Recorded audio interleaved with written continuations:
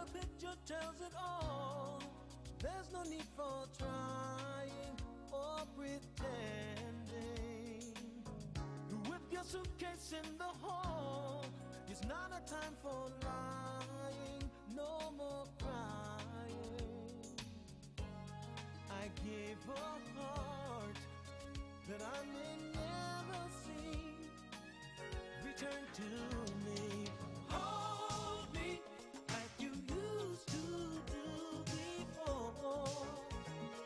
Let me wrap my arms around you, baby. You told me that you'd never leave no more. So I wrap my life around you before the pleasure turns to shame. It's a time for leaving, not deceiving. And though a promise has been made, I would never hold you for what you need to do. You keep the years, but the moments I'll keep near, forever dear.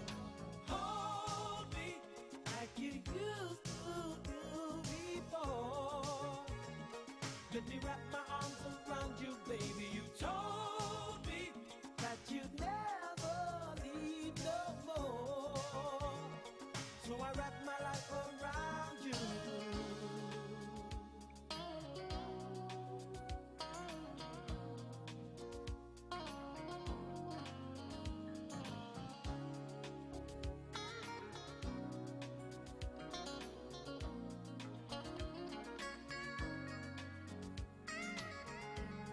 I gave a heart that I may never see return to me.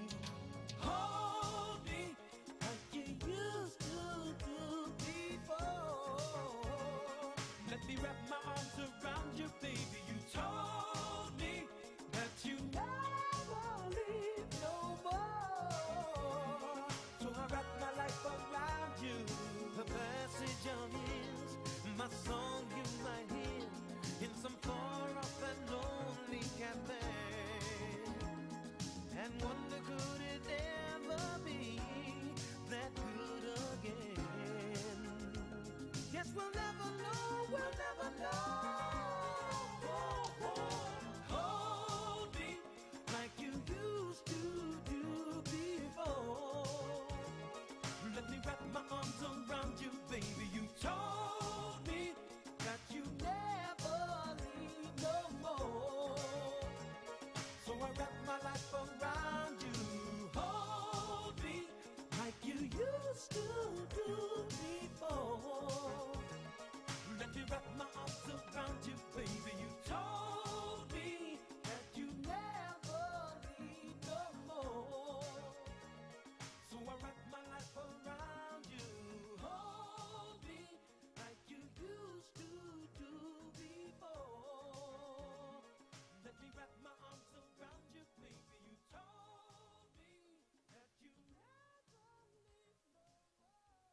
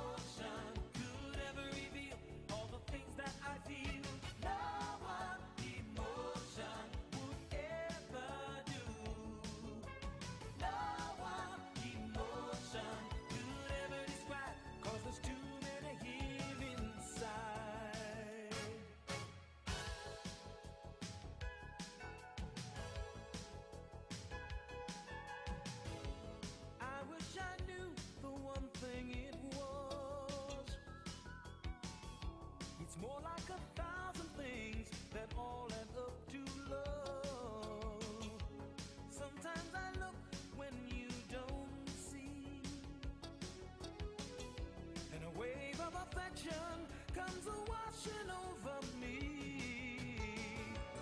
With your eyes, you ask what's in my heart. You wonder why I love you. I don't know where to start. No one emotion could ever reveal all the things that I feel. No one emotion could ever do.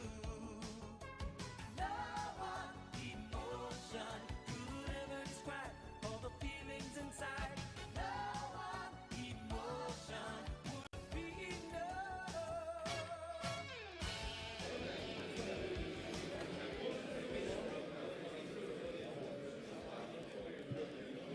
Hello, hello, welcome.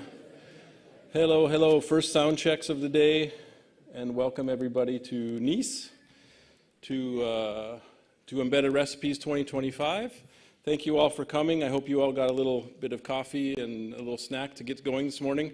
We are running a little bit late, as you I'm sure noticed if you looked at the schedule, but it's all right. It's our first time in this venue, and we're new organizers, so thank you for your patience. We'll get rolling here. Thank you. Thank you.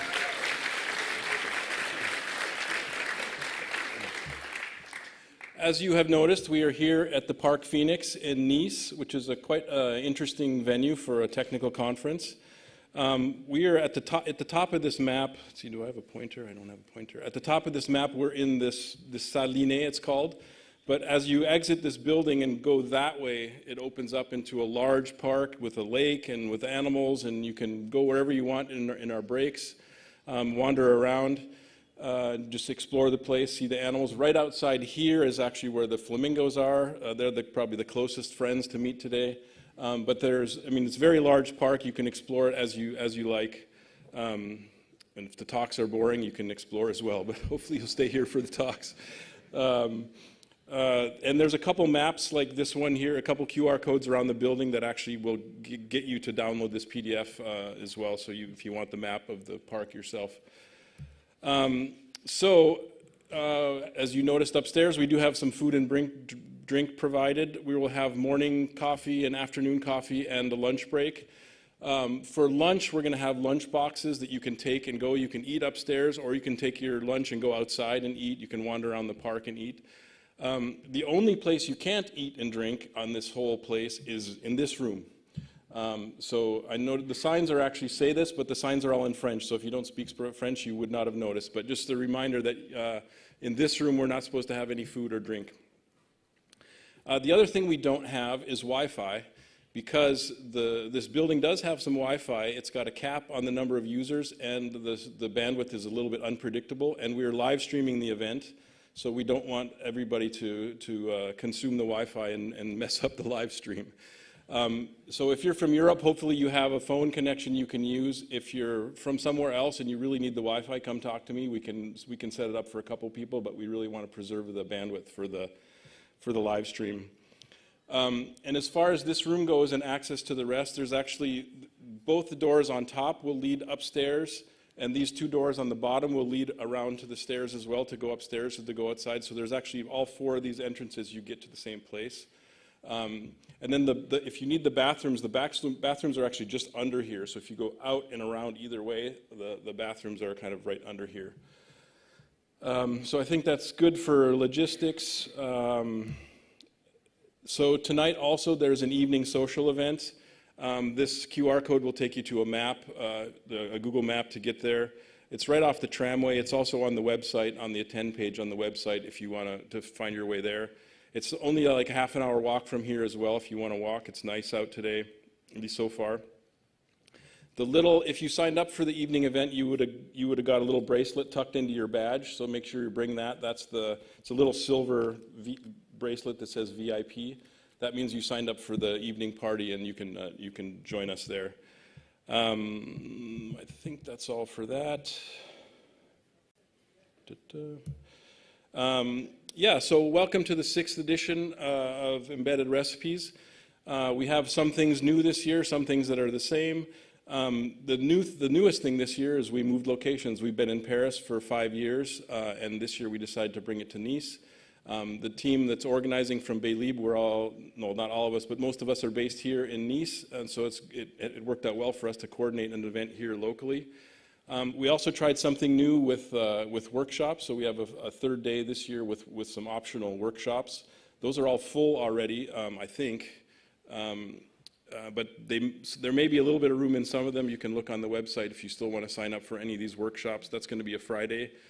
So we have today and tomorrow here for talks, and then the workshops are actually at the Hotel Sheraton just nearby on Friday. And then other things that are the same. I mean, we're aiming for kind of a small, intimate event. One room, one track. All the talks are going to be here in this room. We're here to hear from the experts, but we're also here to learn from each other. So we structure around, break time and lunch time and evening time to hang out and talk and meet some new people and learn some new things. So that's kind of keeping the tradition from Kernel Recipes, which this event was kind of born out of that tradition, and so we're trying to keep that tradition going as well. A couple other things that are the same. Frank is here doing drawings, so all the speakers will get some drawings done by Frank. He'll also be wandering around. Yeah, there is Frank. But yeah, he'll also do some drawings of you guys, and so we'll set the drawings up here. If you see yourself, it's yours to have. So yeah, we'll have those available as well. We'll take some pictures of them and also have them online. And then we'll also have the catch box. I think it's the catch box is still charging, but I'll have that ready. So for Q&A, if you have a question, raise your hand. I'll throw you through a catch box so you can ask your questions. The event is live streamed, so our questions and our speakers will be streamed, but also recorded for posterity. So that's that. And of course, thank you for our sponsors. This event is made possible by all the people that actually are sponsoring the event and help us put this on. There's a lot that goes into renting a venue, preparing all the food, buying all the materials, all that stuff. So we're grateful for the sponsors to make this happen. So this year, our chef sponsors are Bootlin, Consulco Group, Collabra, ARM, and Foundries.io. So thanks to them. And then we also have another round of supporters also that sponsored this year. So we have a nice list of friends here. Ideas on Board, Pengutronics, Linutronics, The Good Penguin, Igalia, Engit, Schneider Electric, and Linaro. Thank you to all of them. And last but not least, if you see people walking around in these yellow t-shirts, they're people from Bay-Libre that are part of the organizing team. So if you have questions, if you have concerns, if you need help with something, if you forgot something, ask us. We can try to help. So there's several of us running around with yellow shirts. Don't hesitate to ask. And I think that's all. So yeah, there's some on social media if you want to help spread the word. We're on Mastodon, Blue Sky, and LinkedIn as well. If you want to share some pictures or share some news, feel free to do that as well. So once again, I didn't say my name's Kevin, by the way. Thank you for coming. Welcome to Nice. Welcome to Embedded Recipes, and well, let's kick it off.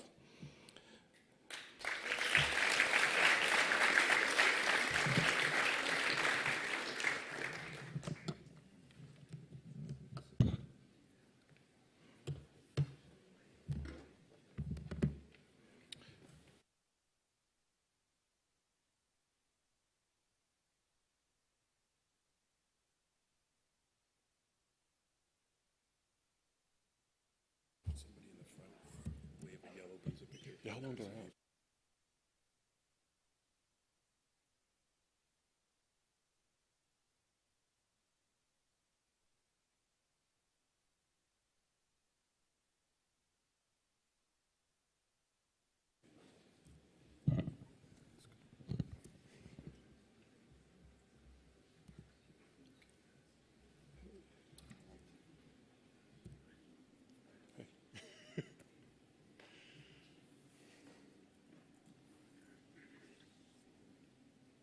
All right, I'm Greg. I do kernel stuff. Please interrupt, heckle. This is going to be more fun that way. I guess the box is charging, but I'll repeat the questions. Yeah, it's almost done. All right, I'll try not to wander away from the microphone as well. this is about the CRA and how it affects us as developers, not us as companies, not us as corporations, not us as a consultant, a little bit. And I am one of the people that's on the CRA expert group, and that's a bunch of people that are chosen to help shape the standards and the result of how the CRA is going to be implemented. It's an EU regulation. I'll talk a little bit more about that. I'm not the only person on the CRA expert group. There's maybe 100 people. I'm the only person from Linux there, unfortunately. We have another person that's helping out through OpenSSF as well. Apache's there, Eclipse is there, and then all the governments are there, of course. So there's very little open source involvement in the CRA, but the people that created the CRA are very interested in making sure that open source works properly, which is very good. So they want to make sure they don't do anything that's going to keep people from using open source in Europe. So again, my own opinion though, don't use this to make any business decisions. There's lots of three-letter acronyms in the CRA. CRA itself, Cyber Resilience Act. The most important one you're going to see a lot of is PDE. That means those are things that are covered by the CRA. These are software in a device or software on its own. Think of it that way. The CRA covers things in the European Union market that contain software. That's about it. Before, they never have. There hasn't been any laws about that. The US has some rules about that as well. If you're selling to the US government, they're thinking of doing much the same thing that the CRA is doing in Europe for companies as well. So the CRA, think of it as something that Europe is doing first, but everybody else is going to do anyway. So if you can comply with the CRA here, you'll be fine. Of course, open source software, OSS. Software bill of materials is very important. SBOMs and the European Union. Just some people in Europe and the US don't know that's what the EU means. Basically, what is it? So again, software that's in a device or software that's being used in something. It's an obligation for basically everybody who is around that software, particularly manufacturers, distributors, importers, producers of software in the European Union or software that's used in the European Union. So it affects people in the US and affects people in Japan and India as well as that, companies that are involved in that. So it is worldwide that way. You can't just hold your nose and think it's not going to matter to you. It deals with product classifications, and different products are classified in different levels, and different products are determined, the rules are different for depending on the product type. I'll get into that a little bit. We don't have to worry about that much. The good and bad thing about open source software is we don't dictate use. So the good thing is we can't be liable for any use, but the bad thing is it can be used in any sort of way, including critical infrastructure or not critical infrastructure. So usually the critical rules will apply to us. I'll talk about that. And the last thing, they use this term called market surveillance and enforcement. It sounds really ominous. This is just the people that are going around and working and trying to enforce the law, and they're dealing with the security issues about that. It's just them watching that all the people and all the companies are working properly in the EU. And this is, they have this today for like paint regulations and plastic regulations and fittings for plumbing. This is not an unusual thing. Just now this is going to apply to software, which is good. So again, about the market surveillance, there's different groups that are going to be involved with that for us. CSIRTs are interesting. All the different countries in the EU have a CSIRT. These are groups that are having to deal with the cybersecurity issues of that country. Some countries have more than others, and it doesn't seem dictated by size. Germany has one. The Netherlands, which I'm a resident of, has 3. France, I think, has 2. There's going to be some shakeup and try unification of these, but there's a bunch of different groups all trying to manage this type of thing, and they kind of overlap in some, and they kind of don't overlap in some. But they might end up contacting you, and we'll talk about that in a minute. But there's one big group, ENISA, big, they're not very large in size, they are going to be the ones that are responsible for all of it. And they just announced yesterday that they are now part of the CVE and MITRE organization, so they are going to be responsible for handling the overseement of all of this. And that's good. So they'll hopefully keep the CSIRTs in line, and they will be the unifying body. We don't want to have to deal with lots of different individual groups. You don't want to have to notify all 12 or 24 different countries. You want to be able to notify one. Again, series are going to talk about the security aspects of software. And it's going to talk about how it's developed and how it's maintained and how it's created. And for most of that stuff, it doesn't matter to us. It's going to deal with for companies and what they have to basically report. It's much like an old ISO standard where you have to document what you're going to do and do what you documented. That's about it. So documenting what you do and how you got the software and what you're going to do with it is about all you need to do if you're a company. And it's going to handle the vulnerability reporting. And that's very important for us because we will report vulnerabilities, and vulnerabilities will be reported to us as software people. And along those lines, it's also going to dictate a bunch of standards. And the standards are going to deal with all this stuff. They're dealing with risk management right now, design, development, documentation, and production. The fun thing about these standards are they're not finished. They're not going to be finished until after the CRA is done. And they're advisory standards. It's encouraged for you to follow them, but it's not required at this point in time. And that's going to be interesting to see how those shake out. I'm trying to get involved in the standards process. It is a semi-closed process, which is really interesting when you're dealing with open source software, but we're working through that and they want us to participate and we're getting involved. If anybody wants to help me out there, please let me know. I don't want to be the only one involved there. So again, that's going to happen, but again, for us, not that matter much. And then I talked about types of products. Default is these are like most severe to less severe. Default is all software. Level 1 deals with some specific use cases. There's a big table in the document in the CRA. Level 2 is some more serious things like routers and whatnot, and critical is like hypervisors and some other types of stuff, microcode. The fun thing about Linux, it's all of those. Fun thing about all open source, it's all of those. So it dictates use. How the software is being used is to dictate what type of regulation. So for us, just think about everything for critical is going to be covering for us. It's not really a big deal, but it's kind of interesting in that the people creating the standards didn't realize that. They're like, oh, we don't have to worry about Linux because it can't be used as a hypervisor, right? Linux is a hypervisor. It can't be used as a bootloader, right? Oh, Linux is a bootloader. Fun things like that. Can't be used as yeah, it's microcode. So open source is everywhere, so don't worry about that.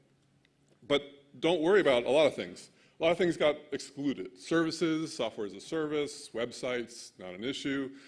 Again, open source is in a lot of these other things like automotive, medical, marines, a lot of electrical engineering stuff for like turbines and power plants. Linux and open source is in those, but it's not covered under the CRA. Supposedly it's covered under the rules for those different types of things, like automotive has some very strict rules in the European Union, but doesn't matter for us. And the fun thing is, non-commercial hobby products don't matter. And you're like, great, open source, it's my hobby. Doesn't matter. Until somebody uses it. This is the big sticking point. We can't dictate use, so we can't tell somebody not to use it. And so it's up to other people's actions will cause something to affect us as a developer. And it's not that fair in a way, but in a way we want our software to be used, right? So the creators of the CRA was like, realized this, and a lot of the drafting problems, they were going to impose some pretty stringent rules on us just by virtue of us producing open source software. So they backed it down, and they made it so it's easier for us, and hopefully it all makes a little more sense. So along those lines, there's different classifications of groups of software producers. Developers, it's just anybody, one of us. Stewards, and developers pretty much have no responsibility. All is good. You don't have to worry about things. Stewards do have to worry about a little bit, and that pretty much covers maybe a third of the people here. Manufacturers, integrators, and distributors are all commercial activities. That's companies, and there's lots of strict requirements for them, and there's lots of stuff. But us, as individual open source contributors, don't worry about those bottom three things at all. It's great. If you run a consulting company, you kind of have to worry about a little bit about the manufacturers. It's not going to be a big deal. The manufacturer of the device has to do a lot of stuff. You'll just have to give them a bunch of documentation. So the OSS developers, not a problem. Stewards, a little bit of a problem. And the EU made this handy flowchart. It actually has their stamp on it, so we can rely on it. They presented this at FOSDEM, I think, a year and a half ago. So the fun thing is, if you're just contributing open source, not an issue. You're a developer. If you're doing a commercial activity, like you get paid for it, like most of us hopefully get paid, no, you're not an issue. So if you're not getting paid for something, not really a problem. If you are getting paid and you're directly making money, that's like a consultant, then you are a manufacturer and some rules apply, consultants in the middle. Legal person responsible for it, for commercial activities, no, but if you are, then you're an open source steward. So I'll use two examples for me. I am the manager of the USB utils, or maintainer. USB utils is LSUSB and some other things for dealing with USB devices. Not commercial, directly monetizing it, no, but I kind of get paid, I don't get paid for my day job, so not in scope, not a big deal. Linux kernel, I can drop down to the bottom one. There's only two legal persons that are responsible for that, and that's me and Linus, unintentionally. So we are the open source software steward for Linux. So that means nobody else has to worry about that. Which is nice, unless you're Yocto, a maintainer of Yocto. So then Richard Purdy has to worry about that. He's the open source steward. If you manage a nice software package that you actually get paid for it as part of your day job, then maybe you would be the steward. But for Linux, you don't have to worry too much about it. Zephyr, same issue. There's some people at the Linux Foundation who are responsible for distributing Zephyr. They are the open source software steward. You contribute to Zephyr, even as a paid job. You're not the steward. You're just a developer. Boom.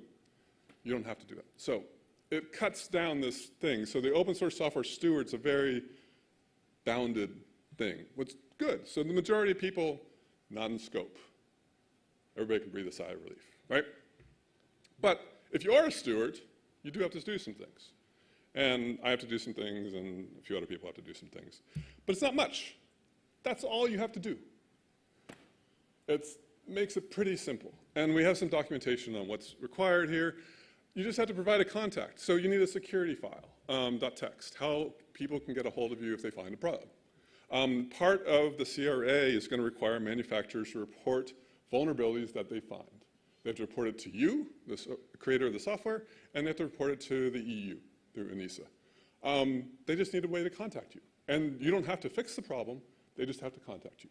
They can provide a fix if they want, but you don't have to take the fix.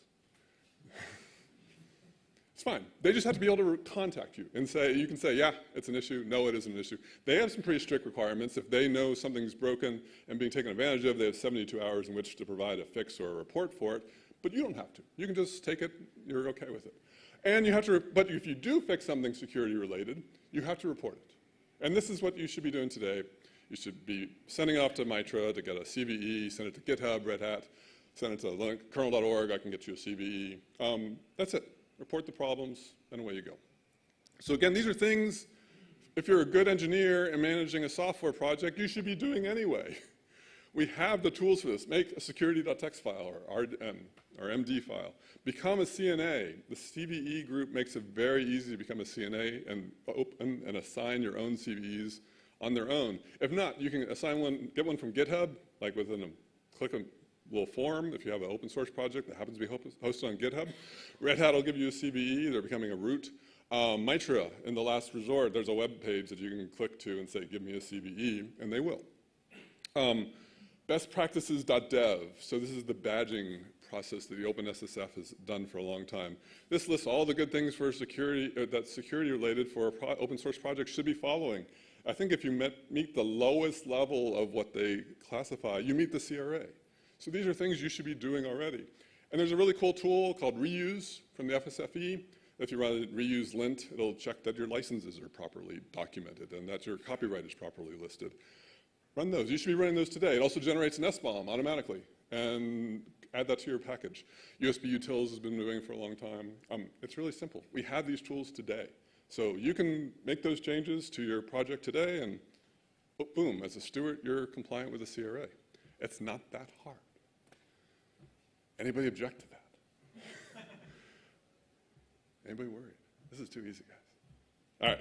Oh, and we have a checklist. I'll give you guys the presentation, but OpenSSF has a ton of documentation. If you're a manager, all these different categories, here's a checklist that goes through the whole CRA and says, if you're a steward, here's the parts that are applicable to you, and here's what you have to do. But again, it boils down to those two things.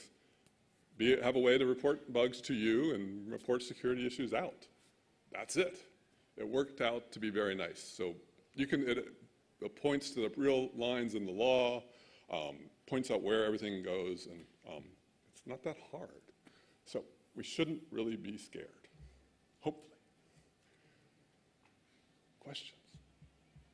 Yes?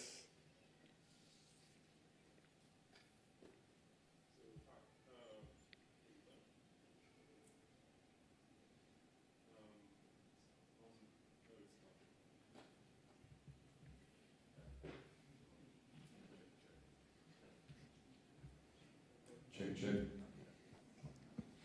So Check. on the previous slide, This one? the previous one, sorry. No, the EU, yeah, This guy. this one. It says that it's providing support for first intended for commercial activities. Who's intended that? Is that, like, for example, I know that I'm not sure Linus or you ever expressed the intent of Linux being a commercial product. We didn't. Nobody did. So that's the fun thing. That's where things get interesting. Intended for commercial activities means, so us as open source developers put software onto the market by releasing it as open source. And by doing that, we didn't dictate use that said you can't use it for commercial activity. So by implicit granting, we just allowed you to do it for commercial activity. Isn't fun. I know we didn't explicitly say use it, and our open source licenses do not dictate use. So it means it can be commercial activity. So that's the weird thing. So yeah, it's a workaround. And if you look at the interesting things they had beforehand, it was even much worse. The real reason they're doing this is they did not want some very large open source projects to not come under scope. So they were worried that, oh, if a company just dumps everything as open source, then they can disclaim all responsibility. And that's not a good idea. So I'll point out Android. Android company produces it, makes it open source, then they would not be, Google would not be held liable for anything in the Android. That's not a good idea, right? Firefox, same idea. Chrome.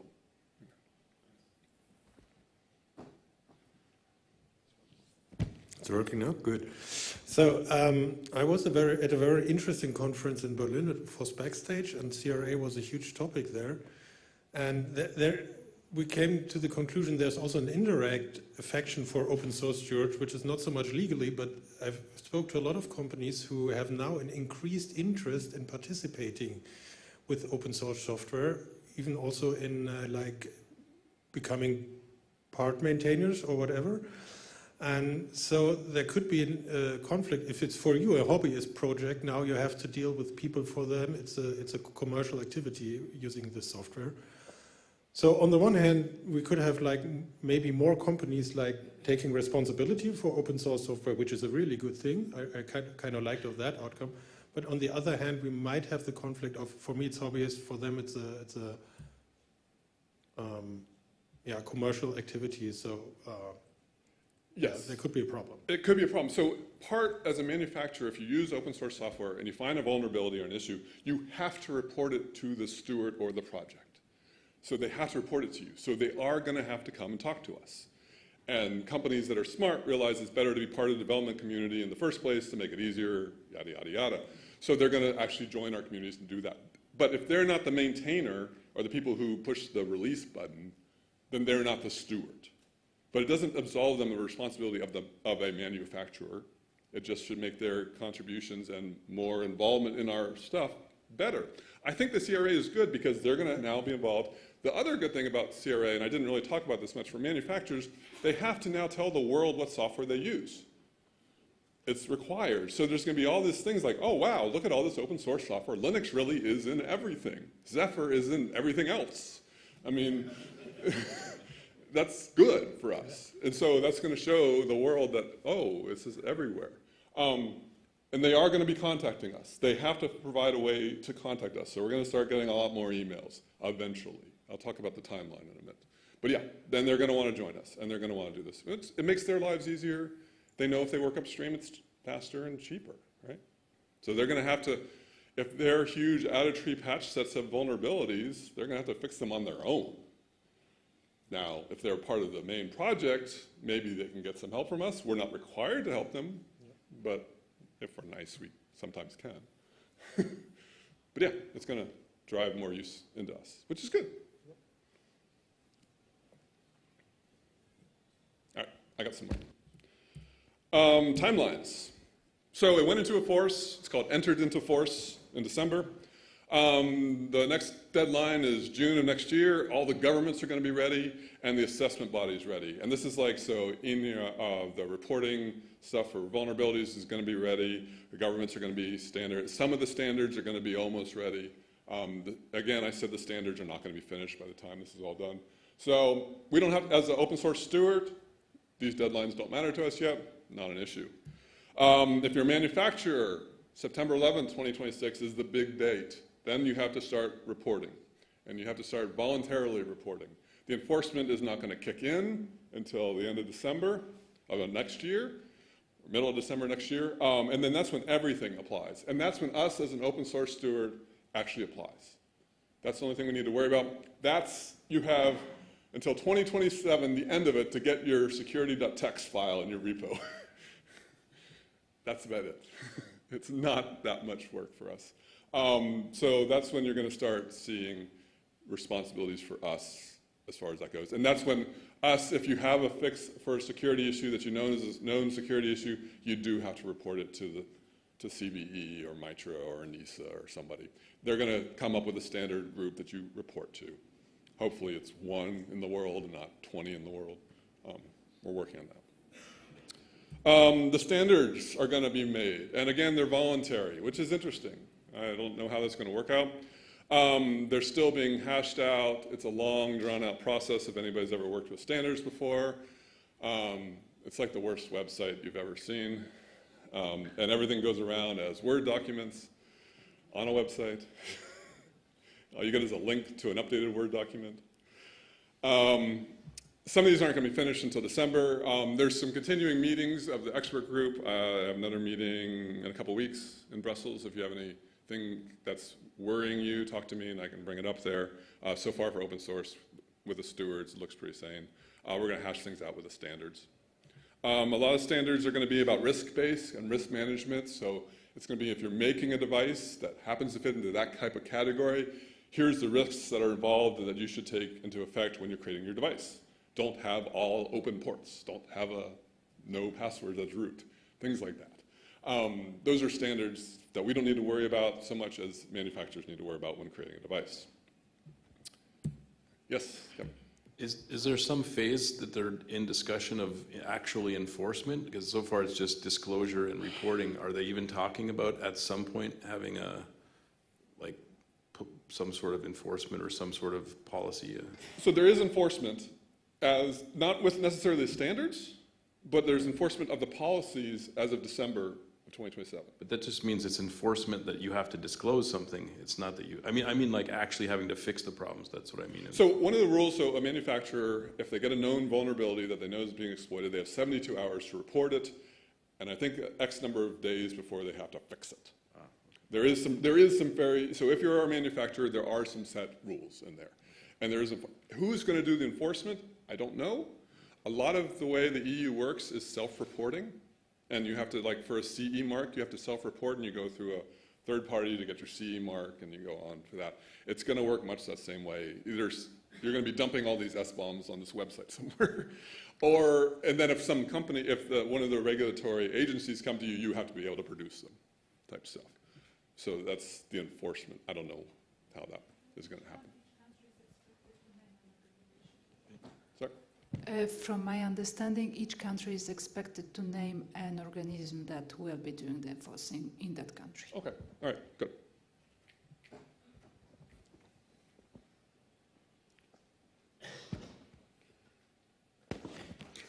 What are the penalties if someone does complain with that? If a steward, for example. If you're a steward and you don't have these two things. Yeah, I mean, if you forget, for example. I don't know. Okay. 0, supposedly. Bad karma. Bad karma. Yeah, I think it's going to come down to the fact then a manufacturer might not use your software in their product. But, which, yeah, I know, I'm not going to claim that. I think enforcement stuff is coming later, right? I think they're talking about what to do later. it's interesting. Think of this as, I always use the analogy, and they tell me not to use it anymore, as a paint standards. You can't have paint that's harmful to children on a children's toy, right? Same type of thing, but who's going to enforce that? Somebody eventually will go around and suing you because you didn't comply with their compliances. But then you have to show problems, et cetera, et cetera. If we create software that is openly insecure and they use it in an openly insecure way, it's the manufacturer who uses it in an openly insecure way, it's not necessarily ours. Again, our responsibility was they could tell us about the bug, we don't have to fix the bug, which is nice. Originally, we were like going to have to fix it within 72 hours until somebody said that's against EU employment laws. So things like that. It's nice.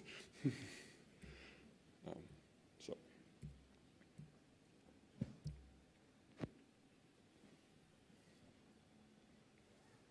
All right. Cool.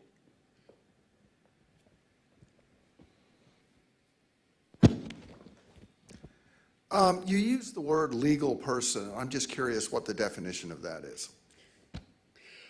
This is a term that the EU is defines, and there is a legal entity or person definition in the EU, and that's their rule, and I don't know what the definition is. So as an individual, I am a legal person. As a company, I'm not a legal person. I don't quite know. There's some rules there. They use that terminology very specifically, and for us, just think of it as the person responsible.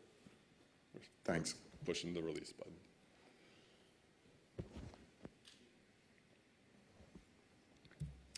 There's a ton of resources out there, Linux Foundation, there's a CRA site with a bunch of documents. There's a free CRA training course by David Willer that I cribbed a lot of this stuff from. OpenSSF has a ton. OpenSSF has been involved in the standardized committees. They've been involved in the creation of the law and working through that and paying, not necessarily a lobbying group, but paying a group that's paying attention to it for open source stuff, and that's continuing to happen. The Linux Foundation funds the OpenSSF as well, and they're now, I think there's going to be a full-time person in Brussels working on that, because there's other things coming down that are affecting open source besides the CRA. ANISA has some documentation on how things match up to what type of product and what type of requirements it's good, and there's a ton of documentation. But OpenSSF is the best one. The Linux Foundation stuff is good. If you are a manufacturer or a producer, take the free training course. There's a bunch of slides on what your requirements or your responsibilities are. So if you are a consulting company that sells services to other companies, you are going to be covered and have some other requirements. Take that and look at that. And again, OpenSSF has documented a bunch of that as well. So you will have to provide SBOMs and some things like that. But you get to charge for that, so it's good. Some company, I remember famously, one very, very large German company came up to me and said, we can't tell our engineers what software to use, so we can't produce an SBOM. And I said, that's a bigger problem for your engineering effort than it is for the law. You need to fix that first. Just ship an SBOM of what you're actually in a device. So it shouldn't be that hard. We have tools. We're getting better tools. Yocto has a tool. It'll spit out an SBOM. Zephyr has a tool. Linux kernel does not have a tool. The lawyers have been yelling at me for that for years. Hopefully they'll pay a consultant to do the work. It would be nice when you do a build of the kernel to actually list just the files that are applicable to that build. That's what you want for an SBOM. We have the tools almost there. We'll get them by December of 2027. So you can spit that into your thing in a standard format and away it goes. So that's cool. So you shouldn't be afraid. It shouldn't affect you that much. And put a security.txt in your thing. And that's it. Okay. Thank you.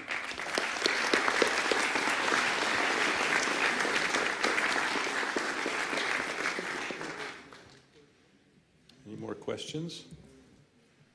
If not, I have one. Yeah. Yeah. Just a comment. So Sony's actually done some work on instrumenting GCC to record all items for SBOM work. So maybe there's some low-hanging fruit there to get something for the kernel. So I did. I worked with Red Hat about 1.5 years ago to try and do that because Red Hat needs to start producing SBOMs when they build their distro. CMake provides this information, which is what Yocto and Zephyr use to get this information out. I've done some work with GCC and some tracing toolkits to try and get better information. Hopefully, the SBOM tools work really well for non-C based programs right now. but the world still builds the code, so hopefully the GCC stuff will work. In the kernel, we actually do produce the information, it's just in a weird way, because we have our dependencies, right? They are in there. Hopefully GCC stuff, it'll happen. It just needs somebody to sit down and do the work. We have all these bits and pieces. Android has a tool that they use to determine what is and isn't in their builds already. So in their kernel builds, they spit out some build files. So it's there, just need to piece it together. So I have one more. There's looking at our list of sponsors and knowing how many people in this room actually work for consultancies. This question's kind of along the lines of distinction between consultancies that are actually helping other people make products where we're not necessarily a manufacturer, but we're in that chain. Can you say a little bit more about that distinction between the actual manufacturer versus the consultancies that are helping them manufacture? You are not the manufacturer of the device because you didn't put the device on the market. Right. So your requirements are much less. Now, the manufacturer's requirements are high, so they might task you with doing that work, which is great. A lot of it's just going to be SBOM, or reporting of vulnerabilities or fixing the vulnerabilities. So that's something you guys can write into your contracts because that's something that they have to do, and they have to abide by these laws, which is good. So you guys might get a little more work of this type of stuff. And I think that's a good idea. It's just good, solid engineering practices that these people should be following when they put a device on the market anyway. And part of the requirements is the software has to be updatable. That's something that you're going to have to design into all your products finally, which is good. And provide the tool and provide the infrastructure to update it. Mario behind you. One more question. What do you recommend to do with dead projects? I mean, let's suppose we do something in the past, 10, 12 years ago. It is dead. We already replaced it by another tool, so we don't want to add anything there, to have any kind of effort to maintain, because it's dead. What should we do with those things? So if you are a software developer and you released a dead product 10 years ago and you're not maintaining it anymore, you don't have to do anything because you're not responsible. You can put up a security.txt file if you wanted to, but they can report things to you, but you don't have to do anything because you're not maintaining it. You're not doing a release. You are not an open source steward anymore because you're not doing releases anymore. It's gone. Now, the manufacturer who takes that dead product is now they're the ones responsible for making sure that it's secure and abides by all the rules. Those requirements are not pushed onto you. Again, as an open source steward, if you're not being the one that's doing any work on this thing, then you're not a steward. So you're okay. Now, hopefully they don't take that 10-year-old dead product, but we know they do. Yeah, we know. But then that's their responsibility as far as that goes. So liveliness of, is a product actually abiding by these, is probably going to be part of that SBOM.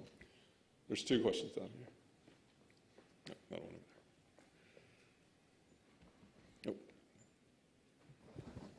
Yeah, so the previous question was on ancient software, but if there's something that basically a project that basically stops being useful, and there are no new releases, what are the responsibilities on those?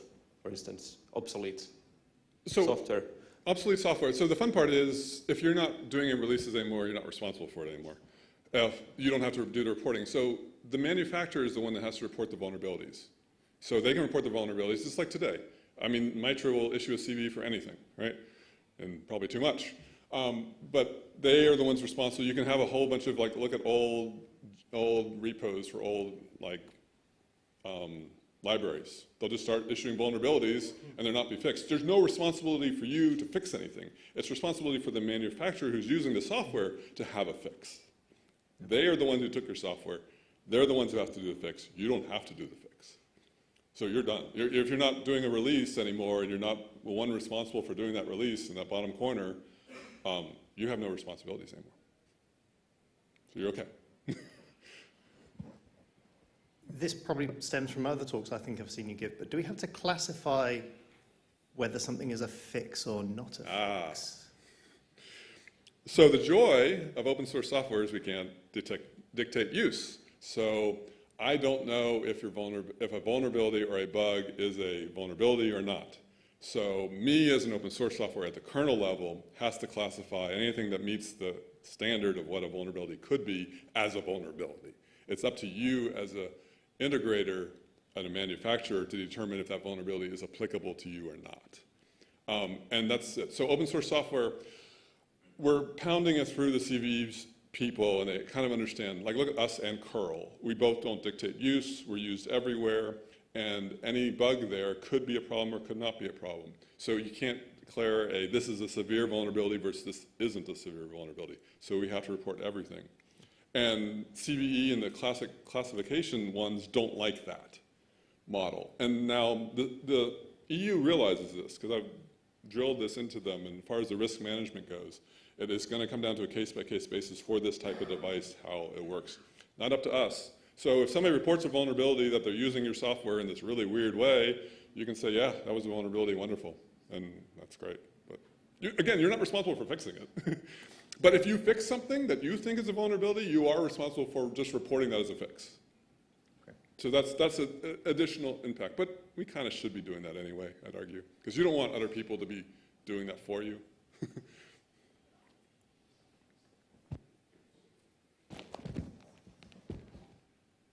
Thank you.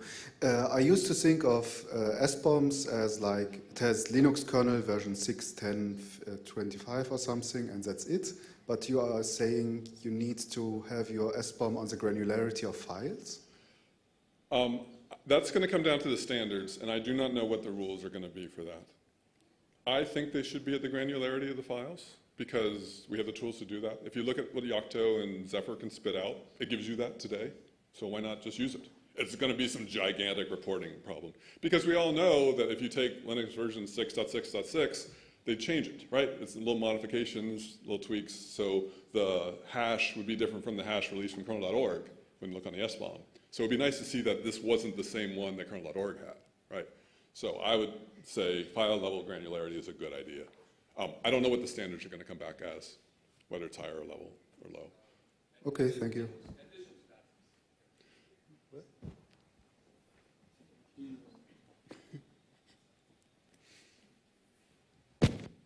Yeah, Yocto dude here. That's why I had to chip in. The reason is that in many cases, you're not shipping a standard kernel configuration. I mean, if you're running Debian, whatever, then chances that you're running the same kernel as your buddy next door are extremely high. If you're doing Yocto, then chances that you're the only one who's building that exact kernel configurations are extremely high. So you really want to know which files, with which configuration went into your build to retroactively actually understand if a vulnerability affects you or not. Example, if you're not shipping any modules for networking protocols or whatever, then you don't care about vulnerabilities being reported, not as a manufacturer. Yeah. And that's why I want them. So it's in the best interest of the manufacturer to actually have the highest possible granularity of the SBOMs. And you said it's a huge reporting problem. Yes, I can tell you it's a 4 gigabyte huge reporting problem for one SBOM. Yeah, that's fine. That's just storage. But and the good thing is, I mean, we want that type of information out there. When we report vulnerabilities for Linux kernel, I give you a file that are affected. Can't do a configuration that's affected. People wanted to do that. We might be able to give you that. But of files that are affected, and that just weeds out tons and tons of vulnerabilities from your SBOM instantly. That's a good way to sort it. So if you are releasing bugs or CVEs to the world, at least provide the file information. This JSON records are there to give you that. Use them. Greg, when we are, for example, working as a packager on Fedora, Debian, or whatever, if we don't pick something, security issue, or what happens? Are there any penalties? Are you still steward, or are we manufacturer in this case? How does it work? So if you're a packager for Fedora, you're not the steward. The people who release the Fedora release are the stewards. Okay. Right, so the Debian release managers are the stewards. It's kind of tricky and it's messy, but that's why, like, me and Linus are the stewards. We're like, what? I didn't want that. But it's better than the alternatives that they came up with, so we'll deal with that. Like, who's the Zephyr release manager these days? Does it rotate around? Anyway, they're going to be the steward. What is the process for abandoning software? Let's say you make a version today, you add your security.txt, and you want to abandon that piece of software, you keep getting reports of vulnerabilities. You still have to report those vulnerabilities even if you abandon that software? So if somebody reports a vulnerability to you under the CRA, they will also report it to ANISA. So you don't have to report it again. So you can just let them be and you can ignore it or contest it or whatever. If a user reports a vulnerability, they also have to report it to NISA? So as part of the rules as a manufacturer, if they find a vulnerability, they have to report to ANISA as well. Yes. But a user also? User, no. But if I get reports from a user and I abandon that piece of software, what happens? No, is the user a manufacturer? No. They have no, yeah, it's not an issue. Users don't come into play with the CRA, unfortunately. So I can abandon software and I don't do anything else. Once You can abandon the software all you want. Yeah, if you're abandoning it and not doing it, that's fine. Abandoned software is an interesting question, whether you create a CVE saying this is abandoned or not. Mitra and those people are trying to realize that we need to have a way to mark things as abandoned and to know that. They just released some new rules today about how you should not create a CVE for that, but they are going to come up with something. So there will be a way for people to automatically tell this is abandoned or it's not in a machine-readable format. So if you abandon it, if somebody notices it's abandoned, they could probably push to ANISA, hey, this is abandoned, you're not going to object to that. They're on their own. So, yeah. It might be good. It'd be interesting to see what software that we all rely on that actually is abandoned. On the subject of abandoned, can you abandon old releases of something? Oh, yes. We can say a newer release succeeds that. Anyway, yeah. Use a newer release. We can say, don't use that old one, use a new one. Okay, so we have an official way to say that now. No, well. We will have a way. Yes. I'm running out of time. I think one more question. Anna. Here, I was worried there wouldn't be a question. Is there a difference between active development and an actual release? So, for example, you can actively develop a software without doing a release because it's not ready for use in other contexts, or you just want to use it as a hobby project? Yeah, that's fine. No, if you did a release and you're still working on it, you are the steward. Yeah, but is there a really clear difference between active development and what is defined as a release? I don't think so, no. Again, throw your security.txt out there and you're good. Okay. These are things you should be doing anyway. There's no reason that any software project should not be following it as best practices. If you don't have it, I can't see why you wouldn't be doing it the same way. But thank you very much. Thanks, Greg.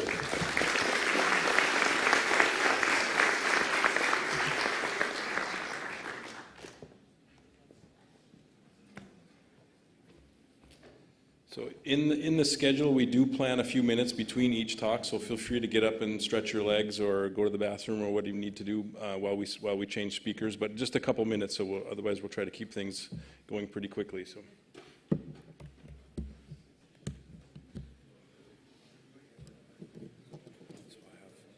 have somebody in the front row and have the orange. I saw that. When you have 5 minutes left. But if the questions are good, they keep going. I don't mind stretching things either. So. Yeah, once the person right before lunch is the one that we will. And where is the? Here's the HDMI.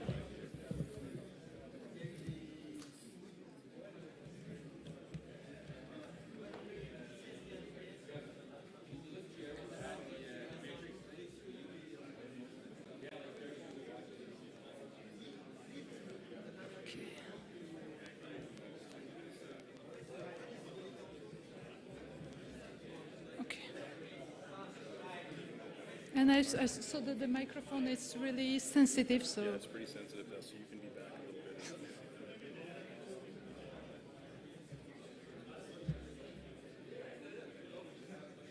We can go like this.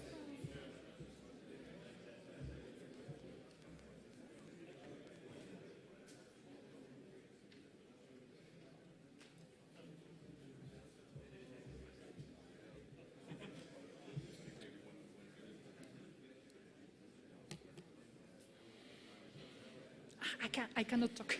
I cannot talk. So. You know what? I would prefer the hand. I'm too much. I know that. And then for the questions, I will give you back the handheld. Okay.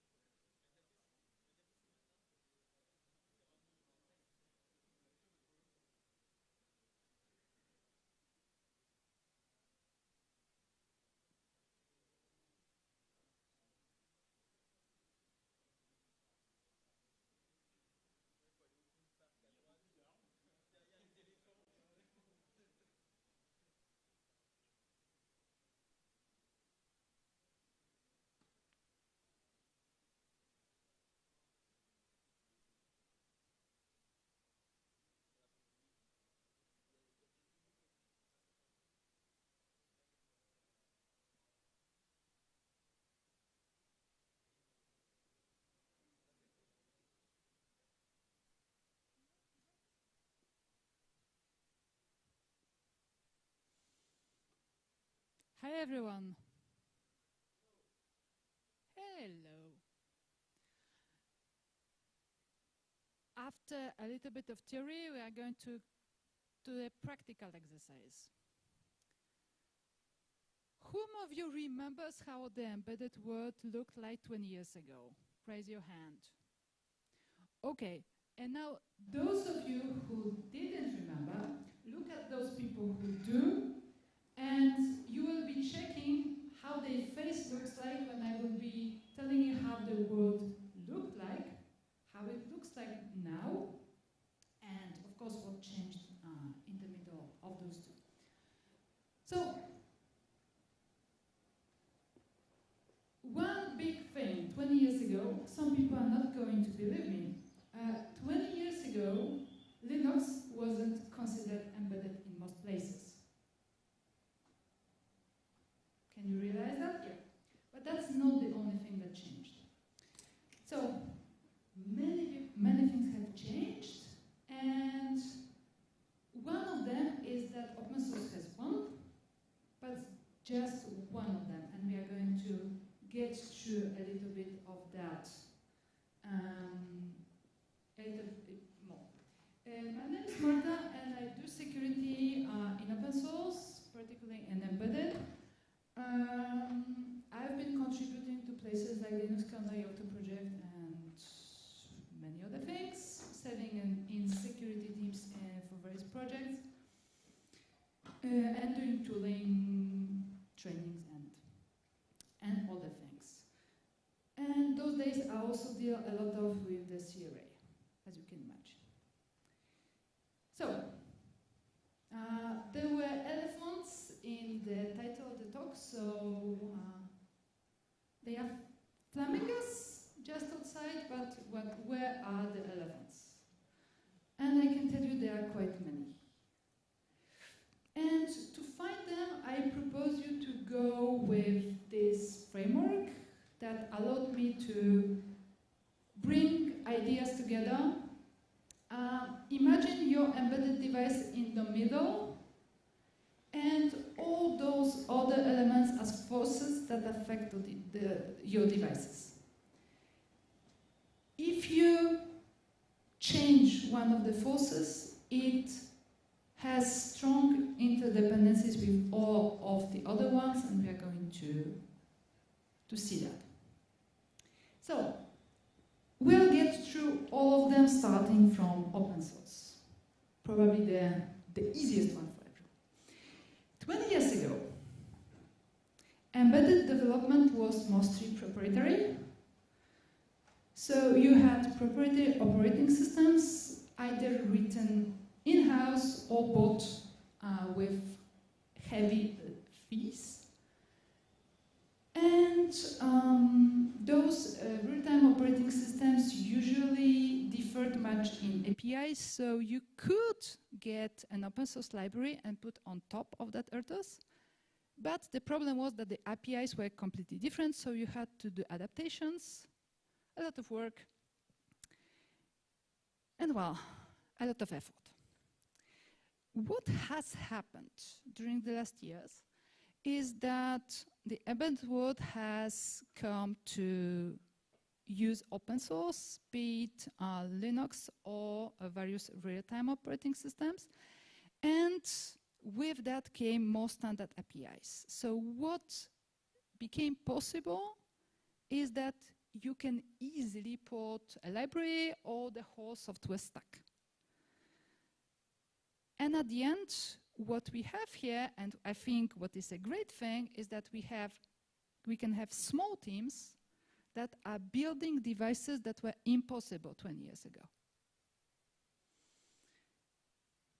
Another part of this equation is that as you can take gigabytes of source code and put in your embedded device for a zero direct cost, the perception of the cost of software in many places is zero.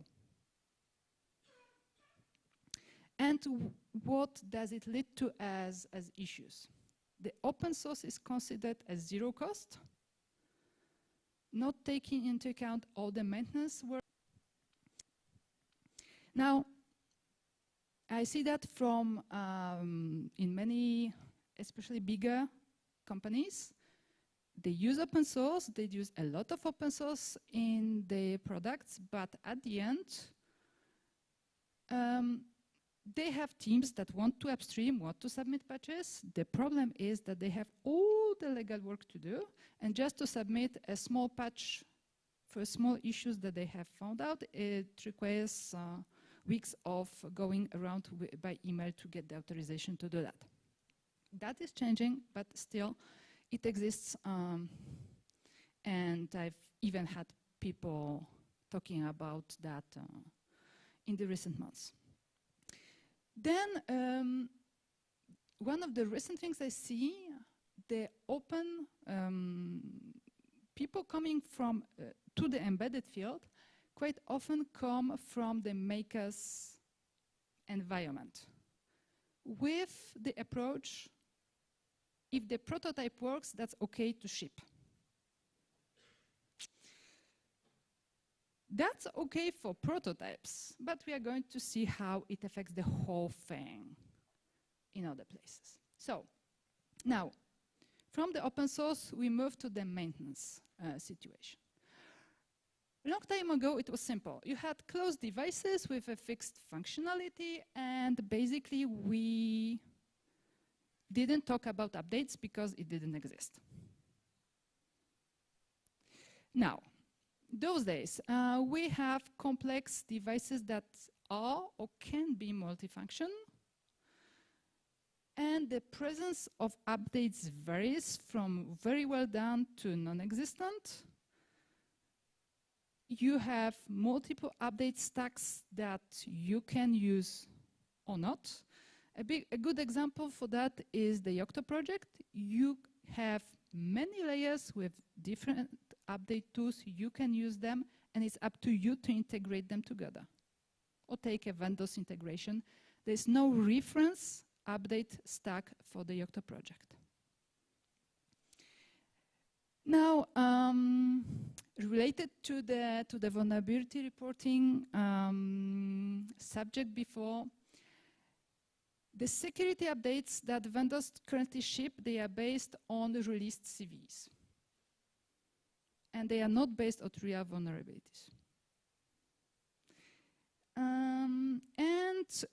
The final subject, fleet management and remote processing and applications. You are getting more and more devices that do have a remote part on the vendor server that it communicates to, either for the app to administer the device or for some other processing.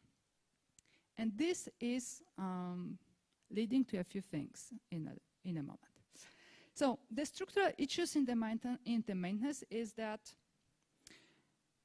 When I ask a question at FOSDEM, how many OpenSSL versions people have in their project, the number of people who are able to tell that is increasing year to year, but it's still less than half of the room. What it means that if they do not know about OpenSSL, there are many other libraries they are not aware of. And it's not only libraries that you include directly, but it's also copied code that someone copied 10 years ago in another repo.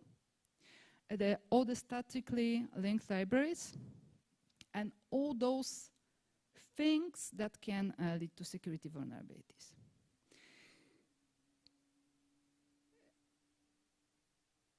People generate updates based on CVs, but there are many projects that do not release CVs or release CVs only for certain things. So you may have a library that has a very serious security issue and nobody bothered to create a CV for that. It doesn't mean you do not have a vulnerability, you have it. But just your CV scanner doesn't show. And of course, related to vulnerabilities, we have all those both vendors, proprietary stacks with all things glued together, with vendor patches all around the place on some very, very old version. That is very hard to update and very hard to fix, and even to figure out what is in there. Yeah, and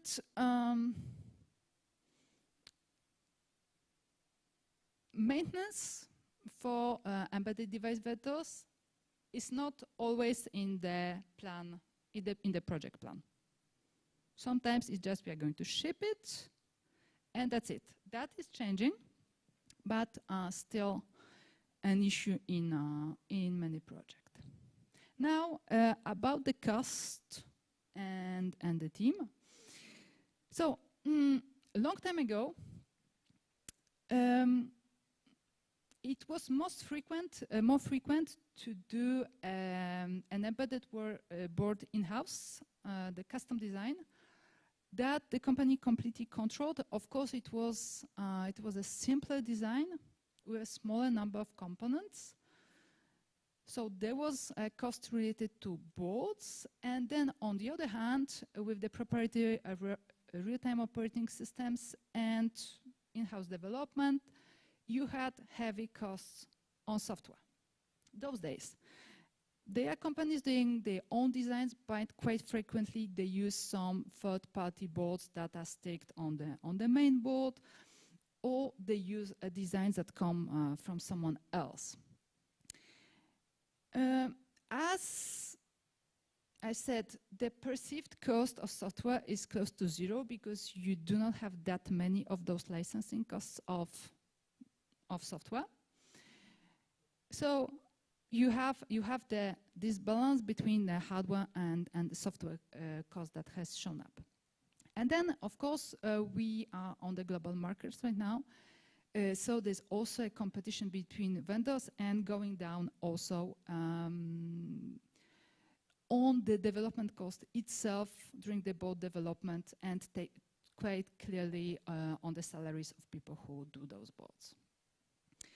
And last thing, there are some companies that are charging for security updates. Fortunately, that's going away with the CRA. But there are companies that have that kind of a business model. So the structural issues.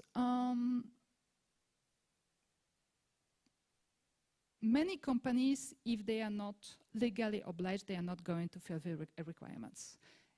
Because of that, the CRA has good points, because it is going to force people to actually do things that they should. We have small teams that are those days developing devices more complex than ever, so also harder to debug than ever. Taking into account the problem with going down with cost, most of these devices are not enough tested, especially taking into account the whole complexity they have. And with the testing comes the fact that the security happens to be an optional feature.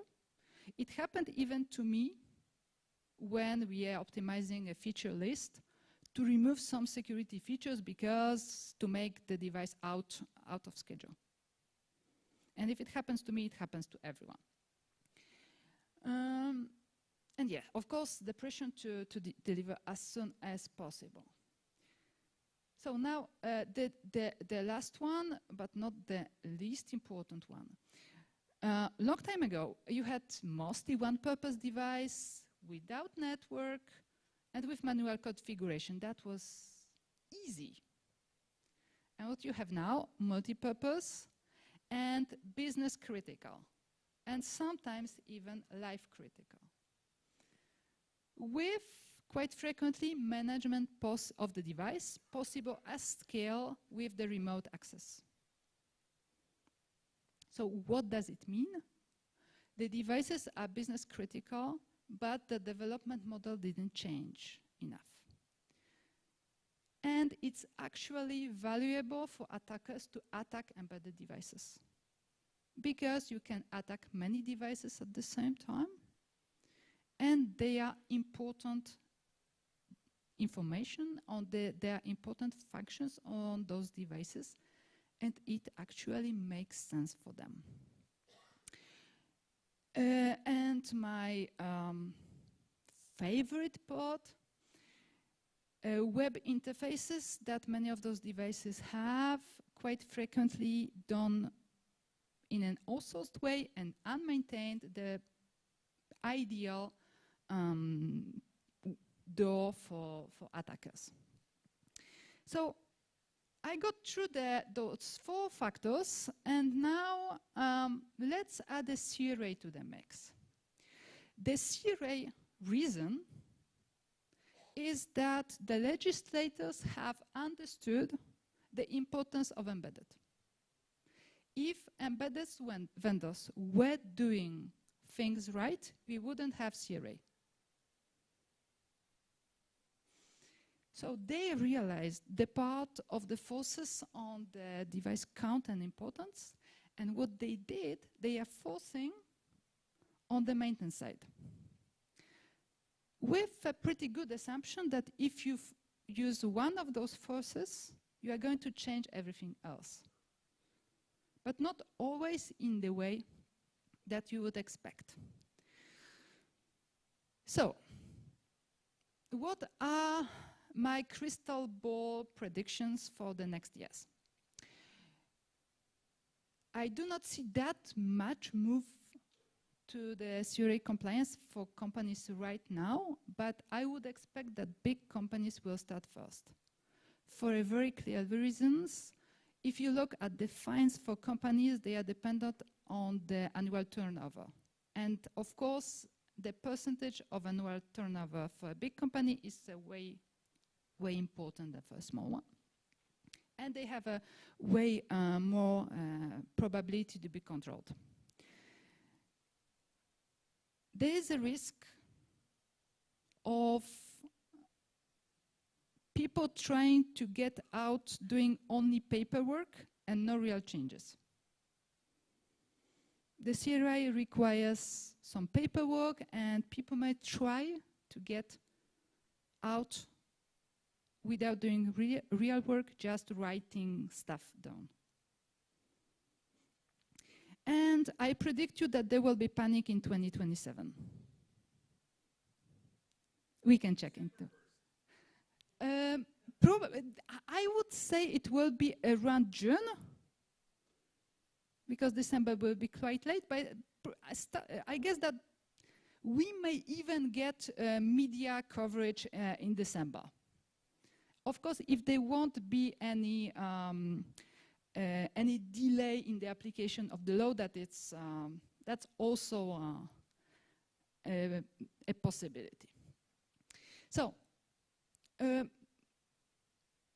list of things to work on now. I could do pages and pages of that. But if I really want to go to essentials, the first thing is updates. If you do not have updates now, add them as soon as possible, because you can fix many things through an update. And also, update doesn't mean just update the user application, it means update of everything. And it may mean, in the embedded context, a change in your hardware. It may be that you have some hardware limitations that do not allow you to do the update correctly. And if you discover that in June 2027, that's going to be a little late. Then, your dependency list. You may already have a look, either through SBOM or through other means. Have a real look of what you have in the dependency tree. And if the license is good, it's not always a good idea to include a library. Have a look of them, and if you are developing a product, it may be that you will need to maintain those libraries for 10 years or more. If that's something with unstable APIs or a lot of backports, you can ask yourself a question, am I going to maintain that for the next 10 years? The option of changing job to a different company, we do not count this one. You are also talking about other people in the same company. So if your answer for a given library is, I don't want to maintain that thing for the next 10 years, maybe you need to find out something else to use instead. And sometimes it's not tricky, because there are libraries used in the embedded world for some critical functions that I personally would absolutely not want to maintain for 10 years. Not going to give a list just right now. And then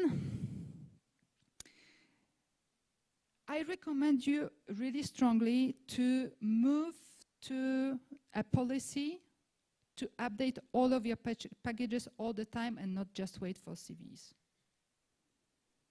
I know there are tools that tell you that there are 3 new CVEs, so now you are going to update it. But it's showing you a part of the situation. People are asking me what to do with the Linux kernel. The thing is that the Linux kernel is simply assigning CVEs to basically everything. So you see them. There are other libraries, other tools that do not assign CVEs. And your scanner doesn't see it, it doesn't mean that there are no vulnerabilities. For a secure product, way better to just update and take all fixes. Of course, there are requirements in this case. You either need to have good testing coverage, or that library and tool has to have stable APIs that you can use for years. And that's part of the choice problem. And then there are many other things in the security field to learn about. There are also small things like hardening that you can apply in your product directly and quite rapidly with a pretty high gain in the security. Also, start about thinking of adding security features to the product plan and sticking to it. Yes, it's necessary. Maybe it's not going to work the first one, the second one, the fifth one, but maybe the 30th one, it's going to work. It's going to stay. Better for everyone on the quality level, on the development easiness also. So, I would like to have a little bit of discussions right now.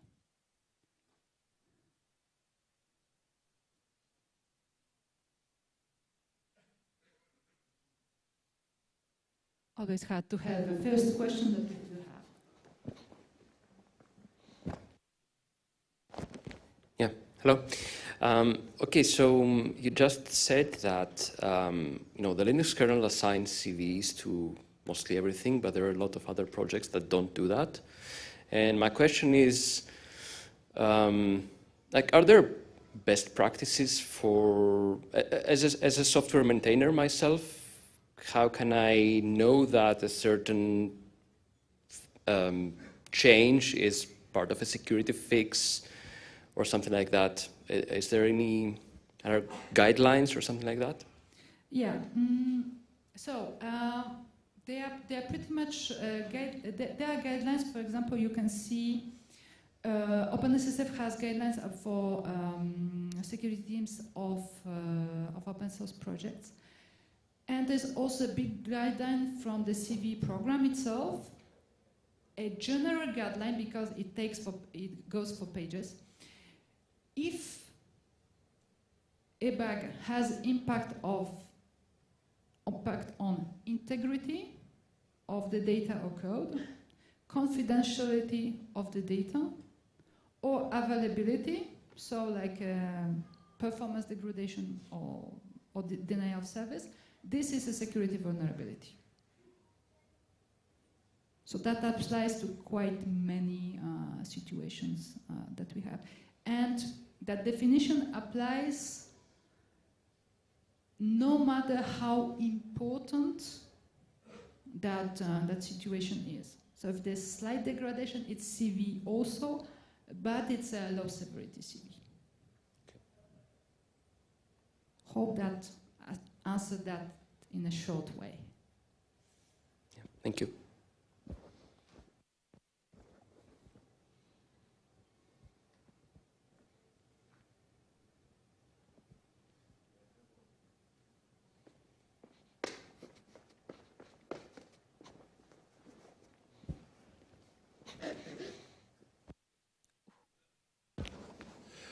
Hey, during FOSDEM you mentioned that there is some sort of an SPDX 3.0 coming up.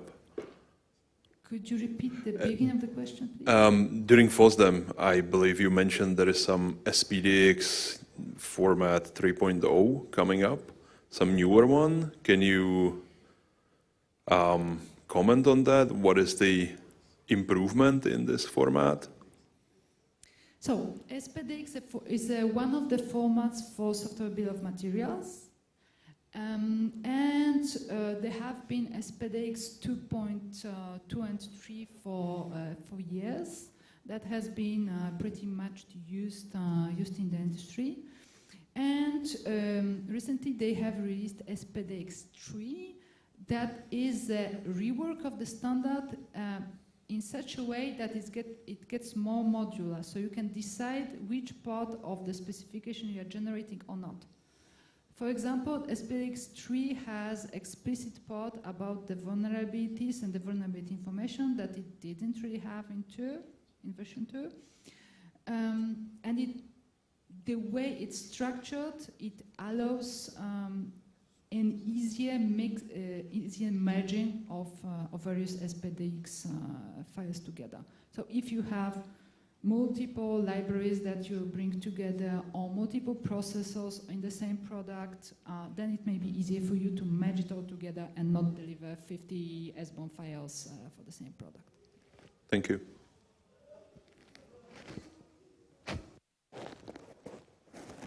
Hello. So is there any compliance test suite to say that my software or the patch is security safe, or something I can run to check, or it's just subjective? Could you repeat, please? Especially the beginning. Yeah, so I wanted to check if there is any compliance test suite or something I can run to check that my software is secure, or... Oh, that's a great question and a gigantic subject.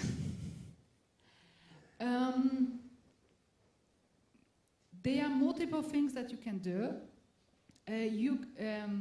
There are tools like scanning, like scanning SBOMs for non-vulnerabilities, but also tools that can scan the source code for code that looks problematic, static analysis. There are also tools like Linux that's open source that you can scan the whole system for its configuration and see if your Linux system is secure, and it gives you some suggestions of what you can improve at the configuration level. There are even tools for the Linux kernel from the Kernel Self-Protecting project with suggested kernel options that they recommend you to use. And there are tools that allow you to verify your kernel config, what it contains and what it doesn't. There are compiler options that increase security, and can check which of those compiler options you use. A big subject on this own. So there's a lot that you can do in a pretty automatic way. Okay, thank you.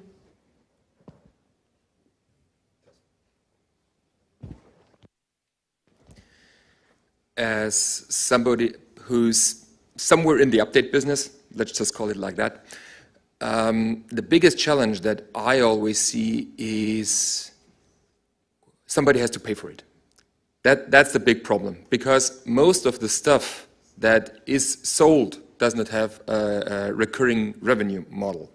So people just go for the lowest price initially, then they sell it off, and then they like, oh, now we need to maintain it for 5 years. Who's going to pay for this? And I think the biggest challenge that the CRA is bringing is actually it's forcing manufacturers to understand the importance of software as something that's really a line item in their cost structure. I mean, if the manufacturer or the person who's monetizing a product has it in their budget and in their planning, then the rest will follow. That's at least my take. Would you agree or not? Exactly, that's the take of the CRA. They push for the maintenance in the understanding that if they push for the maintenance, then the security improvements will come. But the question is how the costs are going to be distributed, because the CRA itself puts all obligations on the manufacturer itself.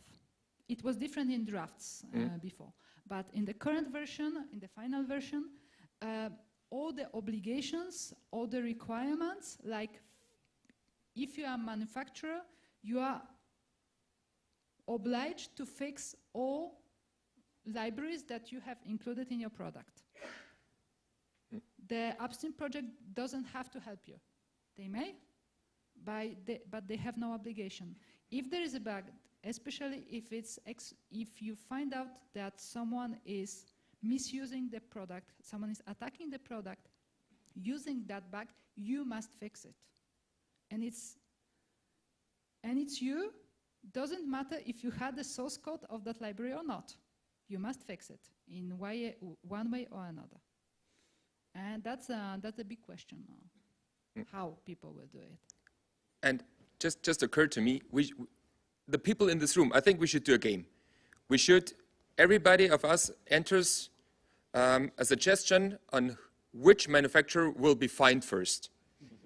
Because now, nobody of us can know. And in 3 years' time, we'll look back and we will know who's the winner. I will donate a prize, seriously. Let's make this happen, okay? I think we have time for one more, if there's any more questions.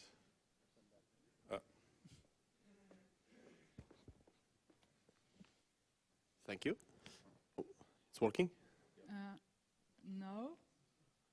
Check, okay.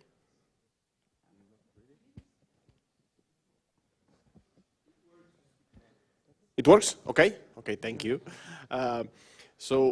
Just a consideration, maybe more than a question, but let's couple the maker, let's say, background with the perceived zero cost of software in some areas. and then the paperwork required by the CRA, my fear is that some manufacturer may put the extra budget for the security into paperwork and think that the CRA's issue is solved that way.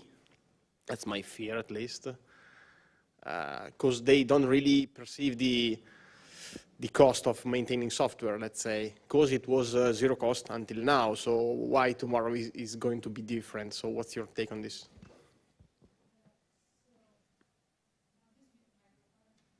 It's not. What? It's all no. Okay. So there is a real risk of the fact that some people decide to do paperwork as a priority instead of improving their processes and improving their software. And that's a real risk. And for me, that's the role of all of you to get friends with legal so that legal people help you to get the correct features and the current improvements into the product plan. That's my workaround that I suggest to everyone. Get friends with legal. Get coffee and croissant with legal.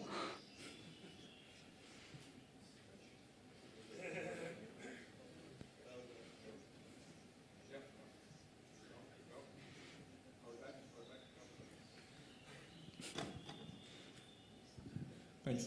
So my question was, how big is the fee exactly? Because one way to go around this might also be that they will just provision funds to pay for fees and just not like fix the security issues if it actually costs less to just pay the fee, and that's a business decision that they could make. So how big is the fee in the CRA? Do you have some? Basically, it's copy pasting from the RGPD. So it's a single-digit percentage of the turnover depending on the situation. So even a single digit of a global turnover of the company, that in most big companies means that nobody wants to have that hot potato. That's great. Thanks.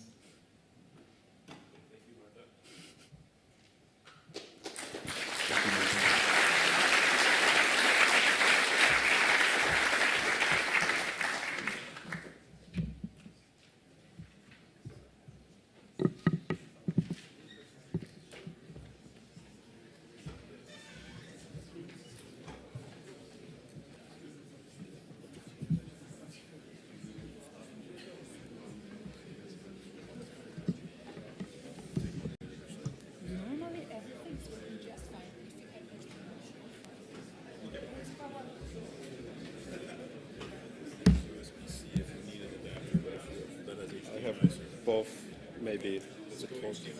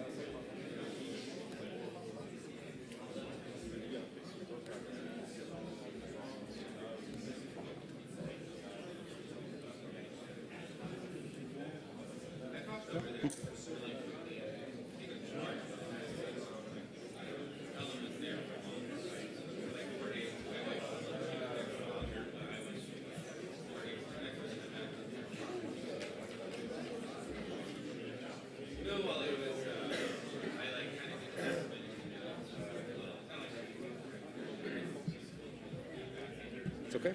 Yeah, it's okay. Is it working? I don't know. Okay.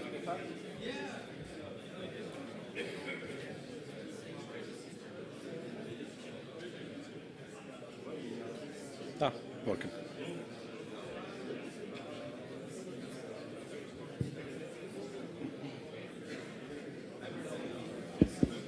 Check, check. Yeah.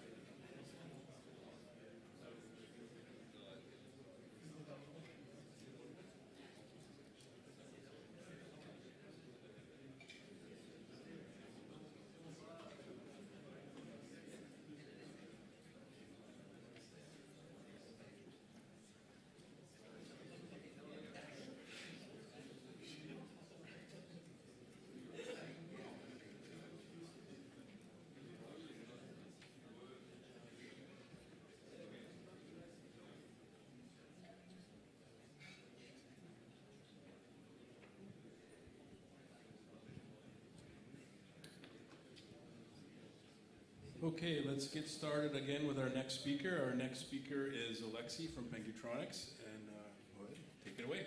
Welcome. Hi.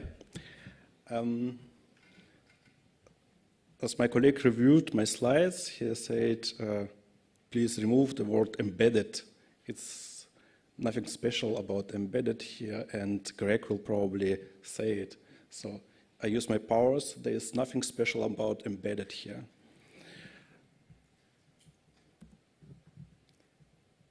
At Pengutronics, I'm part of a kernel hacker team, and most of my time I just deal with some green boards and blinking LEDs, and usually I have no idea how it's used and is it actually works. I don't know how about you. Maybe you have more idea if your end products, probably consulting results, are actually work for customers. I don't. I know that some customers said, well, it will be some kind of automotive device, or this will be something for health or whatever. So I hope it works. Most of the time, I implement things like new functionalities, making drivers work, so I can call it like making things work. Can you please raise a hand and say you are working on making things work? Yeah, most of you do. And now I'm working on things to making things break. Are you working on something like this? Well, it will be more precise, making things break more graceful. And it is actually a really big deal, but to my kernel hacker bubble, it is not really coming through because the chain and the gap between the developer and actual end user is so big that there's a multiple steps until some problem or some issue will come actually through to us, to our understanding, or to my understanding at least. For example, in my previous life, previous bubble, I was working in another part of the supply chain. So for example, now I'm in a consulting company, so we are so very far away from the end product. And previously I was working on a bit closer to end product, and I was participating in the quality assurance team, so testing and making things break was actually my target.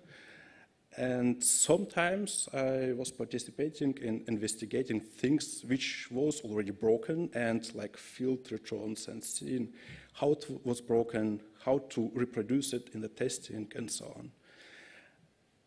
And there are many people involved in this, and if you as a developer not having this perspective of breaking things, then you probably don't care to implement things in the kernel to be able to investigate it later and test it later to see how it breaks. For example, one of real issues which I faced at the times was I was working in a company which made parts for cars, like infotainment systems, and we was in the supply chain, like somewhere in the middle, because then car companies will integrate this infotainment system, and someday some customer will get it, and sometimes it may break. And usually, if your car break or whatever part break in your car, you bring it to service. The service will take a look, try to reset it. Usually works.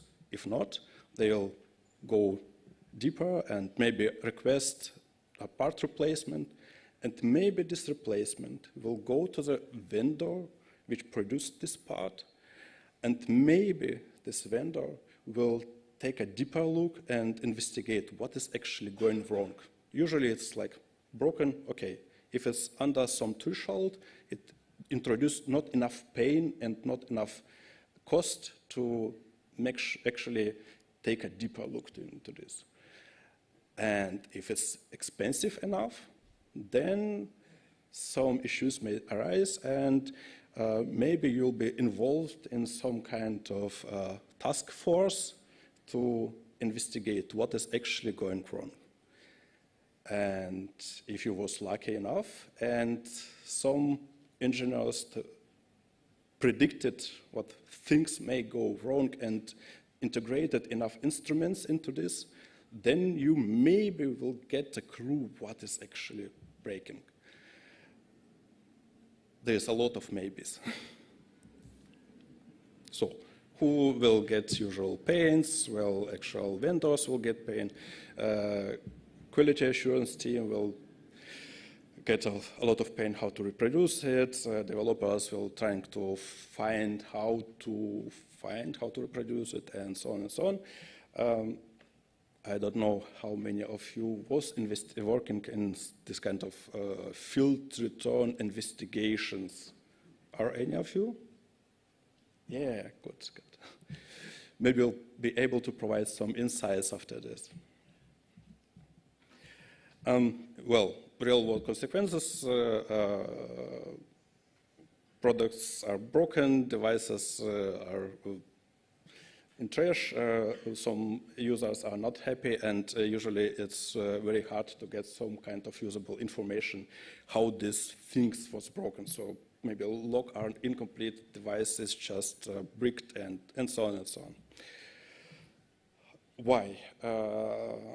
Usual logging methods not always work. It is like a Swiss cheese, you know, there's big holes, and sometimes we are able to get something usable, sometimes not. And if in case your eMMC died, or NAND, or whatever kind of storage, then, well, there is no logs which will be able to provide you any usable information. And typical RAM-based storage like pStore and so on, it will survive sometimes, sometimes not. Well, in most cases not.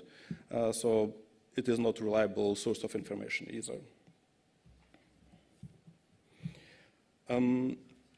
I was working on very special type of fails which is related to voltage drops. In case of cars, especially with cars with ignition, you know, the voltage spikes and drops are a usual thing. Sometimes you need in the winter time, trying to start the car, there's battery is almost dead, and the voltage supply is not really good reliable. And in this kind of cases, the system may get unhappy, maybe not. Maybe user just, or technician just unplugged the battery while the infotainment system was probably doing something special. And in these cases, some kind of sequence of commands, like writing something to the eMMC or to NAND and doing something other, may trigger some special issue that just bricks this device. So at the end, we had really bricked device without any ability to recover it. eMMC was just dead and not responding at all. To address these issues, we needed to have modified hardware to make software react on detected voltage drop. So first of all, we need a sensor which will monitor voltage supply. Then you usually need some extra capacity to allow device still run, even if supply is already out. And, well, we need some kind of interrupt or whatever to trigger, to tell the software that we have some emergency situation. And at the end, we need some kind of reaction to prevent bad things happening. For example, tell the eMMC that we are about to go off and we need to block every write attempts to the eMMC controller and so on. And except of this, we need to monitor and get some metrics if it actually works, if these types of scenarios like under voltage, crash and so on, is it actually happening? Because if it's not logged, and it is not logged usually to eMMC, how can we get this kind of information? So you need to have some kind of extra storage, which should have minimal information about last hardware protection trigger or whatever.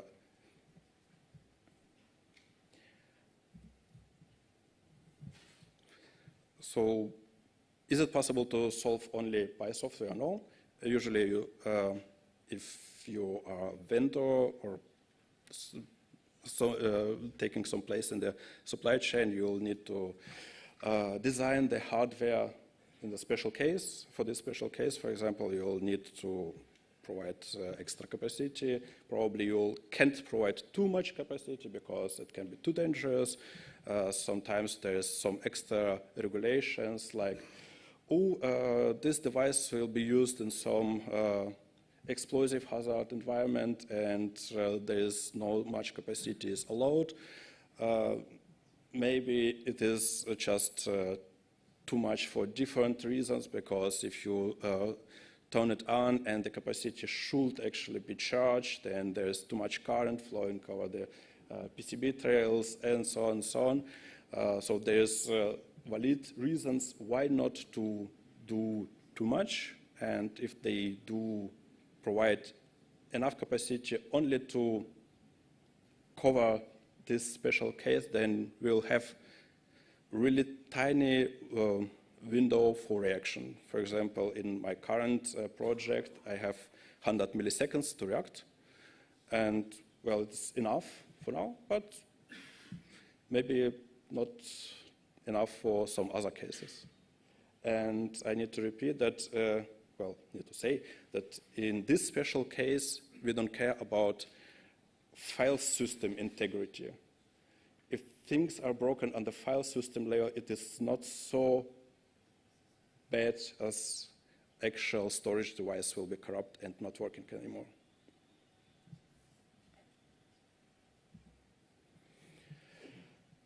So for now, I came with, initially it was easier to implement, but as usual, the initial implementation is completely different from final implementation. I don't know how far away are we from final implementation, but here we are. The first part of this special use case was implemented in the regulator framework. So we have for very simple detectors for undervoltage, they don't have any I2C or SPI interfaces, they just have one line which is used for IRQ, can be used for IRQ. And in my special case, I implemented this as fixed regulator. So the IRQ line is connected to this GPIO as fixed regulator, and fixed regulator framework will register this interrupt and notification. So as soon as this line is triggered, we have a notification from regulator framework that we have an undervoltage case. And whatever you do with this notification is maybe driver specific. In my very specific case, I working on implementation to make MMC framework react to this undervoltage notification to prevent other writings and tell the MMC that we are about to go offline. Well, and this part of implementation is already upstream, at least since kernel 6.7. Everything needed should be already available. The other part, the consumer, I'm currently working on this, is still on the way. Now it looks more promising. I already got some feedback from Ulf Hansen, maintainer of MMC framework. So it should be there someday, maybe this year, I hope. Currently, the implementation looks relatively simple. There is a regulator consumer in this MMC framework which will be registered to every regulator provider. And as well, we have a notification, what is proper word for this? notification consumer for regulator framework. It will react on the voltage signal, and maybe there will be some usable signals as well, probably overcurrent signal or something like this, to tell, hey, there is something wrong, we have supply issues for this storage, and maybe it will be good to do something to do nothing. I mean, not writing to this device is already a good way forward. In case of eMMC, there is a special command which can be used as like a power of short and power of long variants. For under voltage case, I use power of short. Other part of this bigger puzzle picture is something to store the metrics. I created a name which I can't repeat. The reason was, well, we have different variants, like it is shutdown, reboot, maybe exec or whatever. So we somehow change the functional state from this to life after death. And we need to store things somewhere. In my very specific case, we have on boards an RTC clock with some scratch bits of information. There's more specifically, there's 7 bits, so I can store a lot of information there. And this RTC clock is backed up with some extra battery, so it is perfectly usable for this very specific use case. In case where we have no more power, the RTC clock will be able to store it. So it works like simple. Everything what is able to trigger a hardware protection event with some rework, it will be setting an event number instead of the string. So we will need some kind of standardization within the kernel to have numbers instead of strings for different events, but these numbers are easier to store in this kind of tiny storage devices, like 7-bit or whatever, maybe even less. Yes, it is currently under upstreaming phase. It looks promising, so maybe it will go to next or over next kernel version. Some things should be fixed, but so far it seems to be okay. So how to use all of these things? Well, if you want to play with this, I can tell you exact upstreaming requests and so on, so you can just get it and start playing with it. With already upstreamed parts like regulator, it's very simple. You need to make sure that in the device tree you have consumer, provider, and consumer. The provider should be able to trigger this kind of notification, like on the voltage or whatever. And to make things even more protective, I upstreamed some very special device tree property, which is regulator system critical. It means that this specific regulator is somewhere on the root of supply. If this regulator fails, then complete system will not be able to functional stable anymore. And if hardware is designed that it keeps some power in capacitors, then we are able to maybe do some imaging and store last words about how we failed. So if you put this regulator system critical property, then the kernel will initiate a hardware protection trigger or shutdown or reboot or whatever, and take as well the number of this issue which was triggering this hardware protection. For example, is it under voltage? Is it some kind of overcurrent? It is over temperature? Is it some embedded controller failure or whatever, I can imagine there can be different cases why hardware may fail. Yeah. So this is what you need to do to use this hardware protection trigger for regulator. To make use of this BSCRR framework, after it goes upstream, you will need to enable it in the kernel.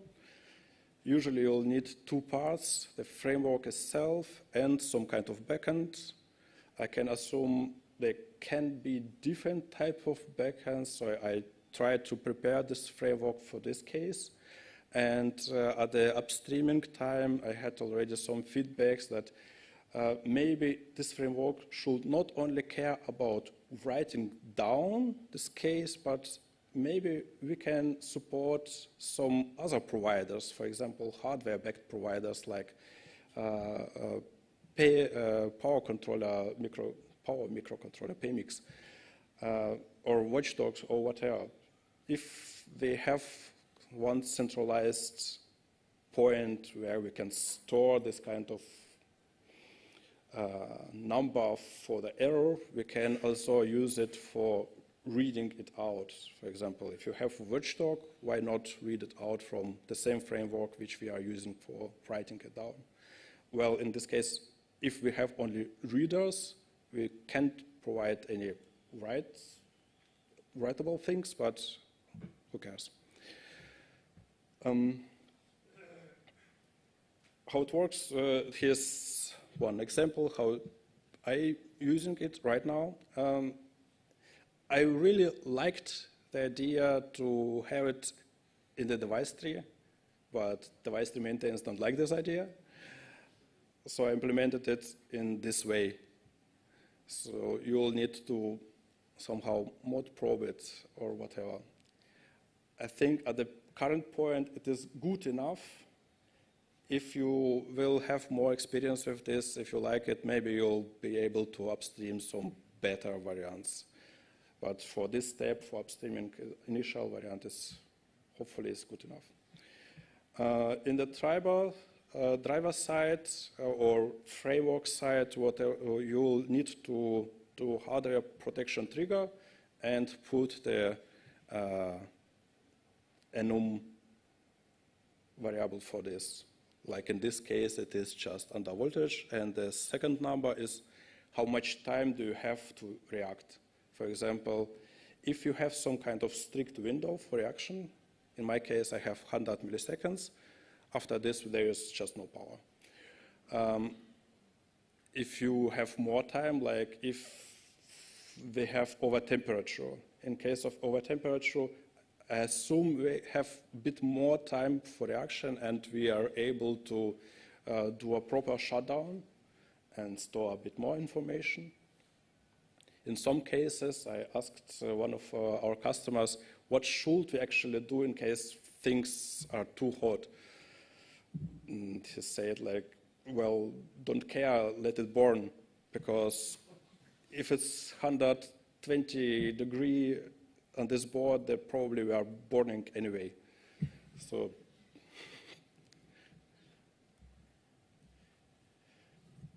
yes. So with this motivation, I hope you will be able to give your hardware some ability to tell the last words, and we will be able to get more information how it fails. And I encourage you to test it, give your use cases, and share your ideas. I'm really interested to see how can hardware protection actually work, and what are use cases and what are worst case scenarios. Any questions, feedback, ideas?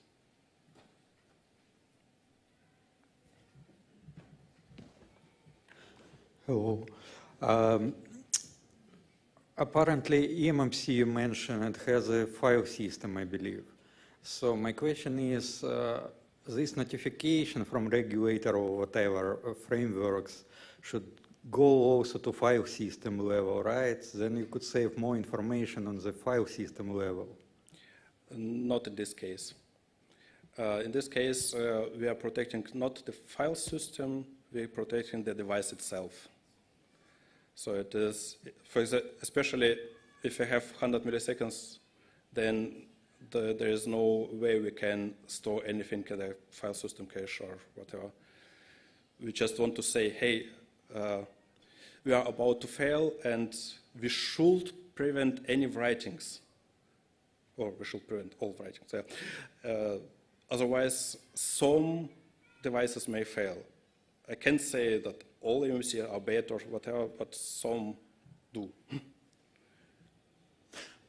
Thank you, but I mean that file system could have also some logs and you would like to save them, and in the middle of some write operation, it might be, if you abrupt, it might not save some really useful logs. You could save more information in that case, right? In some cases, yes.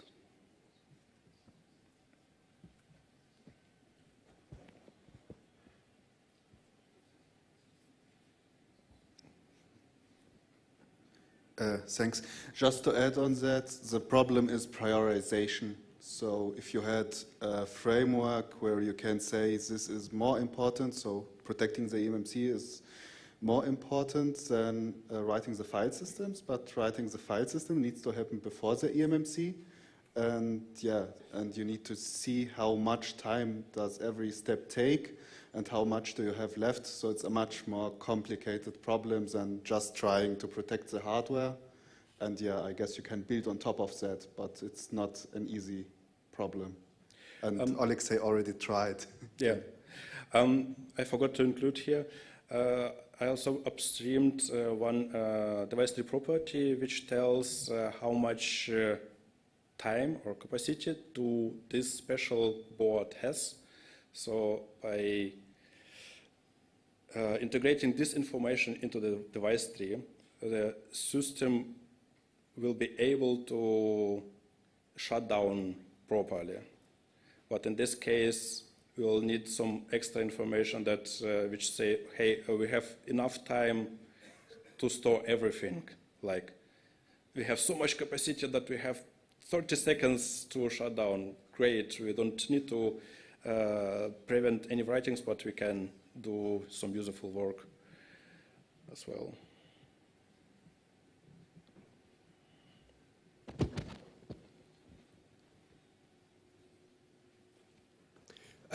Still tying into the previous question, it feels to me that the action to take is always going to be use case specific, which means that it probably doesn't belong in the kernel because kernel should not have policy.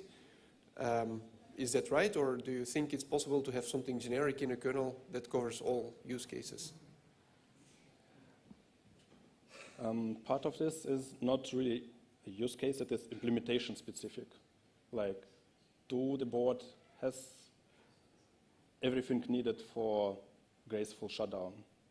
I mean, do it has enough capacity to take care of this, or there is not capacity to do this?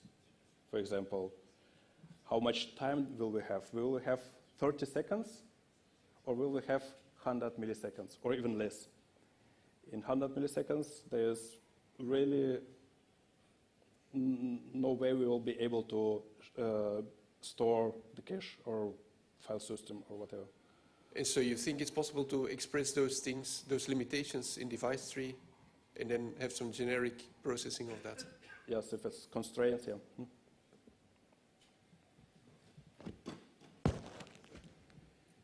What? Yeah. No. Sorry. Yes, you mentioned an XCSD command to the eMMC. Is it standard? Is it the device that implements this, or I mean, EXT-CSD command that you mentioned? Is it implemented in the device itself? Yeah, this one. It can be implemented in the eMMC itself. I mean, per standard, per eMMC specification, starting from 4.5, I guess, this command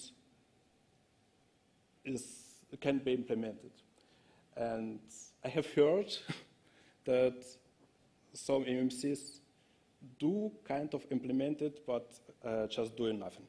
So okay, it's so best effort. It will be done eventually, but when, we don't know. Should be done at the end. What do you mean? I mean, all the devices that should implement this, but we don't know when they will do it, right? Yes. Okay, thank you.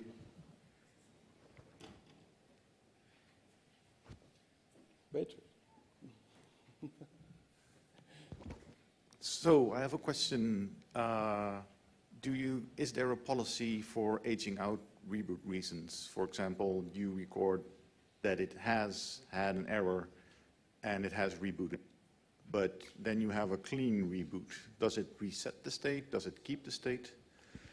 Currently, I have implemented it in the way it keeps the state after reboot, and the next reboot will overwrite it. So you have to read it out after the system started. And is there a way for example, a logging daemon to clear the state? Like we know that you had a reboot, clear it and be okay? Or is that just at every reboot that it clears the state? Currently, there is no clear policy. We'll need to discuss it. Okay. You're welcome to participate in the mailing list. Thank you.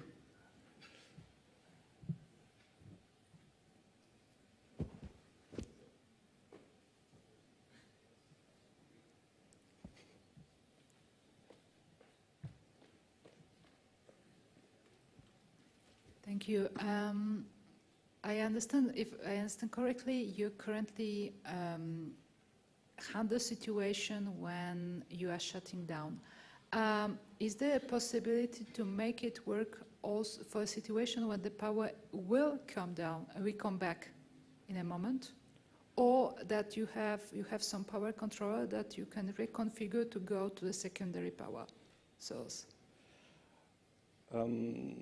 Not in this specific case, because in many cases embedded devices either don't have enough extra for backup powers, but I can imagine system with backup powers.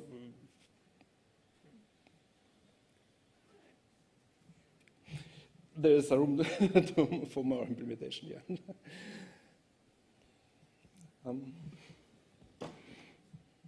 Yeah, I think that could even be a separate subsystem. I mean, his subsystem is specifically for storing the reason of the crash.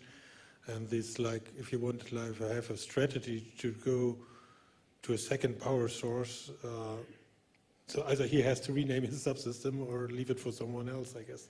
I guess if we have enough time for extra to switch to backup power, then it means we have enough time for storing usual kind of logs, I guess. But it's system specific. Yes, so to add to the feature creep, I have another use case also.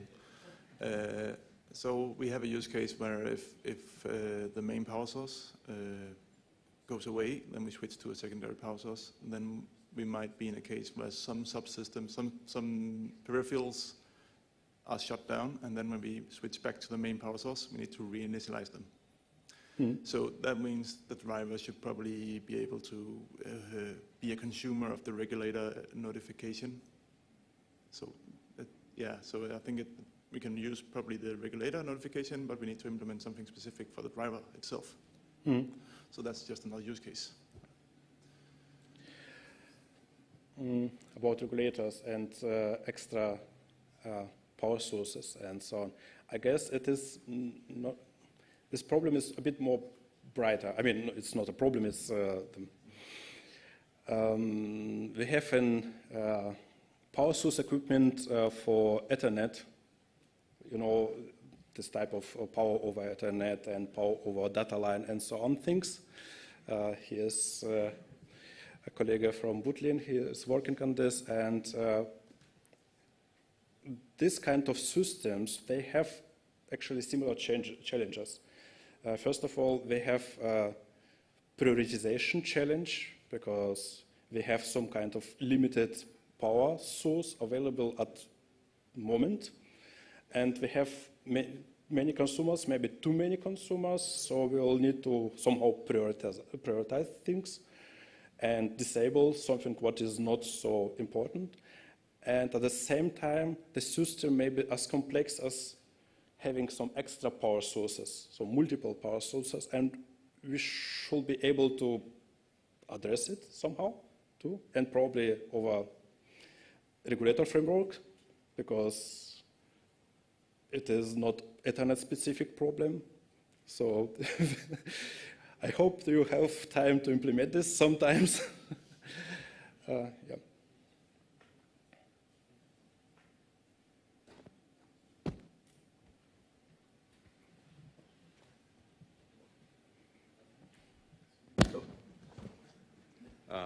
So the question is, can you extend it to include backtrace information? Because sometimes the reason for the undervoltage might be some action from the firmware where it causes a short, and then you might need to figure out where in the firmware software was the reason for the shutdown. Mm-hmm. At current implementation point, this patch set, which is on the fly right now for reviewing, I try to rework every hardware protection trigger, and there are already at least one which is comes from embedded controller, so firmware, other firmwares, firmware. Well, firmware is also the software that runs under Linux in those cases. So you're trying to figure out where in the Linux software stack was the access where it caused the short, that caused the undervoltage, and then you die. So you might need the backtrace information to get that. Oh, backtrace? We don't have too much space to... Yeah, maybe you don't on a specific device, but can the subsystem be extended to carry extra information? Okay. I guess with some extra backends which can tell that we support a lot more storage, then it should be possible. Okay, thank you. Yeah, that was kind of related to the question I had, which is, what is it like to actually add a new backend if you have a device that's got some, non-volatile storage and it's a little bit bigger? How do you add that to? How do you add your support for your custom backends currently? Currently, there's only one backend for tiny NVMe storage types, and there we can store only one number, and that's it. But I can assume there are some advanced storages which maybe can save a bit more information, and currently it was not in my scope how to integrate this, but I can imagine how this can be done.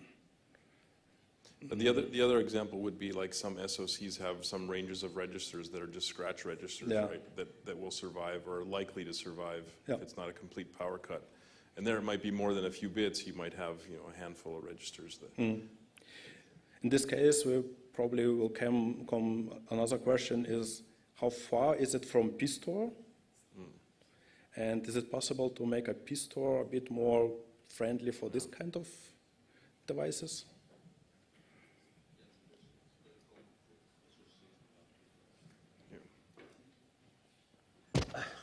It's very common for SoCs to have registers that are powered by different domain, and those definitely survive reboots. They might not be very low end, but it is there, and it's really useful for debugging complex stuff that do have hardware implications. Yep.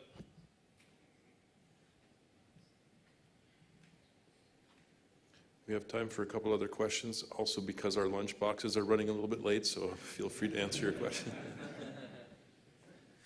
To get back on your question, hardware protection doesn't need to be a shutdown. It can be also a reboot since kernel 6.15. And when you reboot, you could like use pstore to store your backtrace and then in the bootloader do something with it. That would be one possibility without having to cram everything into pstrr, use RAM oops normally, and then do something in the bootloader with it. Yeah. Maybe it's not really maybe this framework should not actually care about things which solved by other frameworks. So it's just trying to close some open, not protected parts of the information. I mean, like like as I said, it's like a Swiss cheese with big holes. Some parts are covered, and pstore is already good coverage for some of use cases, and some not. And in some situations, we just can't afford so much storage backed with some extra power.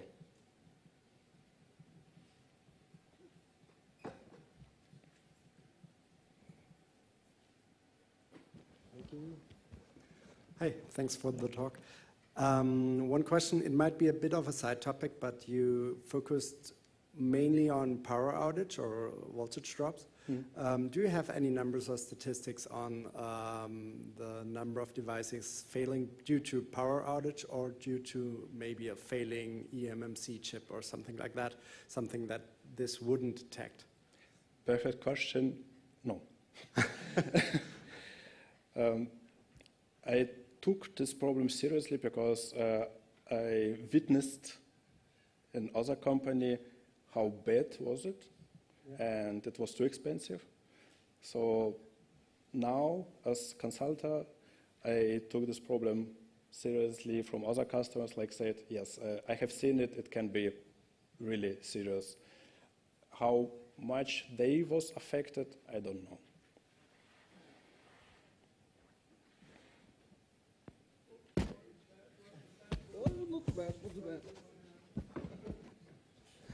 I was just curious, how common is it that RTC devices have scratch bits? Do all of them have it, or just a handful, or you have no idea? Good question. In the kernel, there is one part of code which will save some of information into a typical x86 RTC clock in case of suspend resume cycle fails. So it is very similar approach, but it was only designed for suspend resume cycle. I didn't prepare myself, so you can try to find it. I guess it was provided by Linus itself. So is it good enough? I don't know, maybe. I would say some. It's not like, it's rare, but it's not common, so somewhere in between. Yeah. I would say most of them have, because either they are discrete RTCs, and I would say half of those will have a scratch pad, or they are part of a PMIC, and that PMIC already has an NVMe part. So I would say you will find some bits to store something there.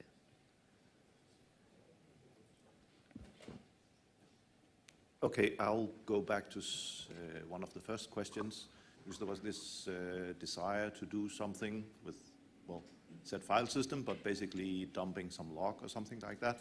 Mhm. And you said that you already, I don't know if you said it was in there, but at least you had some progress on putting in the device tree the expected time that you have on under voltage. So maybe something, a generic notification for user space And then when you do the mod probe, then you tell how much time the kernel needs. So if the device tree says, I have 700 milliseconds, and when you mod probe it, you say, I need 100 milliseconds, then you can send a notification, and then after 600 milliseconds, it just shut down, as you do now. So that would be a rather minimal change to what you have now, and be perhaps good enough for people wanting to do more stuff. So it's about policies, yeah?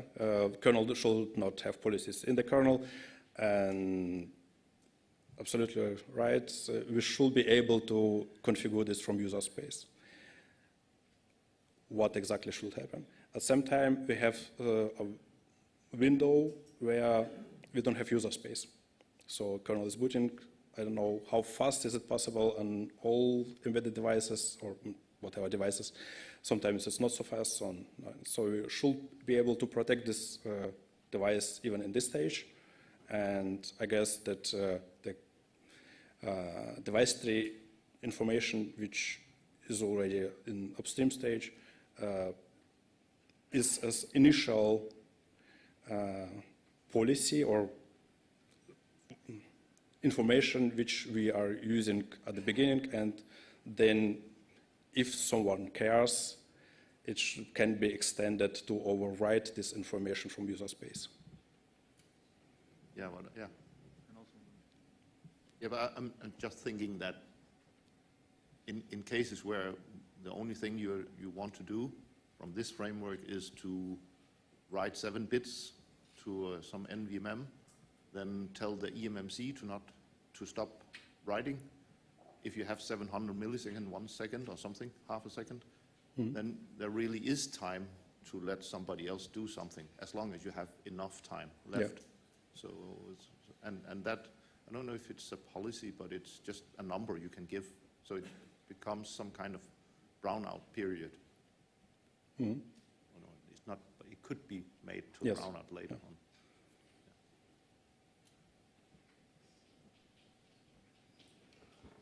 I was wondering if you enter some kind of special execution mode, let's say, like for example when you are in panic.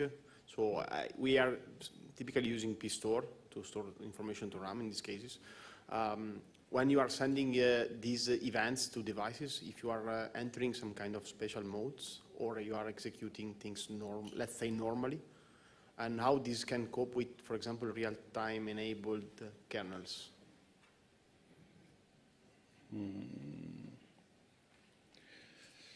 First, I'm trying to process your question.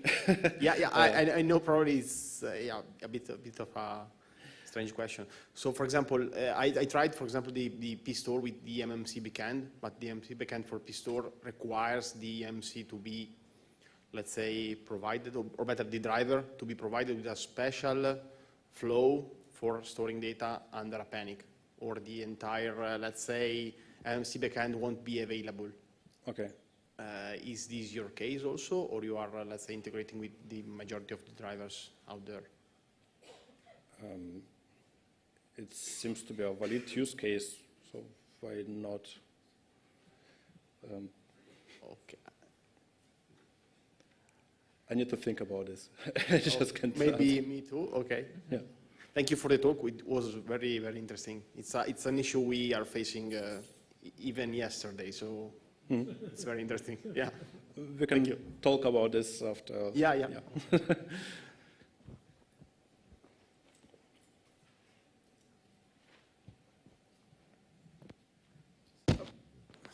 Is there a user space notification API for that? Because 100 milliseconds is enough to run some user space code and maybe do something more complicated. Do you mean for notification eMMC about imminent shutdown? Yeah. It was one of option, and I don't think it's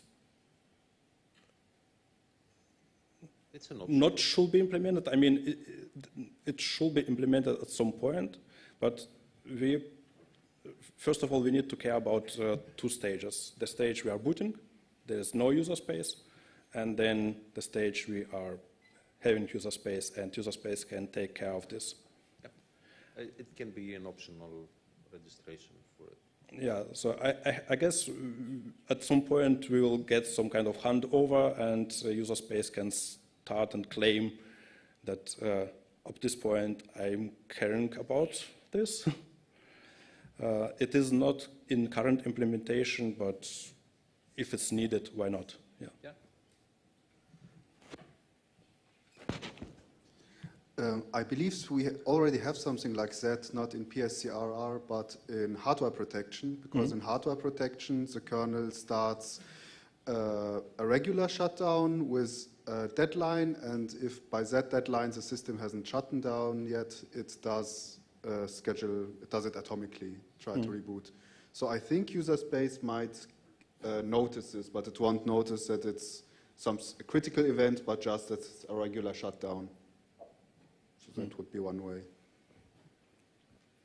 I have the opposite question. Did you think about shutting off all the cores, stuff, resets, clocks, just to gain a few milliseconds? You've been talking about a time budget all along, but it's not actually a time budget, it's a power budget, and you might be able to gain a few milliseconds from that?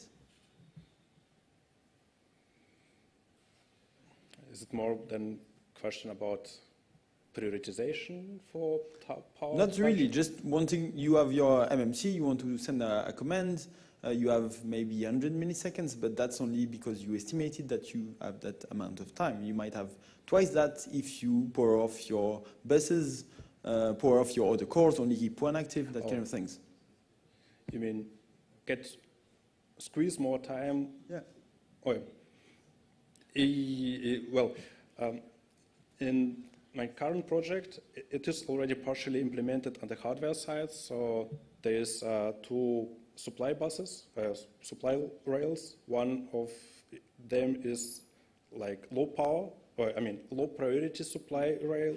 If they detect an under voltage case, then the low priority supply rail will be turned off immediately. And in this case, there are displays, USB devices, and so on, which is not considered as critical for the device itself. We probably may kill a USB device, but it's easily exchangeable as complete device. And everything system critical, like eMMC and SoC itself, is powered until the end. And you're right, it's probably possible to squeeze even more power out of it if you will support power budgeting. Well, we already support power budgeting and prioritization and so on. So, yes, we are on the good way to this point. Thank you. Okay, I think we've got a lot of ideas for your new subsystem here too, so there's plenty, plenty of things to do. So thank you very much. Yeah.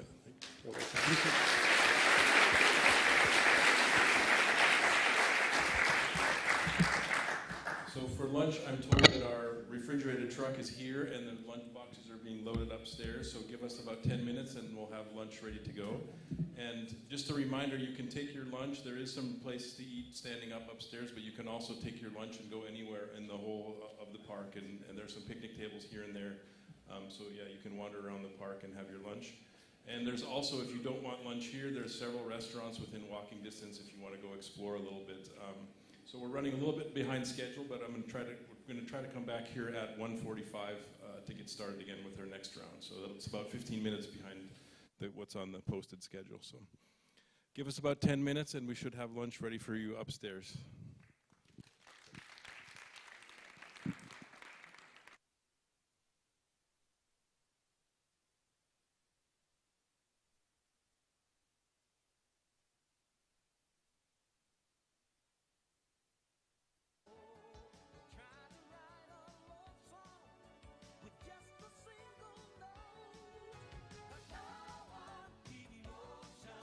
Could ever reveal all the things that I feel.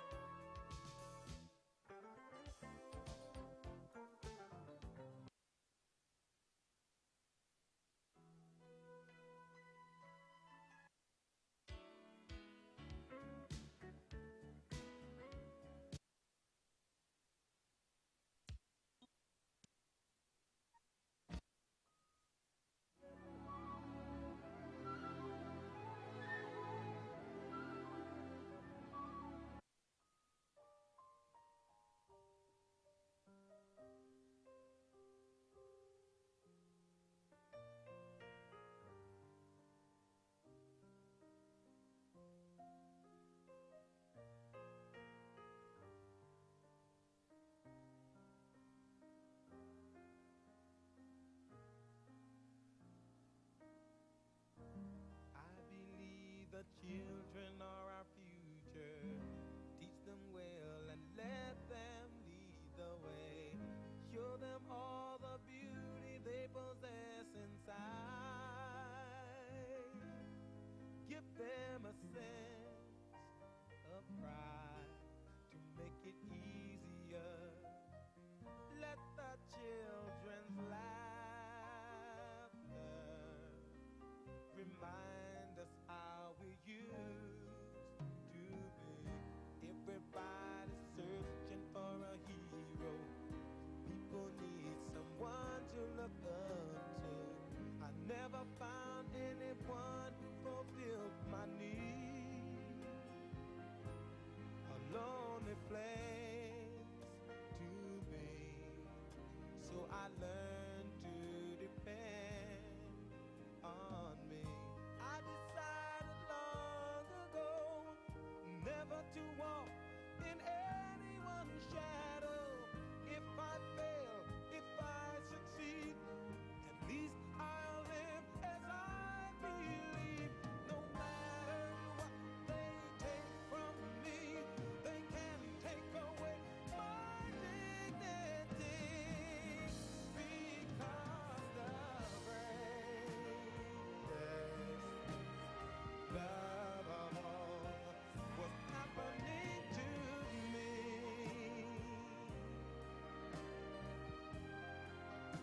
I found the greatest love of all inside of me. The greatest love of all is easy to achieve.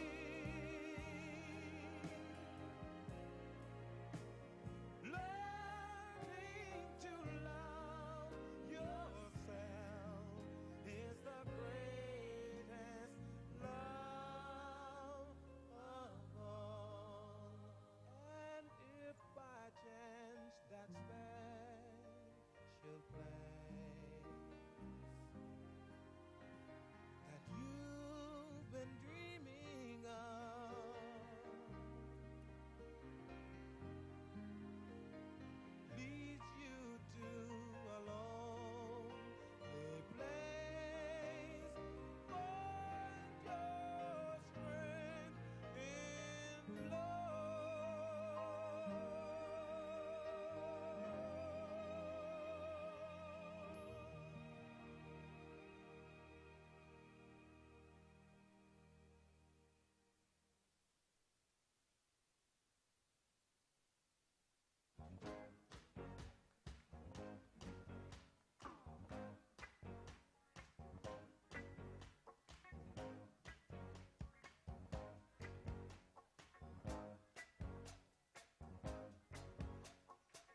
They say the neon lights are bright on Broadway. They say there's always magic in the air. But when you're walking down that street and you ain't had enough to eat, the glitter rubs right off and you're nowhere.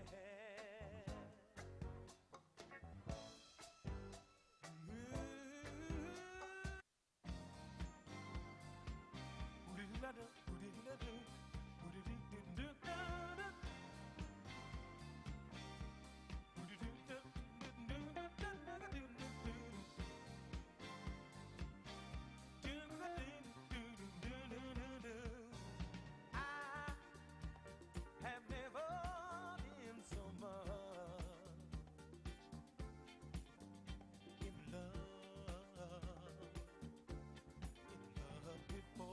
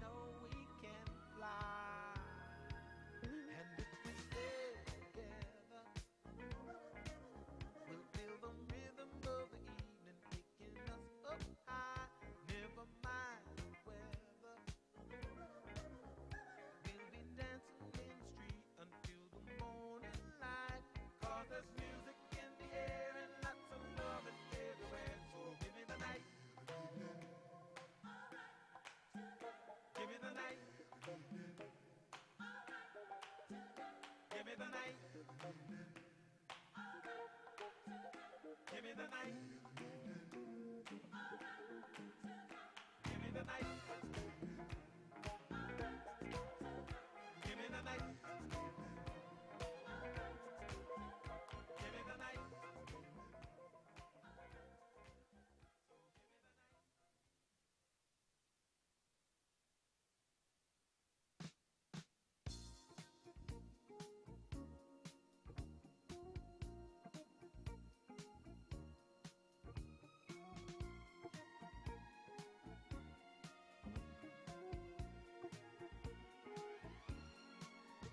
Remember the days when we never had a dime, and our dreams seemed a million miles away. But we made it, baby, facing the bad times with a smile. Here we are, and we're growing stronger day by day. 'Cause we got love, love.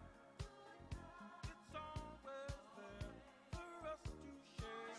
And girl, it sure feels good to know you're by my side. 'Cause we're the two hot hearts that beat as one forever. With the love to keep us satisfied every night.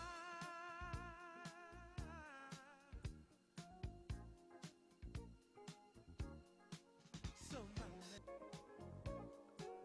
'cause we got love times love. It's always there for us to share. And girl, it sure feels good to know you're by my side. 'Cause we're just two hot hearts that beat as one forever.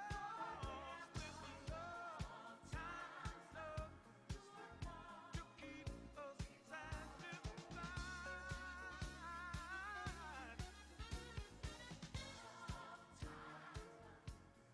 We got love.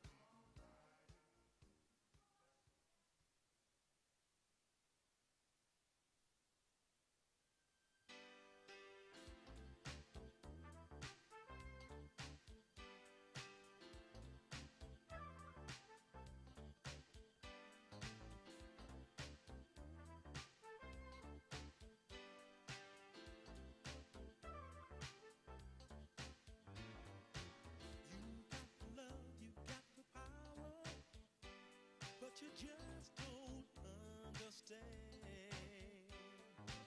Girl, you've been charging by the hour for your love. I'll try to show how much I love you, still believing in romance. You're taking way too many chances with my love. I remember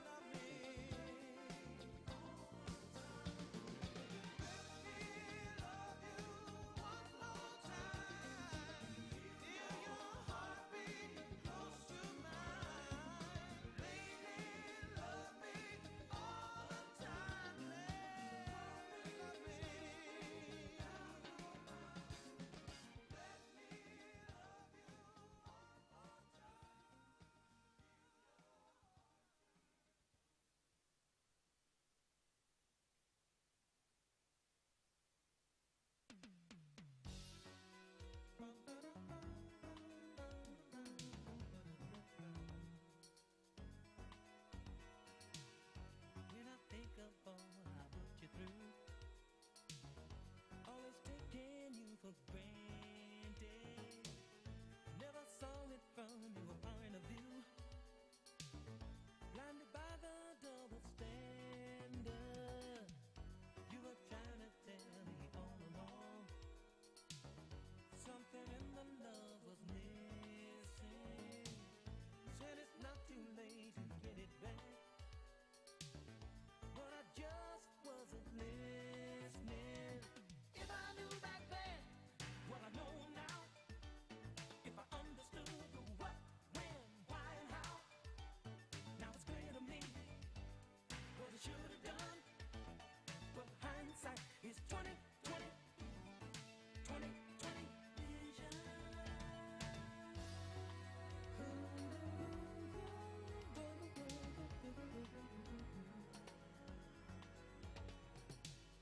Now I see it in a different light. I've been losing you in stages. Give us one more chance, I'll get it right. Girl, you're gonna see some changes. If I knew back then what I know now, if I understood the what, when, why, and how, now it's clear to me what I should have done. But the hindsight is 20/20, 20/20 vision. Taking time to catch up on some history. Trying to figure out what went wrong with you and me.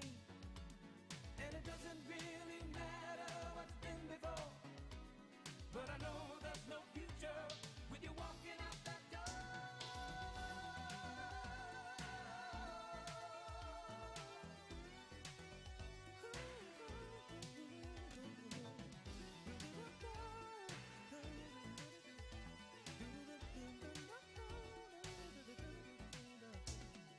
If I knew back then what I know now, if I understood the what, when, why, and how,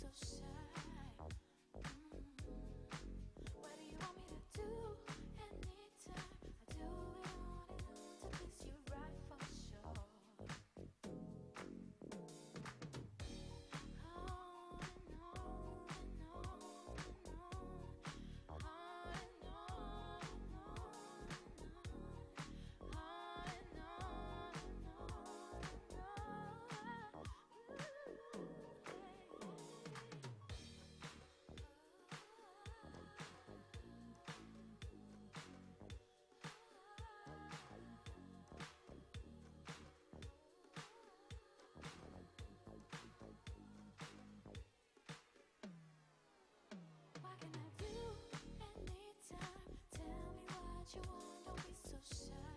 Oh baby, what can I do?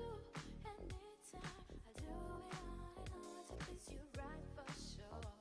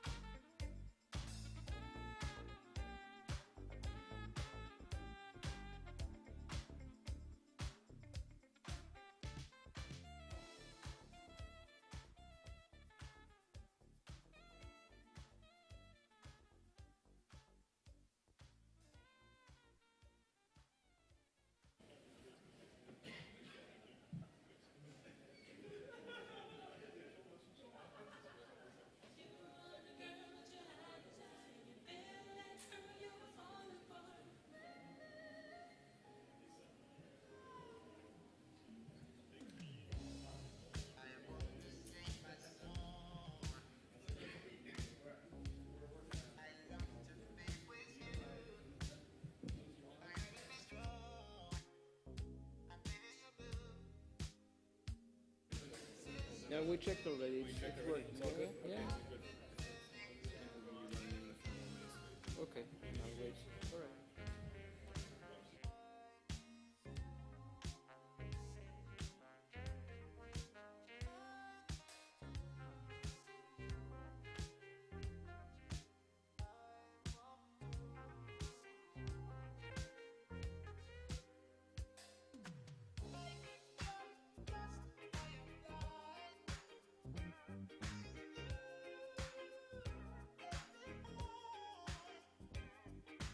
When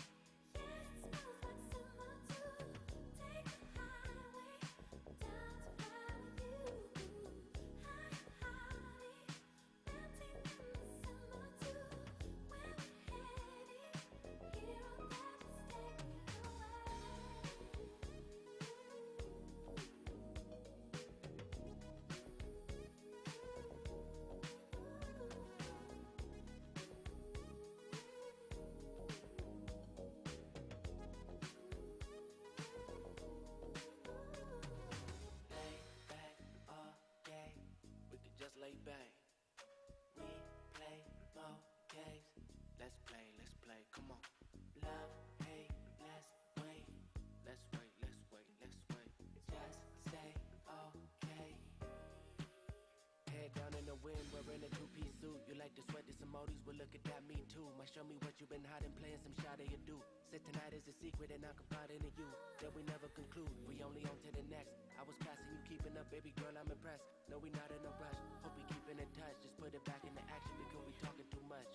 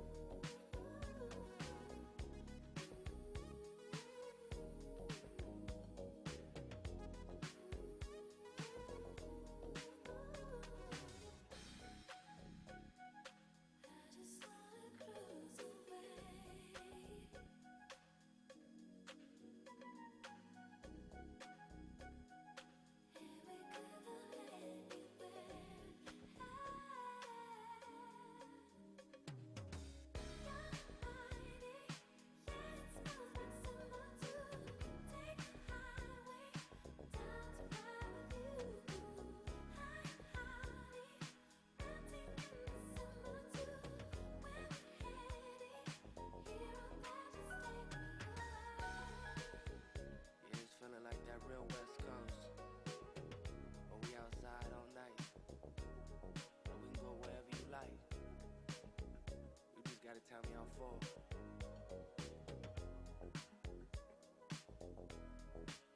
Let's go.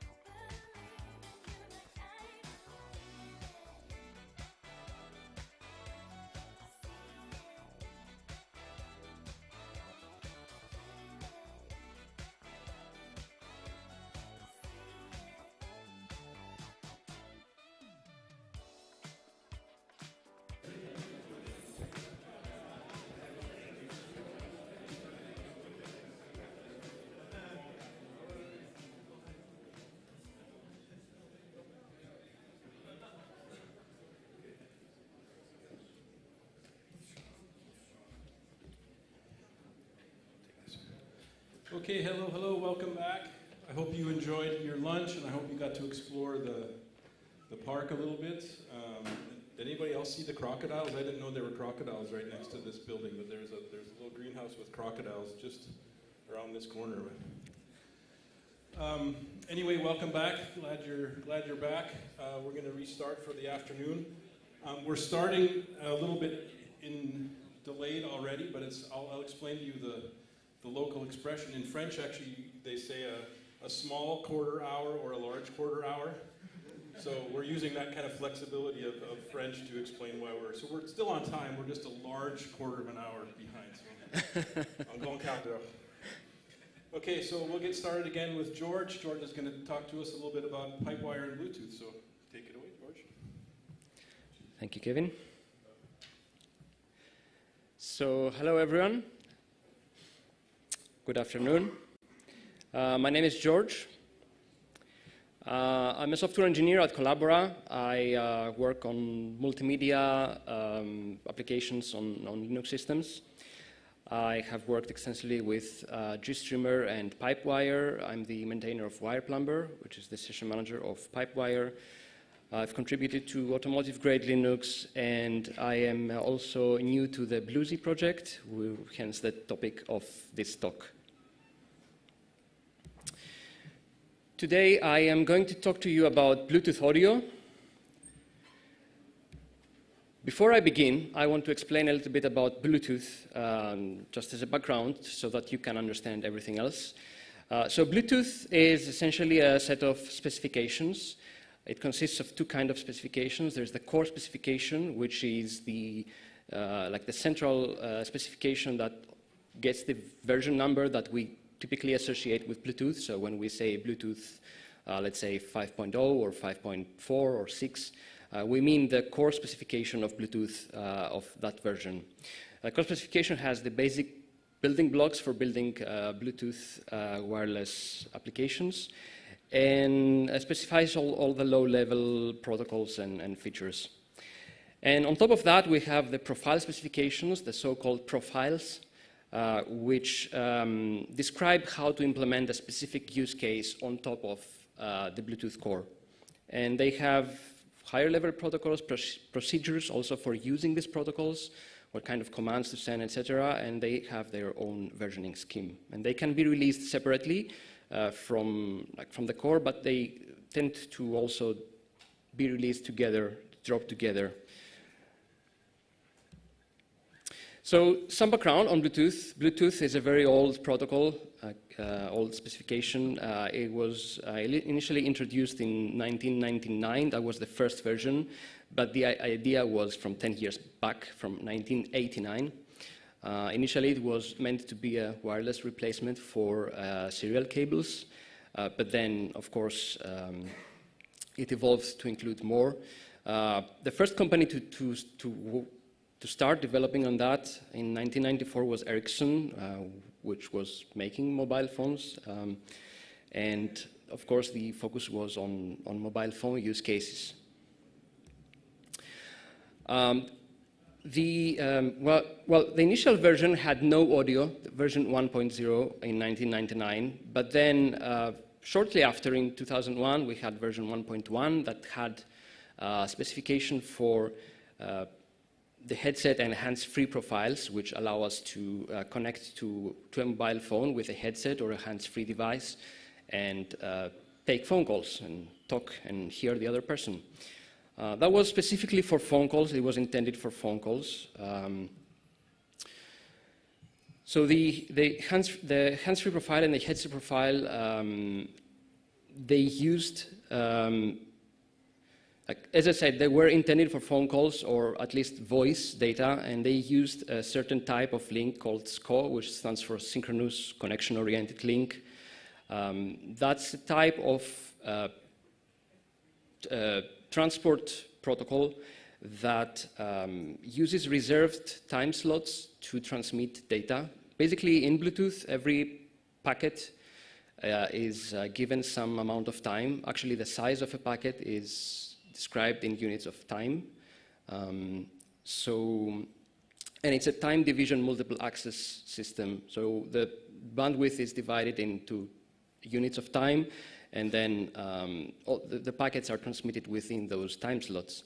Now, SCO is basically has reserved time slots just for voice data, and that allowed us to have voice data transmitted at a steady rate with a capped bandwidth, of course. And it used RFCOM for control. RFCOM stands for radio frequency communications. Makes no particular sense for what it is. It's basically serial over Bluetooth. And the idea was to send 80 commands over serial, over Bluetooth,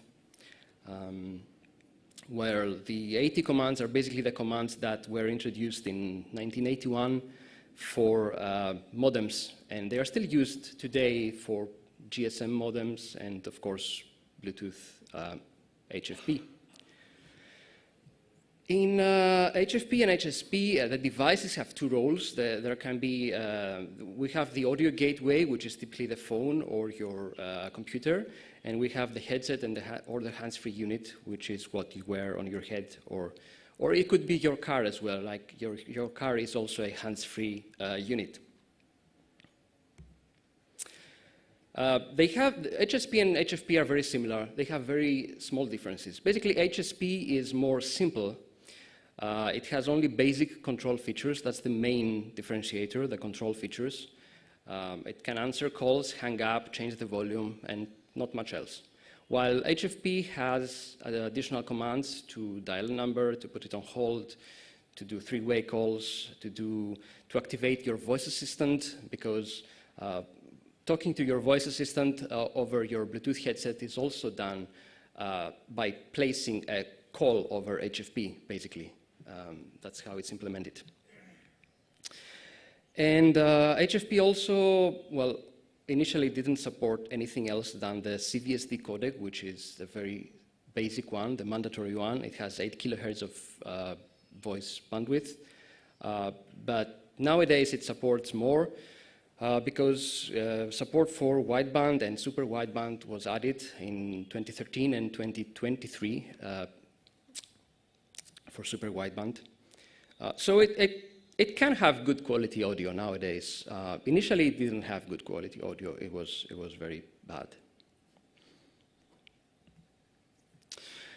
And then 2 years later, in 2003, there was another version, Bluetooth 1.2, that introduced the advanced audio distribution profile, because clearly there was more. There were more use cases than just making calls, right? There was also the use case of listening to music, which maybe wasn't there initially, but soon people realized that this was something. So they dropped another profile that works very differently. It doesn't use the synchronous connection-oriented transport. It uses RTP over Bluetooth. And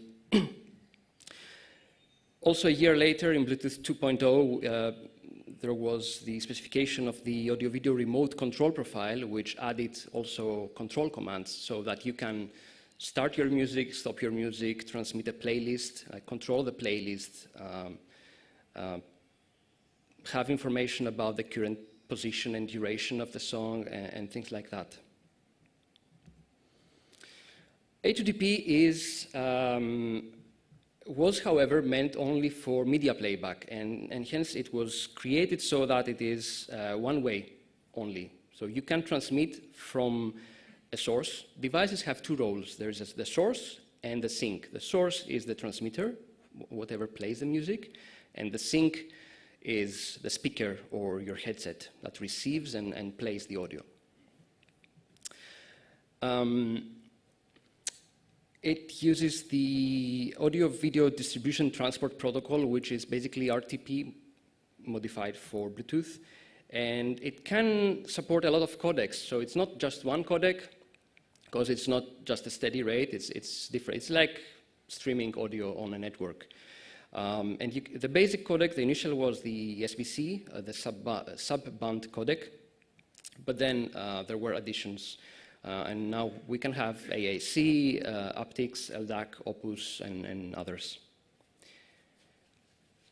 It is typically combined with the AVRCP profile, of course, to have control over your media playlist, but it's not mandatory, it's not necessary. It can also stand alone. You can have just audio. Now, do you notice any problems? Yes, there are many problems with those standards. First of all, the A2DP, the high-quality audio transmission is unidirectional, so we cannot really do complex things like talk also on the phone while we're listening to music. And for modern use cases, sometimes this is a limitation. Some non-standard solutions exist for that. We will see them later, but they're not widely implemented, so it's not something you can actually use. When devices want to use the microphone, they tend to switch to HFP. Right? So you might have noticed you have a headset at home, a Bluetooth headset. You are listening to music, and suddenly you start a meeting, online meeting, and then you start talking, and you suddenly realize that the music sounds really bad. It sounds really bad for two reasons. One is there is a different codec being used, there is less bandwidth, but also there is the problem that a lot of headsets optimize the audio for speech because they think that if you're using HFP, you're going to do voice call, so they turn on a DSP that optimizes the voice, so it optimizes the audio for voice. Now, other problems is that A2DP has high latency, and it's not good for real-time audio. It also has high energy consumption, so, well,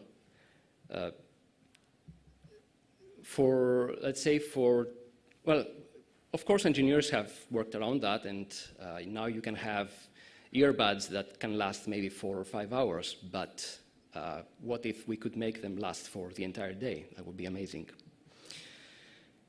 And of course we have new tech, new use cases that are not being covered, and companies that make real-world products that are actually there on the market today, they have implemented a lot of hacks around all of that. So for example, you have earbuds. The earbuds are two devices. They're not one device, they're two devices.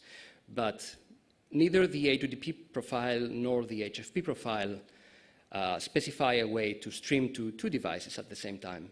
So what happens is the system transmits to one of those, and then that receiver retransmits for the other earbud, which is annoying. And then we have things like hearing aids, which are not natively supported, spatial audio, sharing audio with other headsets, talking to your voice assistant, which is implemented over HFP, but it's not like HFP was not intended for that, and more. So to solve all of these problems, the Bluetooth SIG and the companies that work on Bluetooth, they have released a new specification called Bluetooth LE audio. LE stands for low energy.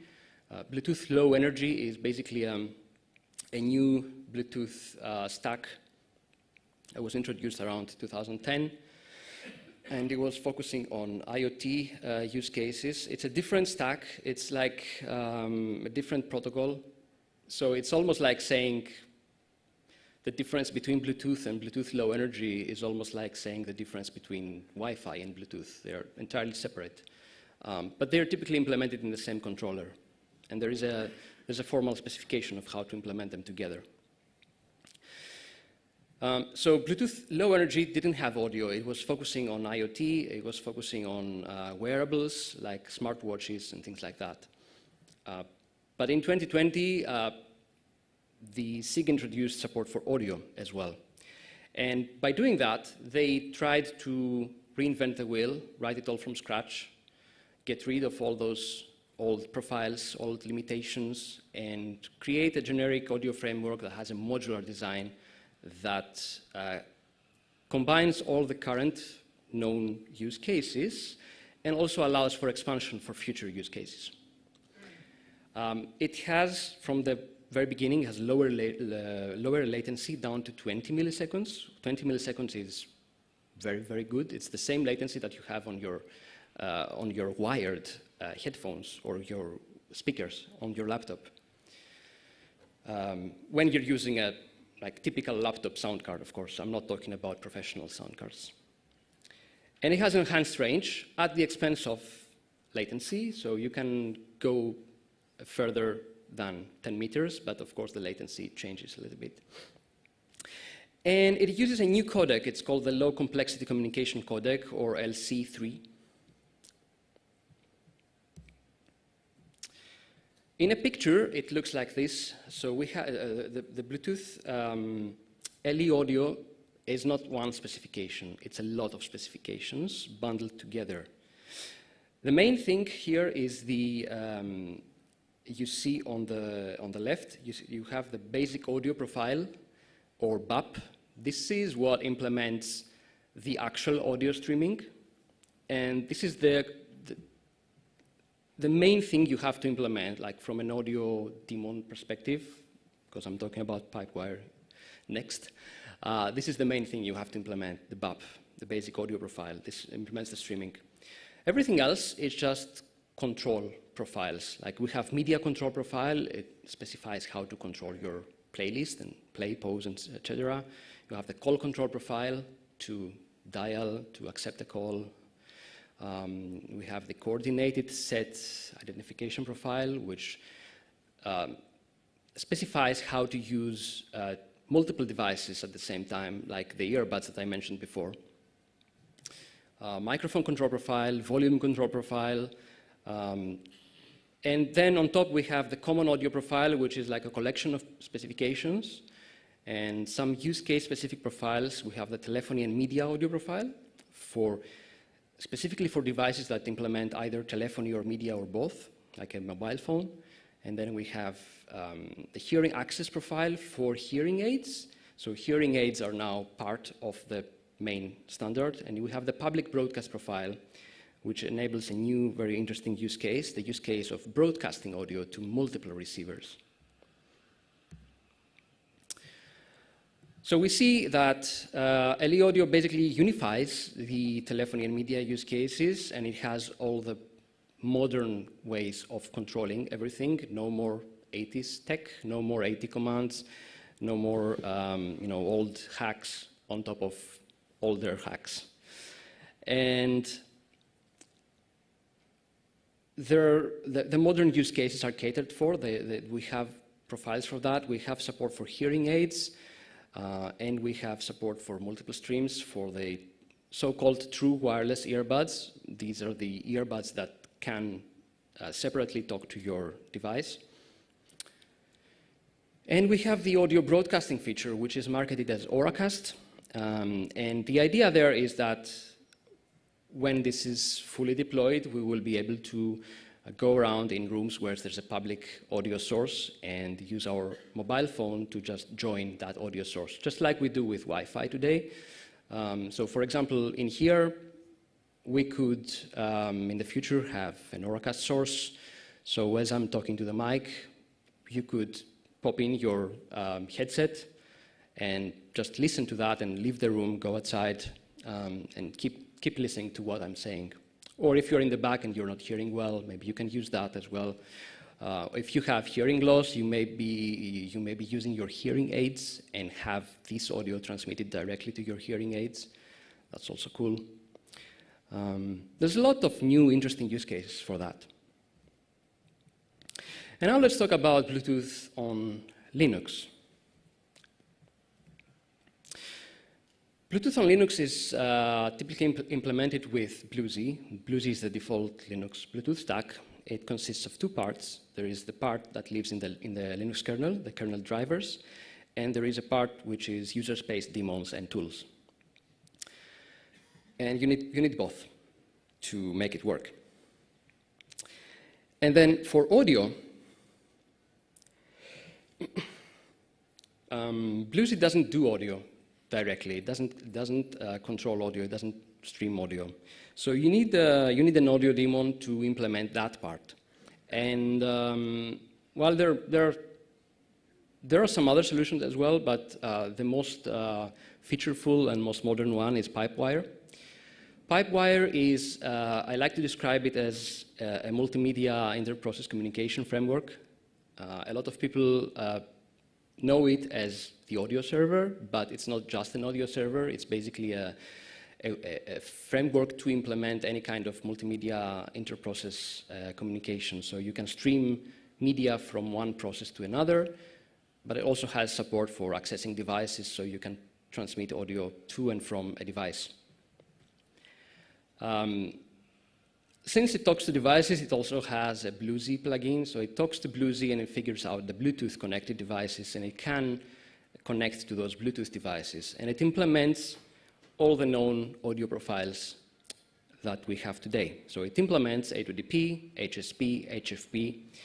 It implements also ASHA, which is a non-standard profile for hearing aids before the introduction of LE audio. It implements LE audio, of course.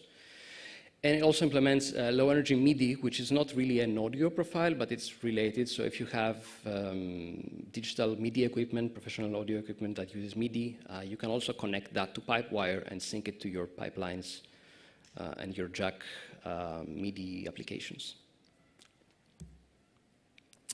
For A2DP, Pipewire supports all the known codecs, starting from the mandatory SBC codec and its high-quality variant, SBC-XQ.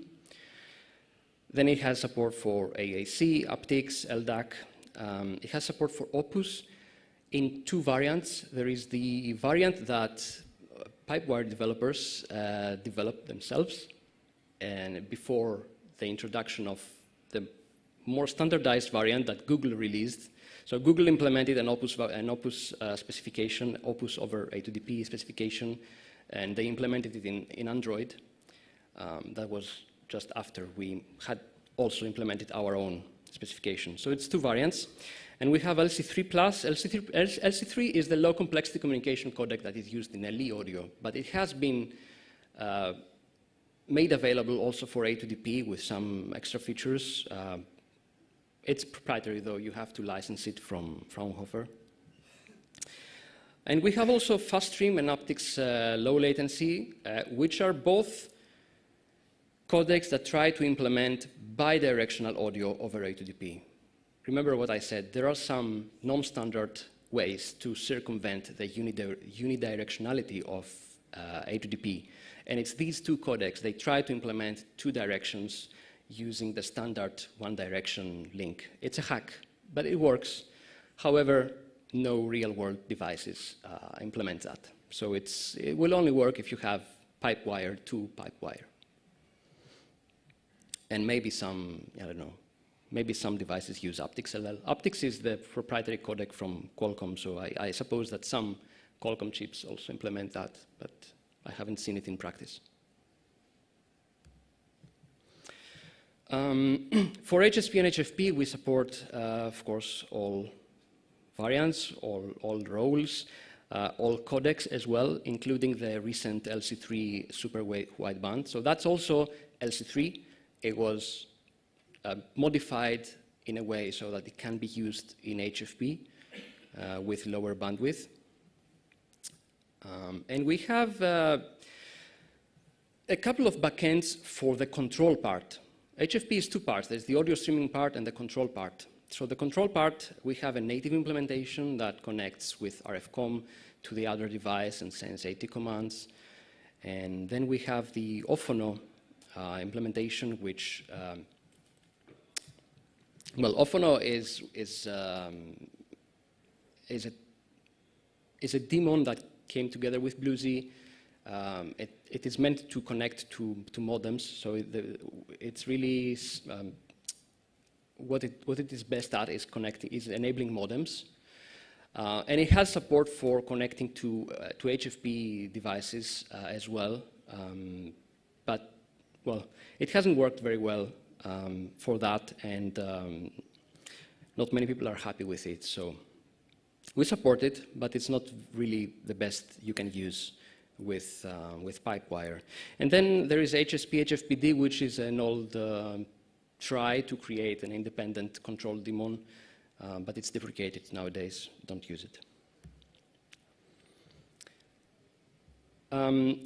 Now, often, as I said, it's a telephony and modem-related daemon. It is good to have an abstraction over modems.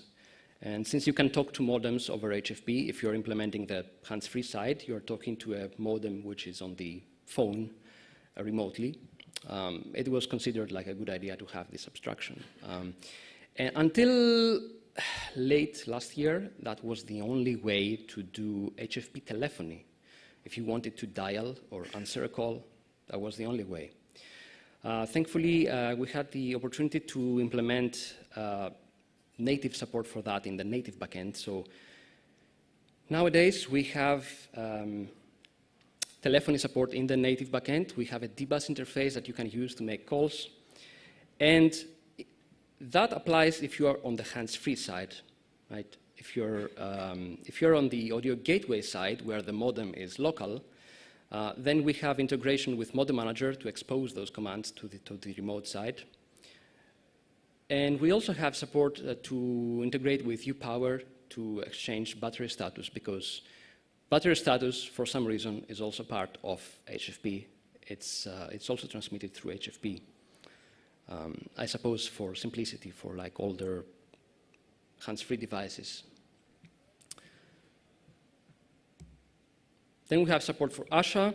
ASHA stands for Audio Streaming for Hearing Aids, developed by Google. It's a non-standard. It's not a Bluetooth official specification, but it's widely implemented in hearing aids, and of course Android supports it. Of course, iPhone doesn't support it, so it's one way only. Like it's a closed ecosystem. This is also based on Bluetooth Low Energy, but it's not LE Audio. LE Audio was developed after. It uses the G722 codec, and it's supported also in Pipewire since early 2025. Actually, I saw some commits very, very recently, like 2 weeks ago as well. So it's in active development. And you can use that to connect you to hearing aids.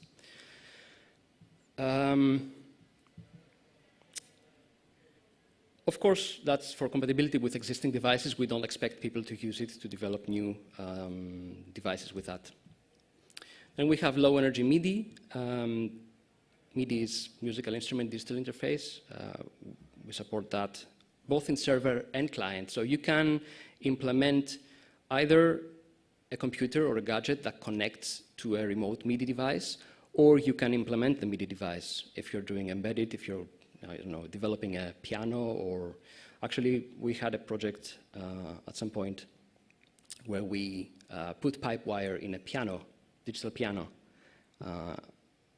for audio, not MIDI, but it was very interesting. It's actually a very viable choice to implement such devices.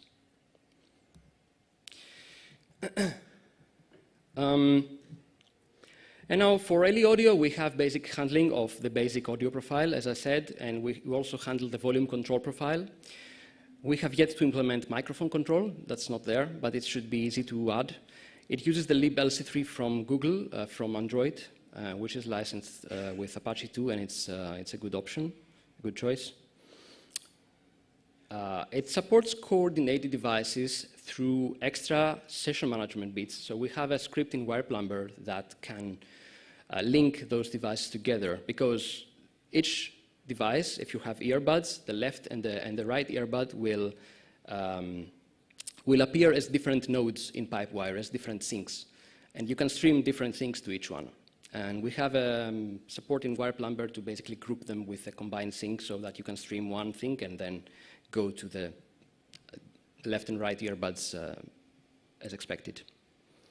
And of course, we support broadcast audio as well.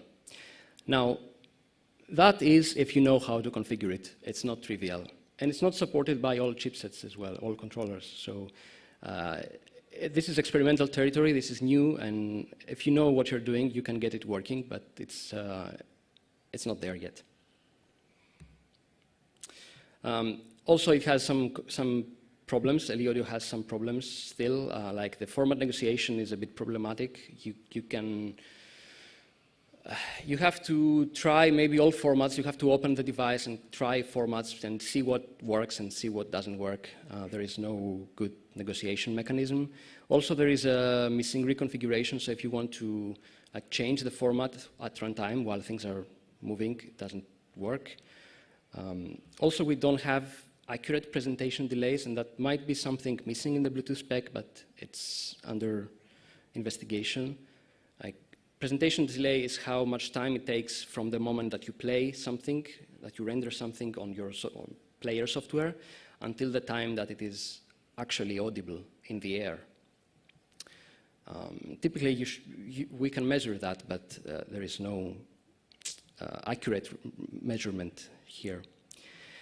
And finally, we have a big problem with devices that implement both A2DP Classic and also LE Audio because there is no profile, there is no specification in Bluetooth that tells us how to negotiate between those two because they are on different stacks, they are totally independent.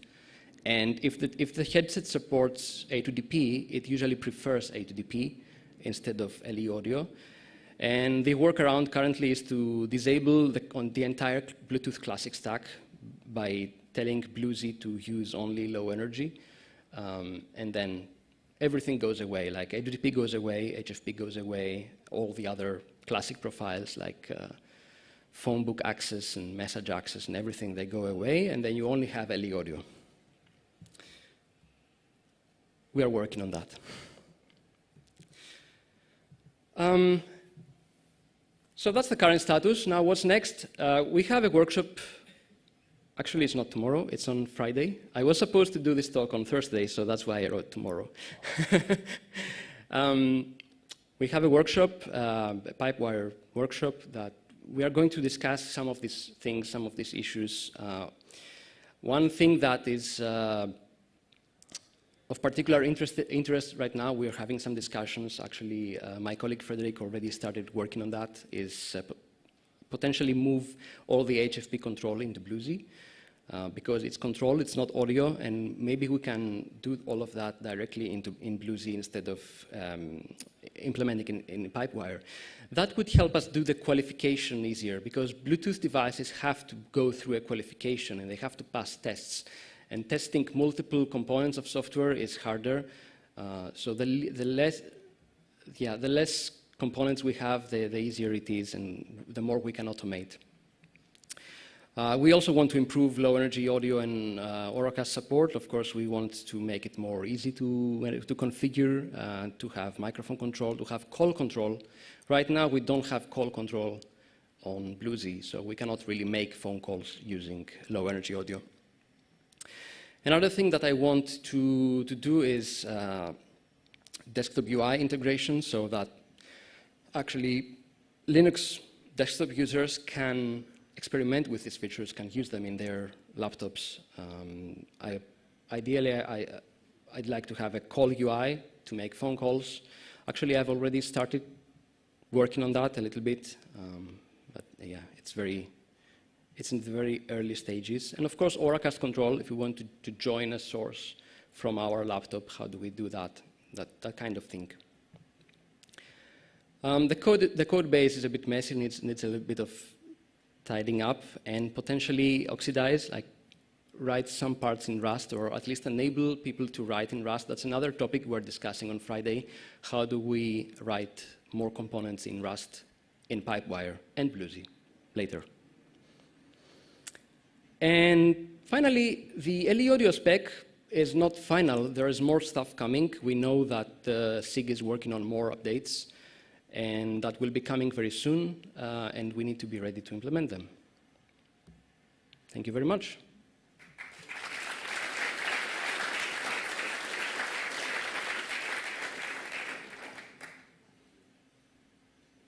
Questions? Over there? Up there, Kevin?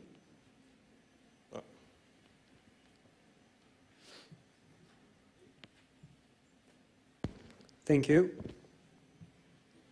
So you talk about a very interesting feature for Bluetooth, like the Auracast, or the ability to have two headsets connected to one source.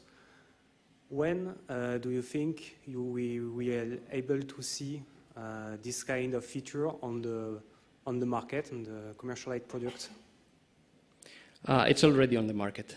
There are some headsets that support it, and there are some Bluetooth controllers that also support it. So very modern Intel controllers support it, and some NXP ones, and I think Qualcomm ones, they support it.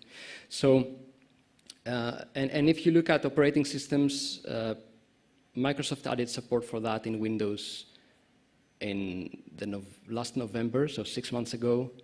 Android added support for that in March, 2 months ago. And there are devices, if you search the internet, there are some like independent companies that make equipment for like conference rooms, etc., that already have integrated that feature. So it's a matter of, it's already in the market. It's a matter of propagating as people buy more devices, newer devices. It will become more common. But the feature can be deployed with updates, or there is some component needed? Yeah, so you need some hardware support for that. It's not just software. From a software perspective, of course, you can update, but from the hardware perspective, if your laptop doesn't have a controller that is capable of Auracast, then it won't work. You need a fairly recent controller, like one from 2023, late 23 or 24 at least, something like that. Okay, thank you.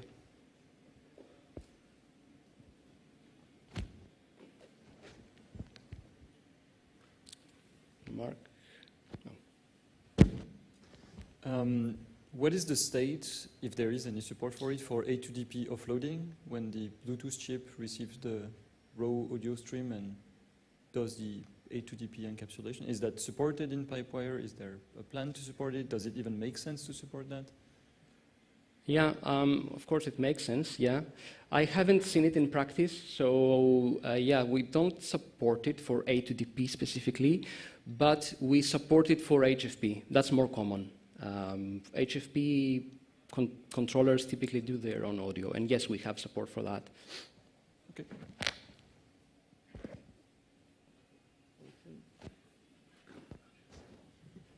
Hello. Are there any, how the synchronization between different speakers is actually done? Is it somewhere on Bluetooth level? Is it somewhere before? What is the magic? Yeah, you mean like if you have the earbuds that I mentioned before that have to be synchronized? Yeah, that's in the Bluetooth controller. That's implemented in the Bluetooth protocol. Okay. Yeah, it's basically how the transmission works. There are some specific timing constraints that devices must implement to render the audio, and yeah, I don't know exactly the details of that, but yeah, it ends up being synchronized. So on the Bluetooth level is not a peer-to-peer connection, but it's kind of broadcast connection? Yeah, it's also the same for broadcast. So you transmit, there is no feedback from the devices, so it goes one way. But there are some timing constraints, like from the time that the packet was sent, there are timestamps, and then you have to render in a specific time frame within a couple of milliseconds, something like that. And that's how they synchronize. Okay. If I may be oversimplifying that, of course, yeah. One more question?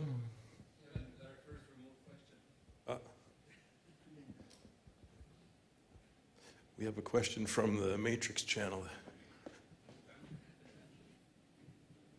All right, so our very first remote question today from Philip Dylan Glionek, who says, great talk, George. You mentioned only some chipsets are supported. Is there a list of validated chipsets which Pipewire runs well? No, the answer is no. This is all very new. I know that the recent Intel controllers work, but yeah, that's what we have tested with, like very recent From the BE series, I know that they work, and the AX something, maybe Frederick knows better.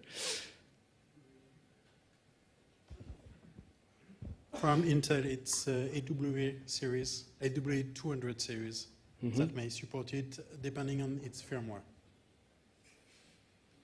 Yeah, of course, yeah, depending on the firmware, that's a key for, at least for Intel controllers, right? You may have the controller on your laptop, but it won't do LE Audio or Auracast unless you have the latest firmware installed.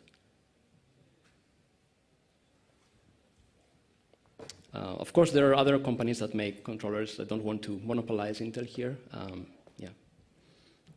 For the AAC codec, I noticed the FDK one was supported. Are there any plans, or is it okay to add support for GPL-based, FFmpeg-based AAC codec?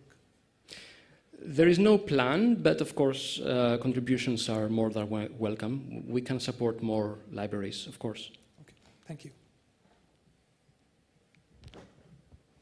All right, thank you, George. That's a great talk. Thank you.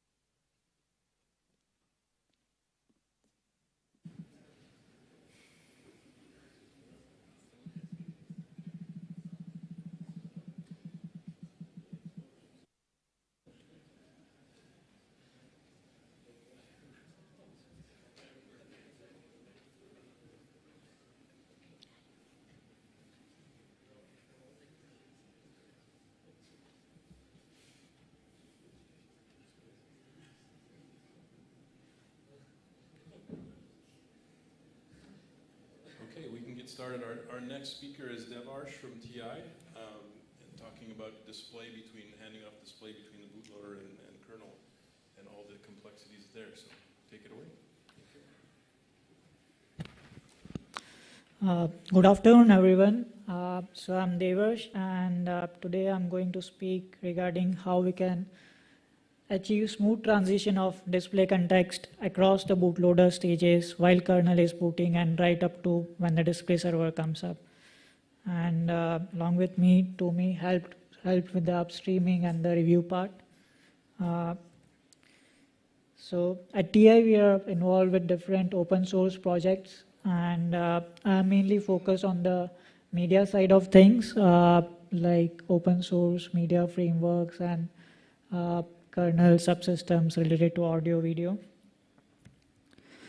So this is the outline of the presentation. So we'll go with the understanding the problem, like what is the problem here, what are different subparts of the problem, then what are the use cases that we want to support. Then we'll see like what potential solutions are and how much is already present in the upstream and what is in the pipeline.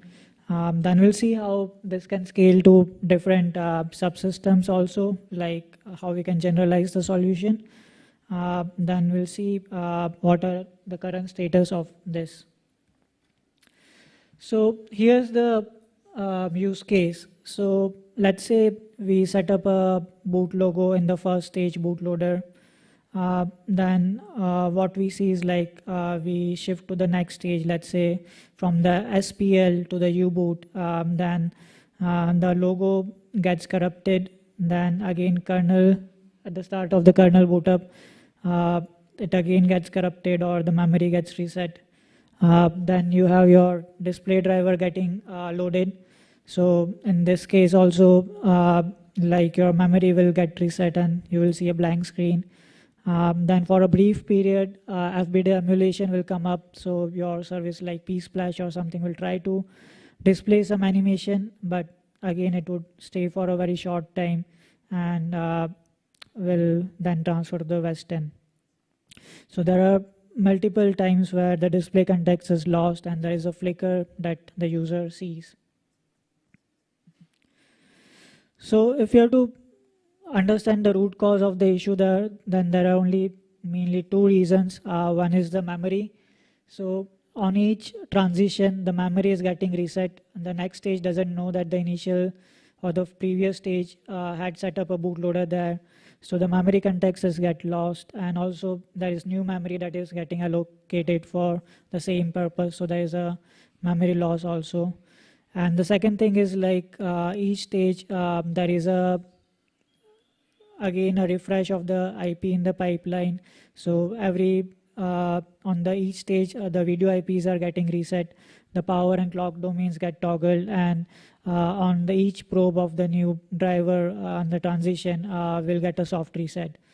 So let's say if you have a display controller, then you have a PWM to control the backlight, then you have I2C controlling the display, or a DSI to DP bridge, or LVDS to HDMI. So all these IPs in the pipeline. So even if they are initialized in the bootloader, kernel will reinitialize it and it will reset the display context.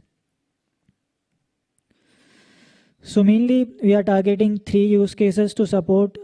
So one number one use case is like you start with a boot logo, and then you want to display some boot animation in between before main GUI comes up. So second use case would be like you start with a boot logo and you want to preserve that boot logo till the your graphical user interface comes up.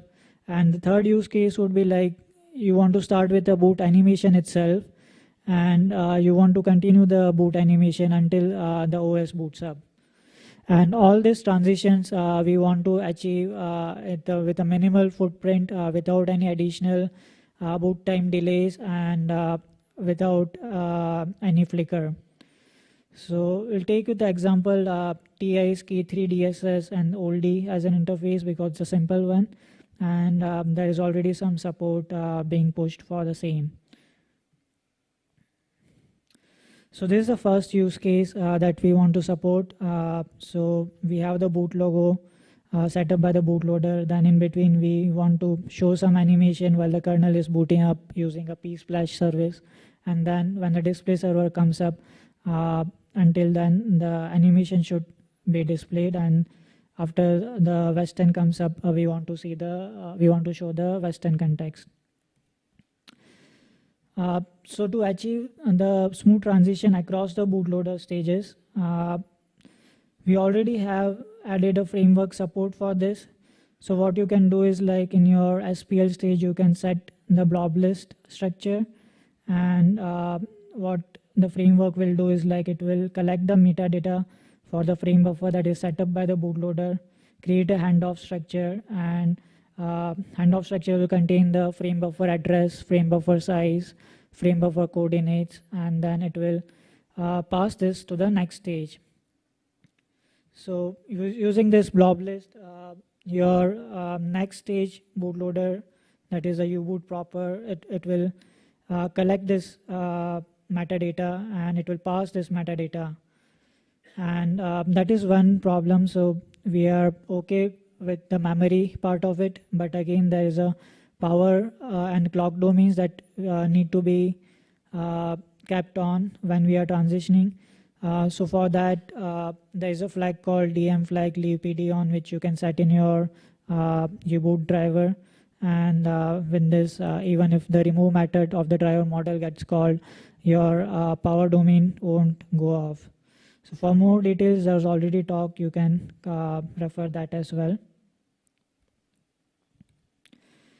So now we have smooth transition across the bootloader stages, but when the kernel starts booting, we again see corruption in the screen, and we want to show some animation here instead of this corruption.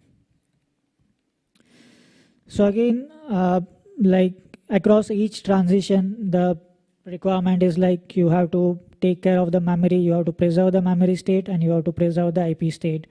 So for preserving the memory, what you can do is like you can reserve the frame buffer memory using the reserved memory node in the kernel device tree.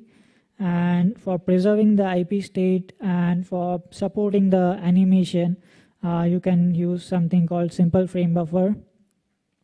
So simple frame buffer is like an early frame buffer device.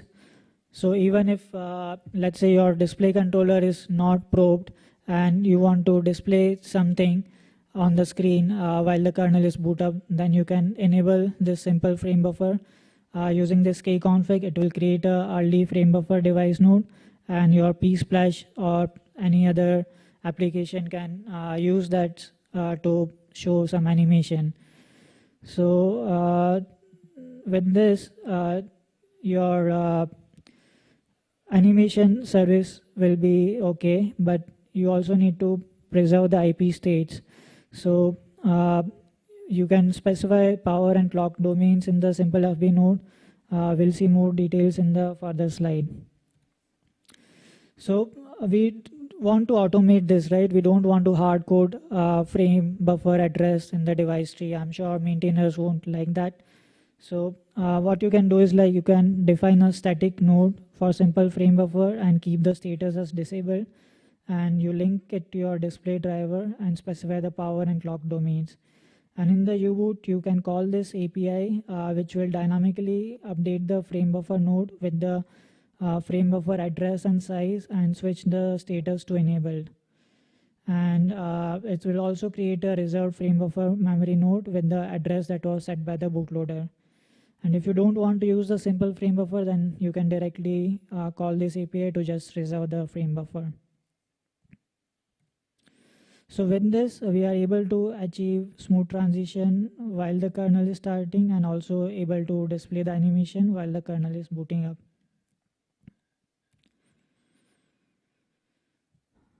Now let's understand how simple frame buffer is helping preserve the IP state.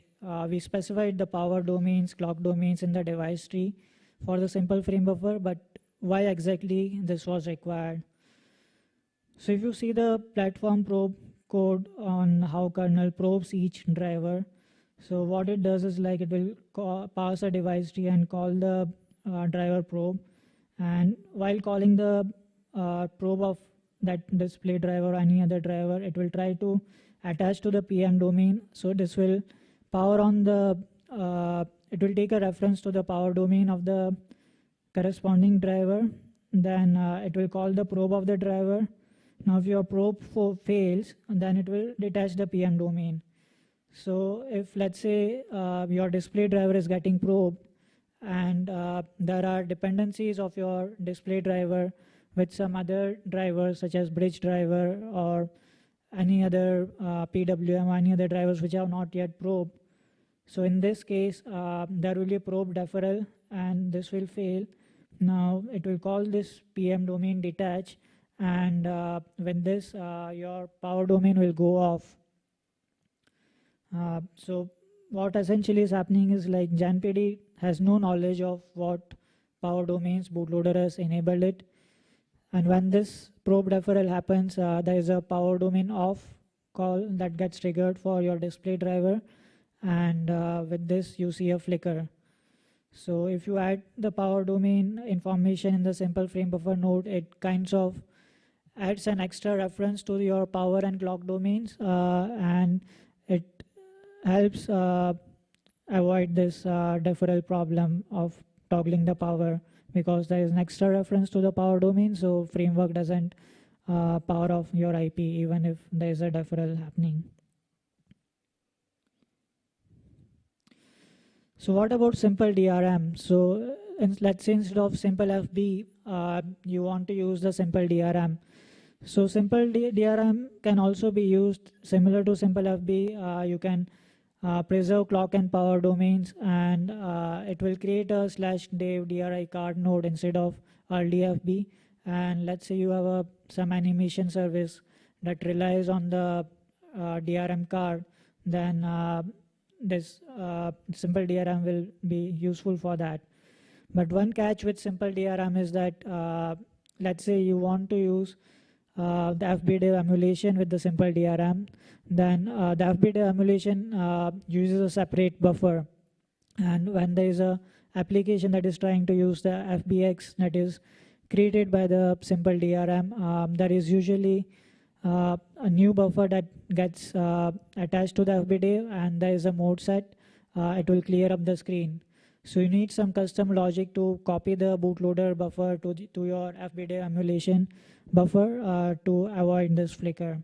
And so the disadvantage would be like there would be higher memory footprint as compared to simple FP. So now let's see what happens when your display driver gets probed. So we have achieved clear transition until simple FB, but when the display controller gets probed, we again see a blank screen. So this is because the display driver will again reset the display. It doesn't know that bootloader has already initialized the display, so it will reset the display on the probe. So to avoid that, what we do is like we detect first on the probe that if the display is already on. So we check some registers and see if the display is already idle or in the running state. Then we check what all CRTCs are getting used, again where a register reads, and we mark using a flag mask like what all CRTCs are enabled, and we take a reference to the required clocks for those CRTCs. And then we take an extra PM runtime reference so that the framework doesn't disable the power and clock domains. So until the new mode set happens, let's say until your Western comes up, we won't reset the display. As soon as there is a new mode set happening, new atomic commit happening, only at that point we'll reinitialize the display. So there are already patches posted for the same.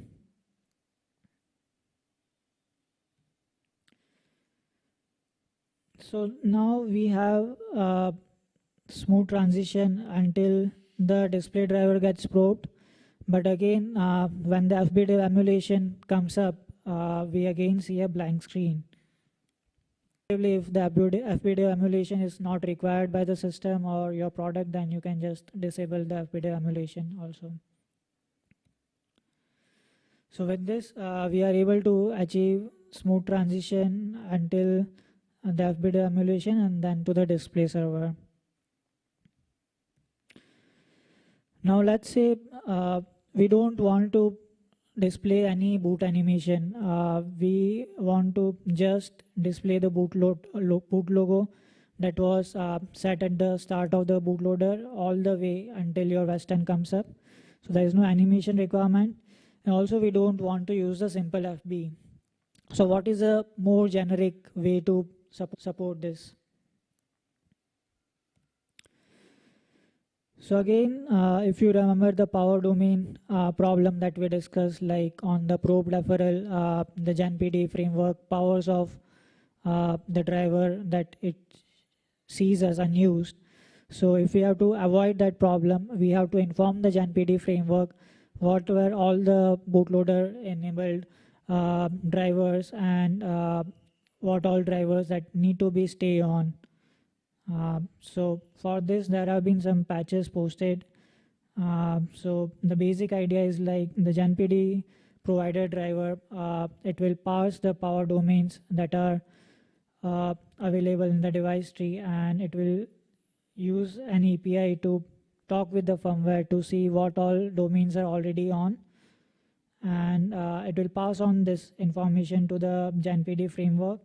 And GenPD framework will set a flag called stay on for all these peripherals. So based on this, what will happen is there is an extra reference for all these power domains by the JNPD core. So these power domains won't get powered off until something called sync state happens. So when all the power domain consumer drivers are probed successfully, then something called sync state API will get called by the JNPD framework. So what it will do is like it will release the extra reference for the bootloader enabled peripherals that we took at the initial stage. So it will reset the flag and it will release the extra reference. And if you don't want to wait until the sync state happens, then on the boot up, you can simply pass a flag, pass a Boolean variable to set the state as synced, and this will trigger the sync state call manually. So just to summarize, there are like 3 steps here. One is your JNPD provider driver has to parse all the power domains that are already active and set by the bootloader. Then the framework support is there, which will keep those bootloader enabled peripherals power domains status as active. And third is this sync state, which will happen when all the power domain drivers have probed successfully, and it will release the extra reference. So after this, if your driver is not getting used, it will get runtime suspended. So what are the challenges with JNPD sync state? So one, or more precisely this solution. So first is like the JNPD provider driver, it needs to query each and every peripheral, whether it is on or whether it is off. And this kind of adds an extra delay to the boot time. And these power domains are generally managed by a separate entity. So normally there is an MCU that is in control of the power management stuff for all the peripherals. So we have to query that firmware via IPC and get the status of each IP, so it can add to the boot time up to level of several milliseconds. So what we thought of is like we can get a combined status of all the power domains using a new custom API for talking with the firmware. And if you are using SCMI, then maybe SCMI can support something for parsing all the power domains in one IPC call. The other solution is like we as user can provide all the peripherals of interest, like on the device tree, which all peripherals are bootloader enabled. Then the JNPD provider driver will only check the status of those peripherals and keep them as stayed on. So if you see it in a different way, it's actually a generic problem. It's not just related to display. Let's say your device is starting and you want to play some audio tone along with the boot animation. So your audio is started by the bootloader, and you don't want to block the boot up process when your audio is playing, right? So you want to play the audio tone, and your boot up process should happen in parallel. So your kernel will boot up, your sound driver will come up, Western will come up. So till then, if there is an audio tone that is playing, and if your boot up time is like 2 seconds or something, then this audio should continue to play. So here also this JNPD sync state solution can help, because it helps preserve the power clock and the IP states. And it also helps with the boot time optimizations, as we are skipping initialization of already initialized IPs that were set by the bootloader. So until your kernel boots up and until there is a different setting required for your peripheral, you can preserve the initialization state what your bootloader has set and continue to directly use the IPs instead of reinitializing them. Now goal number 3, let's say we want to support animation right from the start. So your remote core is, will be used, because unfortunately U-boot doesn't support interrupts, so we cannot use U-boot to display animation. So you have something like your remote core or MCU that will set up the display and set up animation, and we want to continue to use that MCU controlled display application to continue rendering the animation until Western comes up. So for this, we need some sort of inter-processor communication between the RTOS and Linux. So MCUs will be booting up early in the system. They will render the animation and will preserve the memory area that is being used by the MCU using the reserved memory region, and will disable the FBDIV emulation. But we don't have any handoff, like Linux doesn't know, RTOS doesn't know when the Linux has already booted up, right? So we need some handshake between the RTOS and Linux to tell that Linux has booted properly and it wants to take back the ownership of display from the RTOS. So what we need is some sort of IPC. So what we are thinking is like when the Linux boots up, it will kick a mailbox which will generate an interrupt to the remote core, and after that the remote core will clean up the display, relinquish the control of display, and send an acknowledgement back to Linux, and Linux will receive an interrupt, and then the Linux will take control of display and pass it on the Western. So there's no standard API for this, but we can use something custom like inside our driver to have this smooth handoff. So what are the open challenges or gaps that are not yet upstream, or what we are trying to see? So number one is like we are basically reserving the bootloader memory using this reserved memory node, but this memory is kind of getting wasted because nobody is freeing this memory. So even if your simple FB gets over and your kernel is fully booted, your display driver is running using separate buffers, this memory is still not available to Linux. So you don't have a mechanism to relinquish this memory back to the system.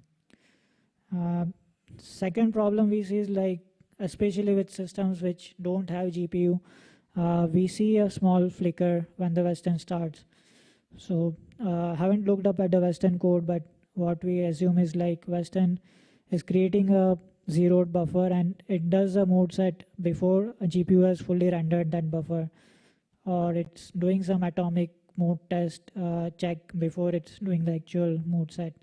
But we see some brief flicker when the Western starts. The third problem is the copy that needs to be done with the FBDIV emulation, because there is no direct way we can map the bootloader buffer with the DRM structure which this FBDIV emulation uses. So we have to do a copy at the start of the FBDIV emulation probe. So it's kind of hacky and doesn't look good. So we need to find a way to have a generic solution for this. Fourth is the GenPD sync state API. So this kind of is getting called very late in the cycle because it is waiting for all the drivers to get probed and then only it calls the sync state. So this kind of uses the power, keeps the power domains of all the IPs as on, even if they are not getting used until the sync state happens. So what we want here is some atomicity, like as soon as your display driver gets probed, you want a sync state, and if your display is not getting used anymore, it should runtime suspend. So what the idea here is to have per device sync state calls so that we don't have to wait for all the drivers to get probed and do a common sync state. Instead of that, we'll have per device and per driver sync state calls, so that as soon as the IP driver gets probed and if it is unused, then it will runtime suspend the device and there is a power saving there. So there is already some discussion happening to extend the firmware debugging API to support this. And last is like there is no standard API for IPC between Linux and remote core for the display. So right now we are planning to use some custom API to support this handoff. Yeah, so I would like to thank Texas Instruments, Ideas on Board, and Embedded Recipes, and the Bay Libre to giving this opportunity. And I'm open to questions. Thank you.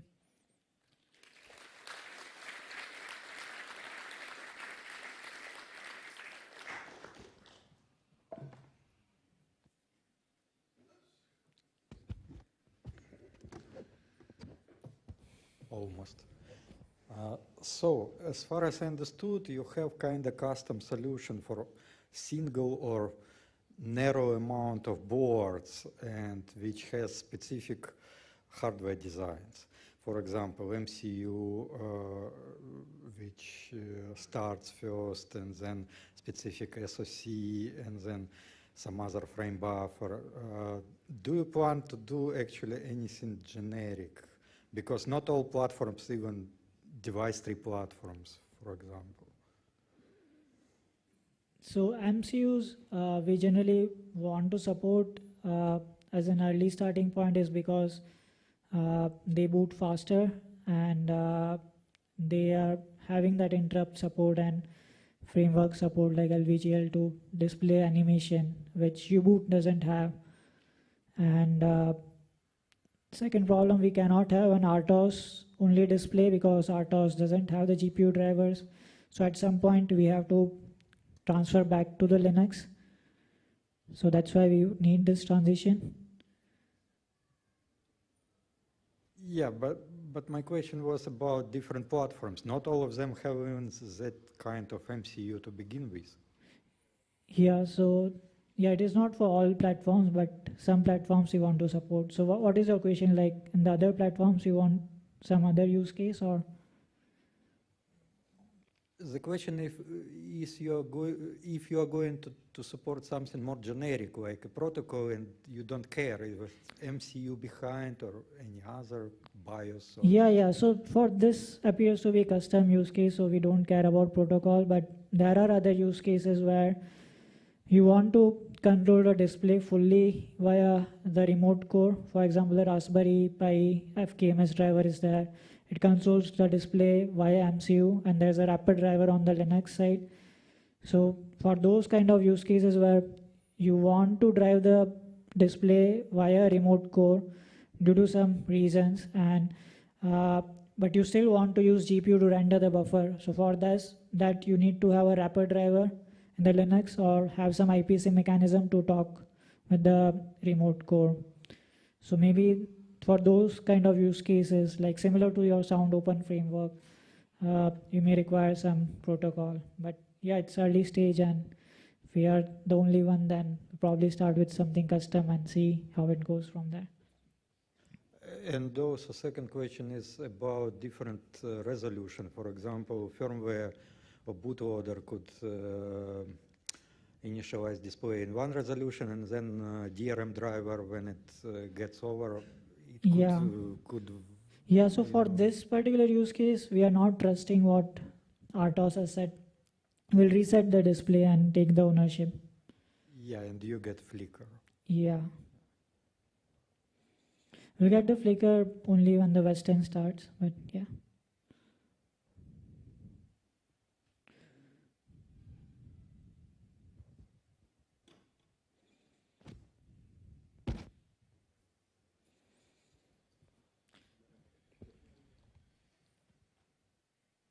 Hi, thanks for your talk. So we had a similar problem with the sync state thing, but we solved it by keeping a flag in the kernel if we have,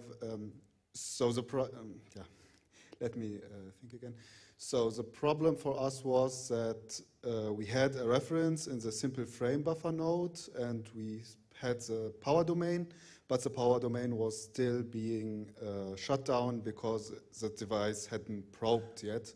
So what we did is that we do not shut down any power domains until the time where the kernel would power down unused power domains. You know, so after the system has booted, it powers down unused power domains.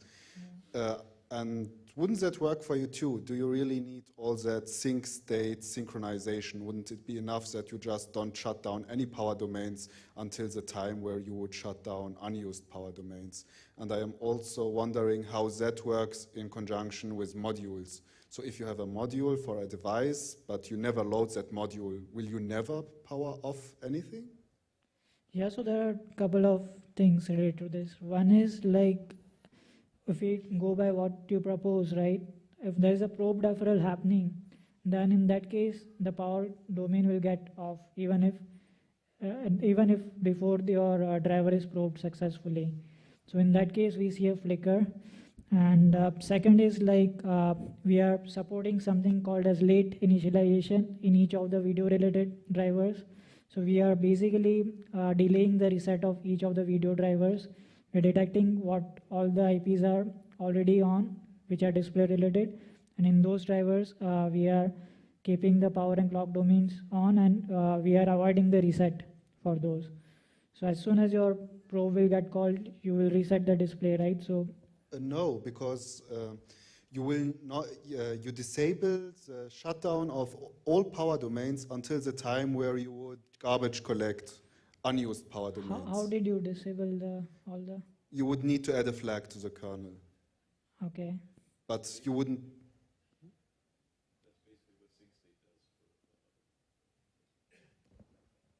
I mean, the idea there is what sync state is meant to do, but it's since sync state exists for other subsystems, like for clocks and regulators and things like that, applying it to the power domains is kind of more, because you're talking about modifying the power domain driver to add a flag. That's essentially what sync state is doing. It's just slightly more generalized. But the idea is exactly the same.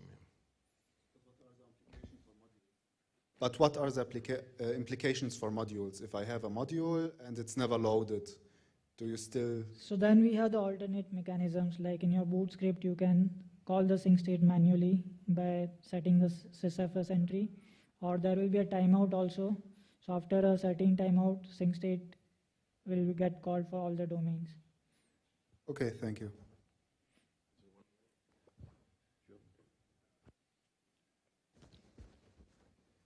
It is more generic question, probably not only to you, but everyone in this room.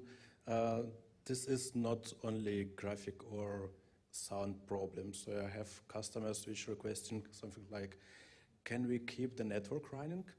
Because they have devices which run in the field and making net boot and so as fast as possible. So we need some kind of hunt of protocols, whatever, between bootloader and kernels, and we can synchronize things and say, okay, this PHY should be kept on and in its initialization state, but at the same time, we should be able to control it and reset if things going wrong completely. So kind of recovery fallback. And still, I don't know what is the best way to do it, and not just hacky way in the project, but upstream way.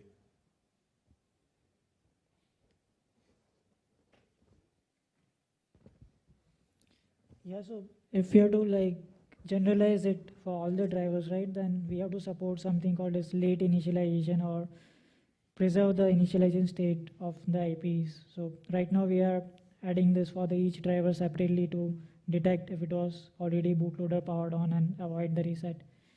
But instead of that, if there's a late init call or some generic API to tell or trust that it's already powered on by bootloader, then maybe that could be generalized for each driver. Okay, thank you. Thanks, everybody. Thank you.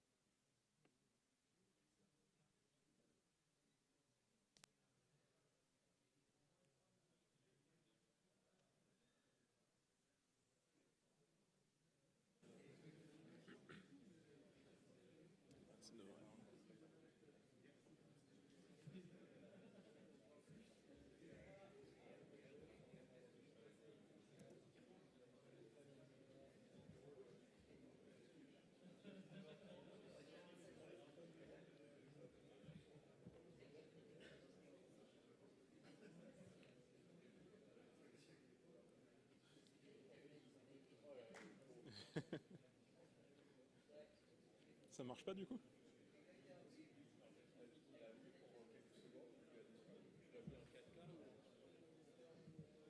Je l'ai mis en...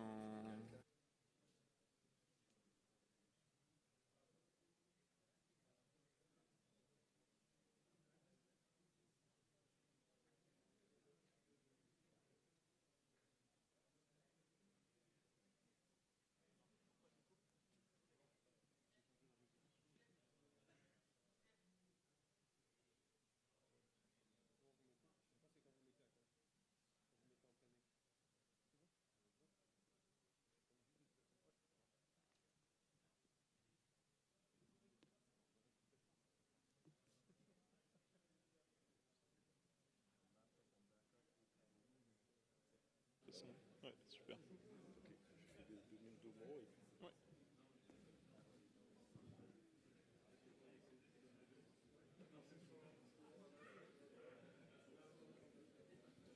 Okay, our next speaker we have is Maxime Ripard from Red Hat, giving us a talk on functional safety. So welcome, Maxime. Thank you.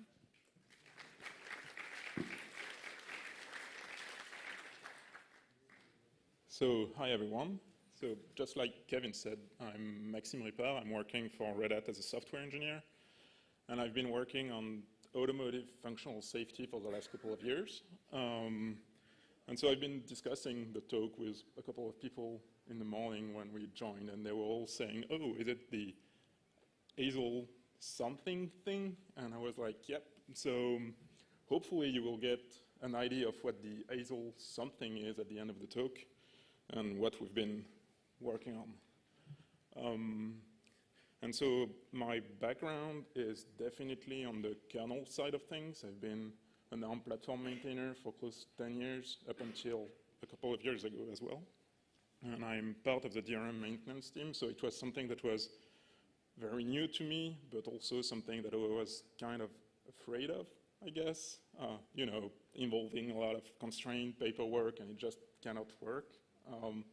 Hopefully, I will also address those questions during that talk.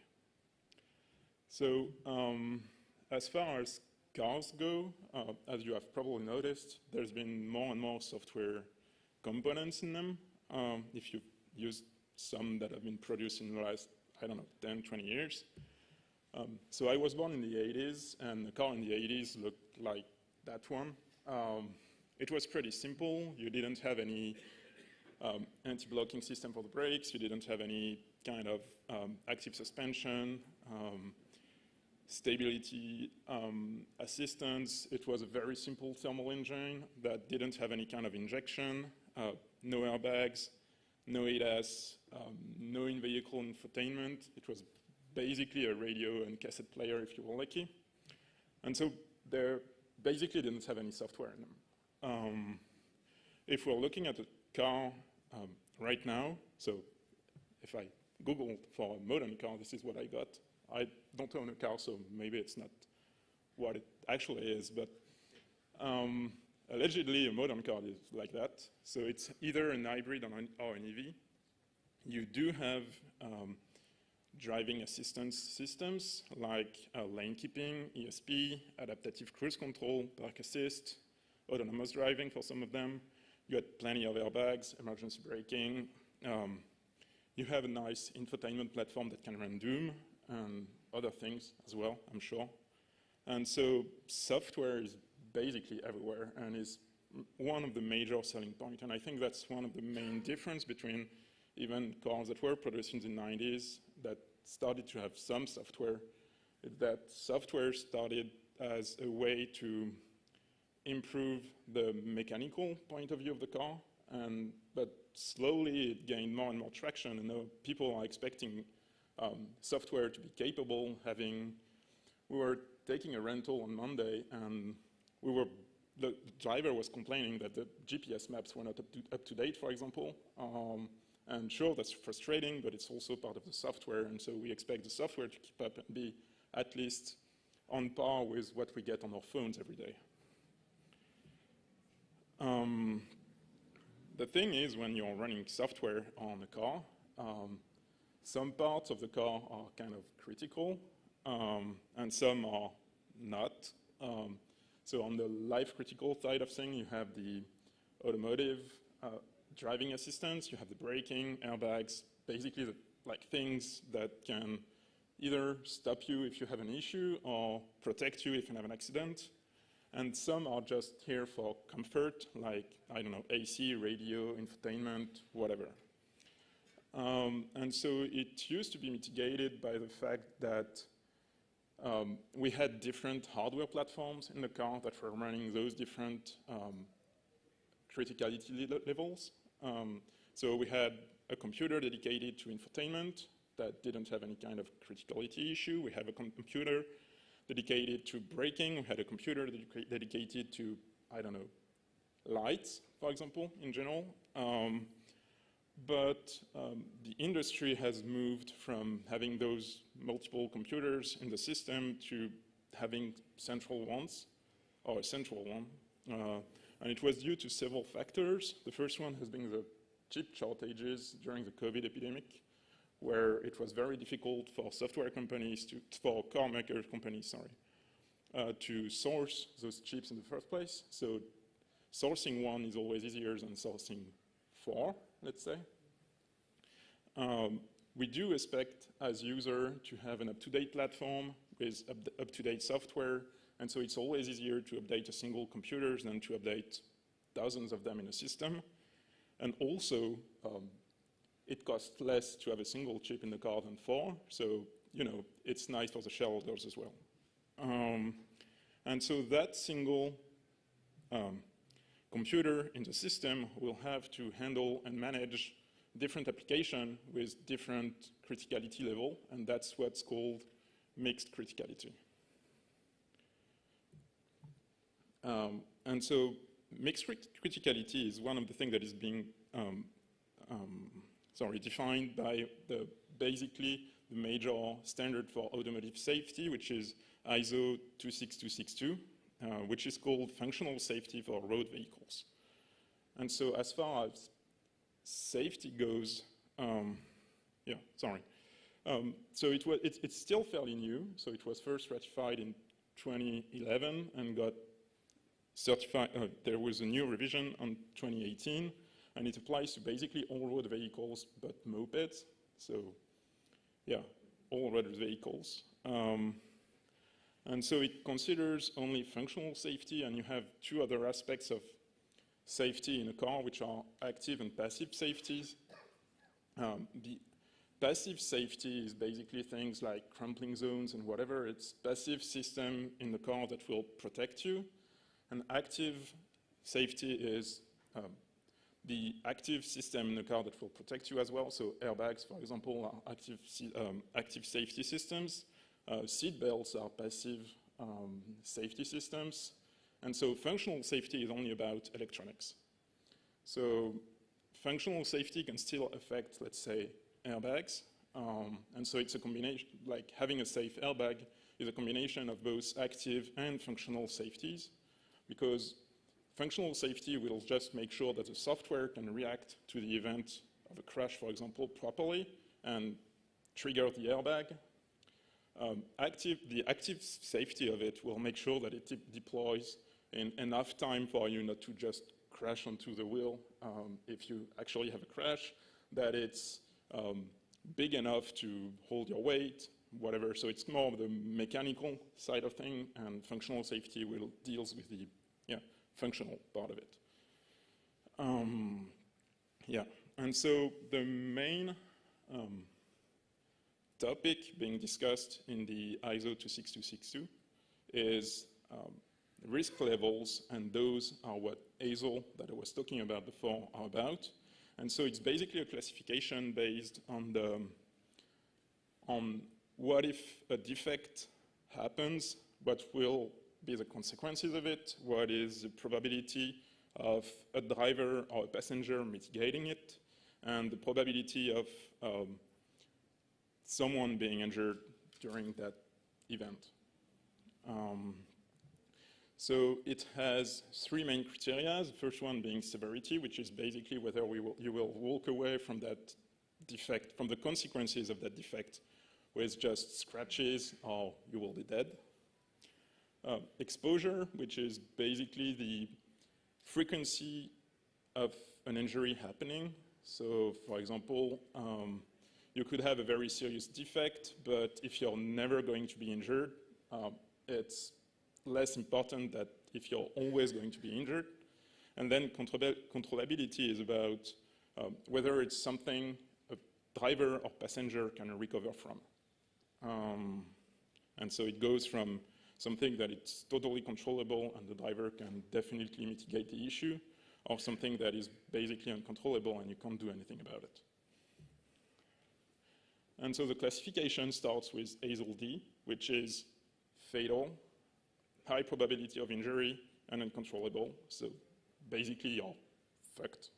And if you reduce any criteria by one level, you reduce the ASIL level by one level as well. So if, for example, you had the same probability of injury and same controllability, but the injury was, for example, you would get scratches, then it's 3 levels down, so it will be level ASIL-A.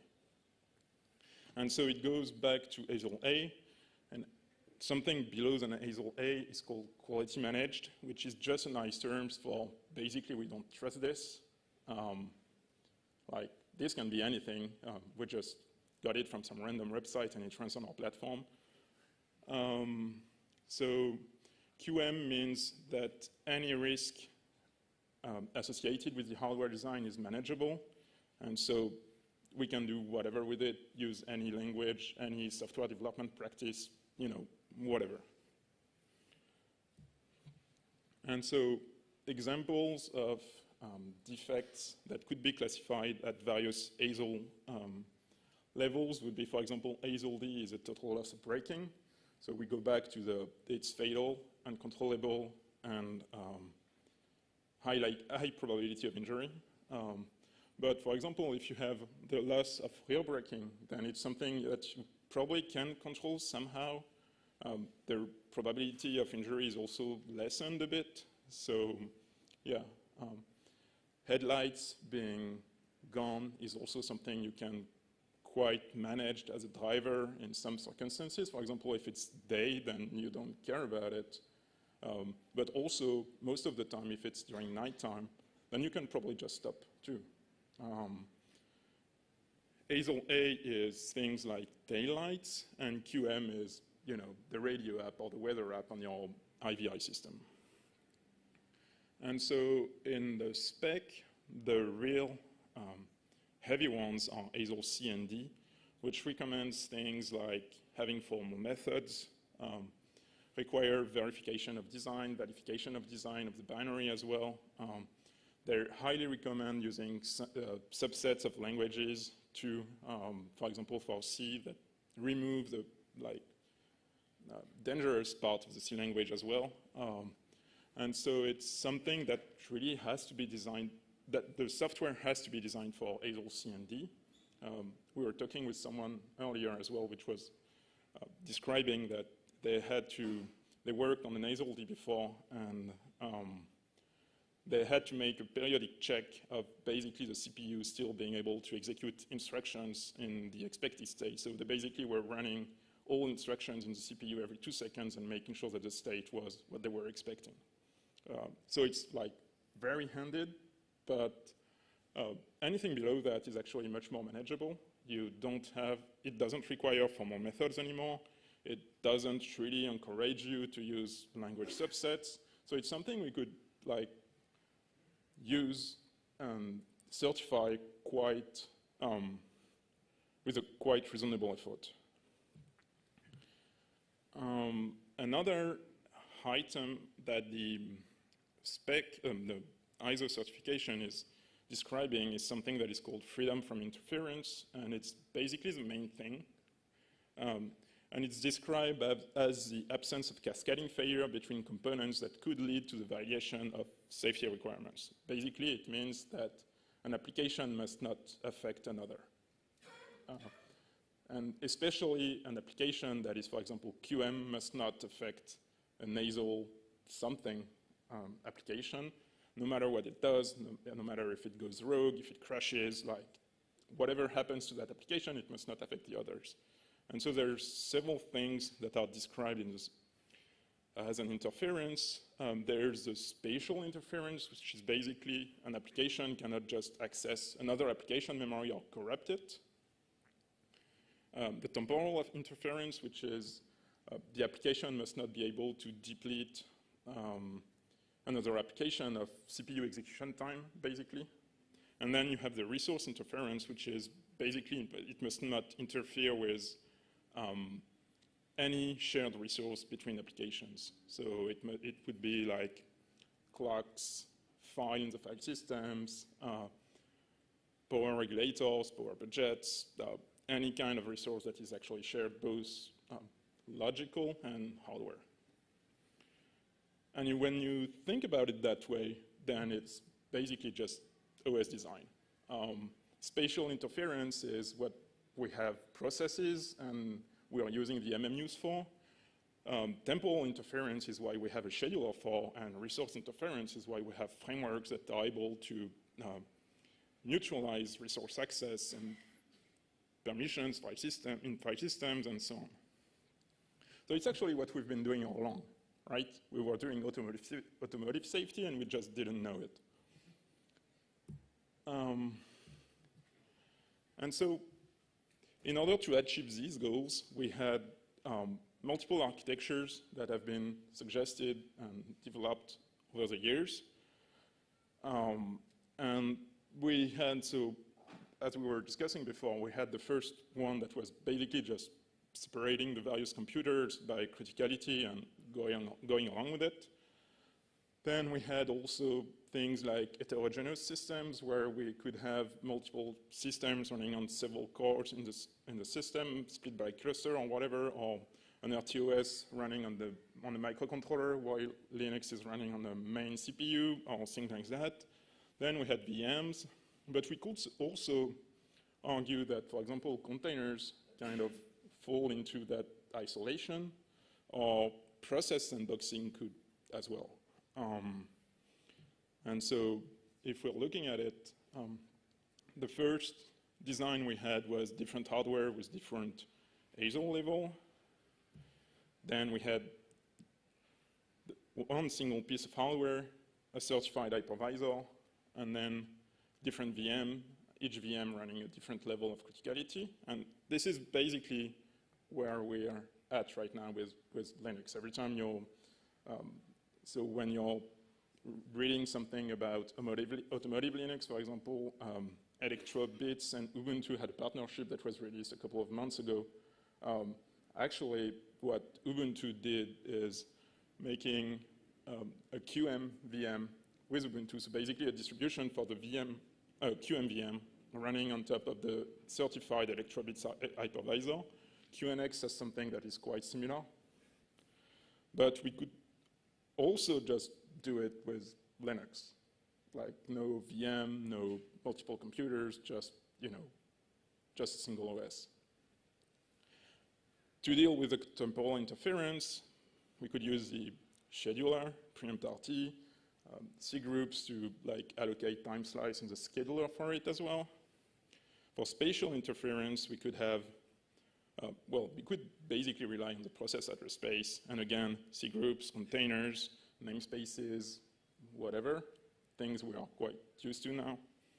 For resource interference, we can do QoS, arbitration between the, multiple processes, accessing the same devices, partitioning where it makes sense as well, and all the other issues that we typically have with embedded systems, like how to do an update reliably, how to do secure boot, how to have a fast boot time, how to have a flicker-free boot for the display, everything we kind of talked about today.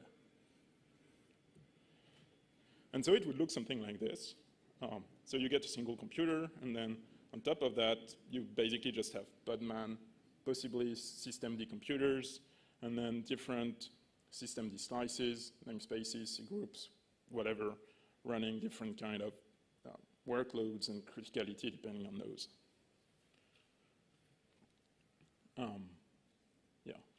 And so in this case, the automatic braking system, for example, would be running just as a container in your platform, any safety application would be running as Podman or systemd slice or whatever, and then you could also have just a QM container running whatever.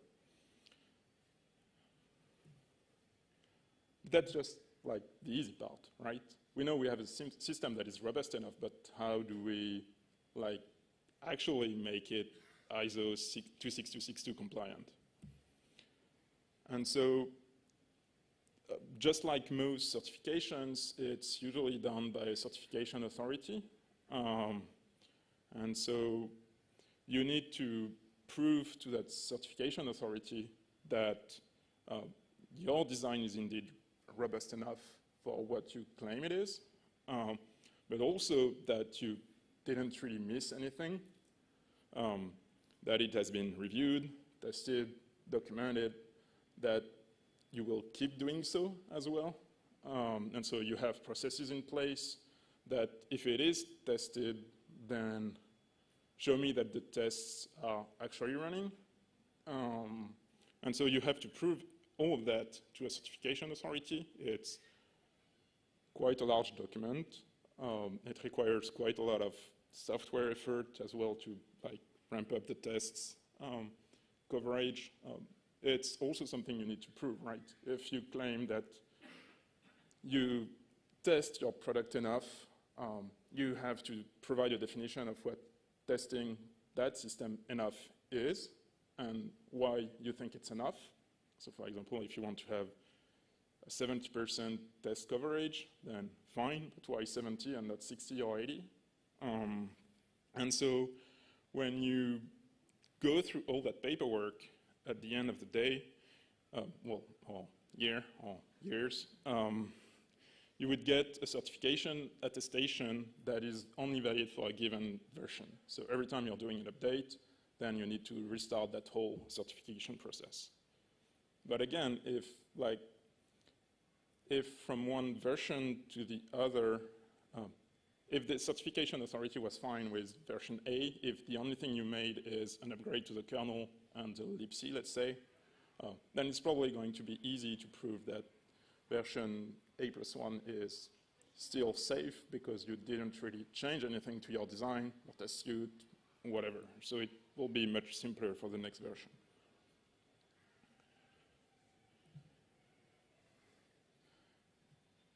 So it works fine, but we're still missing a lot of things, especially in the graphics space, but not only.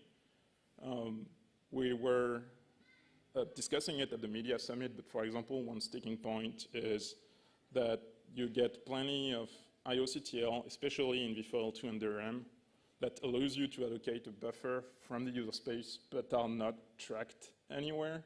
So you could very well have an application that starts allocating buffers from those IOCTL, and you can't enforce any limit, which breaks FFI.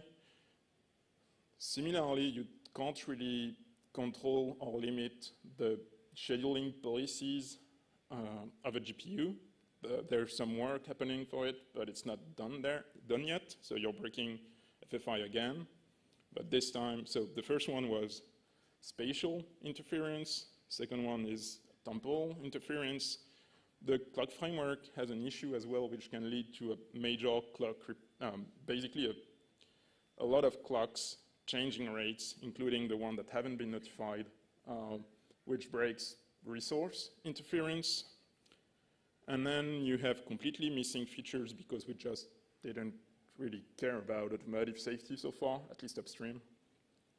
Like OpenGL and Vulkan both have specific APIs for safety certification, safety certified, workloads, which are called OpenGL and Vulkan SC, which are completely missing from Mesa.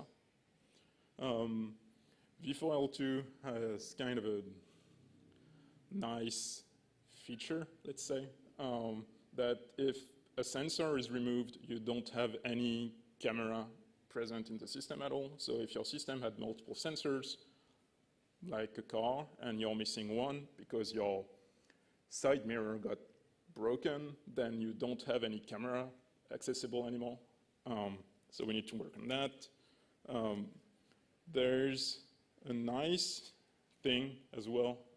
In the certification, you need to, the telltale signs in your dashboard, which say when your engine has a defect, when you're running out of oil, water gets too high, whatever.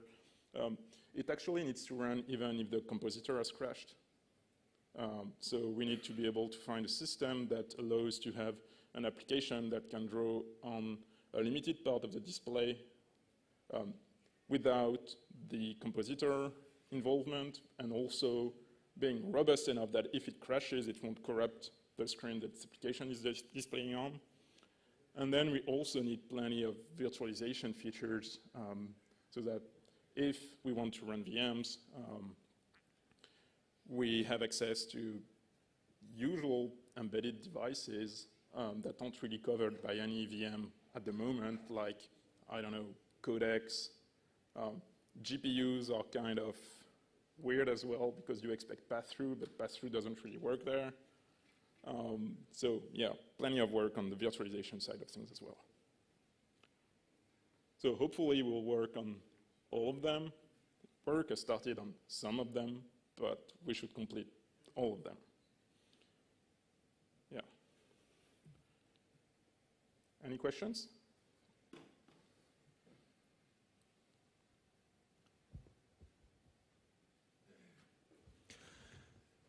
You said we are working on them. Who's we?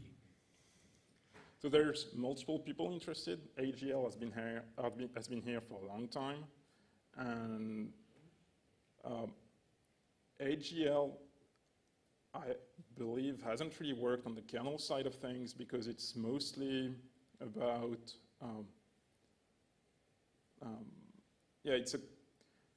it's an upstream community that works on different projects that are related to automotive-grade Linux, but it's not a consistent product, it's not a distribution, and so it's basically just a place to put efforts into. So they haven't really worked on the kernel as far as I know. But in my case, we is Red Hat, because we've been working on that OS for some years before I even joined. So we started that work with the help of other people, obviously.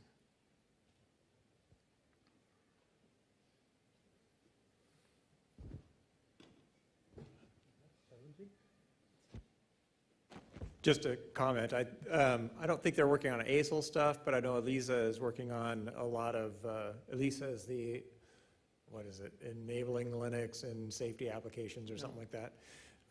Linux Foundation Group is working on a lot of aerospace stuff at the moment, and medical, I think. And so I think there are different, is ASIL automotive-specific spec, or does that cover functional safety in other domains? So ASIL is automotive-specific, but it's an implementation of a wider spec, that applies to any industry. And so you usually get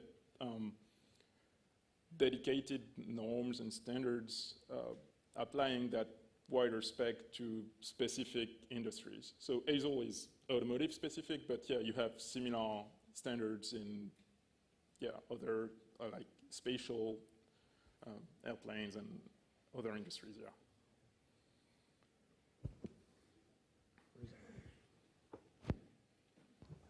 Yeah, thanks for this talk. In industry, it's EAC 61508 norm.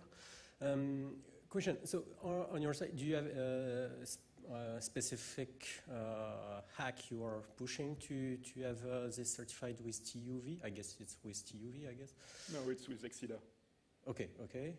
So do you have any specific stuff we need to add, or is it everything available? Or I'm not sure to have well understood that part. So we've worked on an MVP so far. So we are working on a minimal product at the moment. So like that's why I was telling you that graphics are not available yet. Yes. It's because like it's not ready yet as well. But so for the minimal part we have, it's the OS we've been working on, which is called Red Hat In-Vehicle OS, which is kind of a mouthful, but is based on Rail. So at the kernel level, at least, it's kind of a derivative of Rail. So we do have some kernel patches compared to upstream, but it's mostly backports, and yeah, the usual Rail stuff.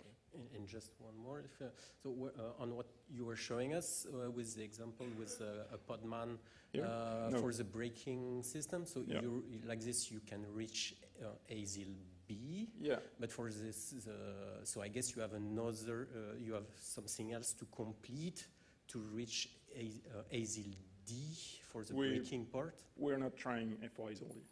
Okay. It would be like, and usually it's, so for example, for brakes and whatever, it's MCUs directly on the braking system. It's still separate controllers because it's so specific and so hard to get certified and requires so much stuff that like it's much easier if you're doing something simple and just dedicated to that purpose. Okay. So we are trying for ASIL D, yeah. Okay. B, sorry. B.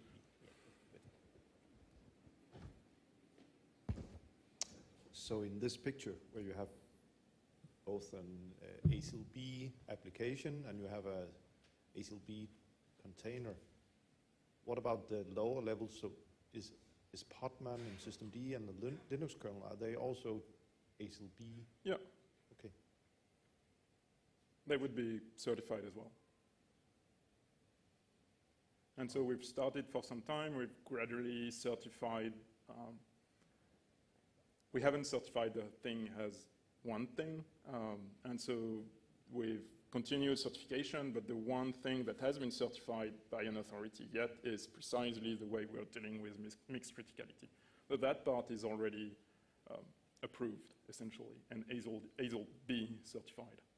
But Podman and Linux kernel are quite large pieces of code, so how much effort is it to take in a new version of, for example, the Linux kernel? It's what I was kind of hinting at the end, right?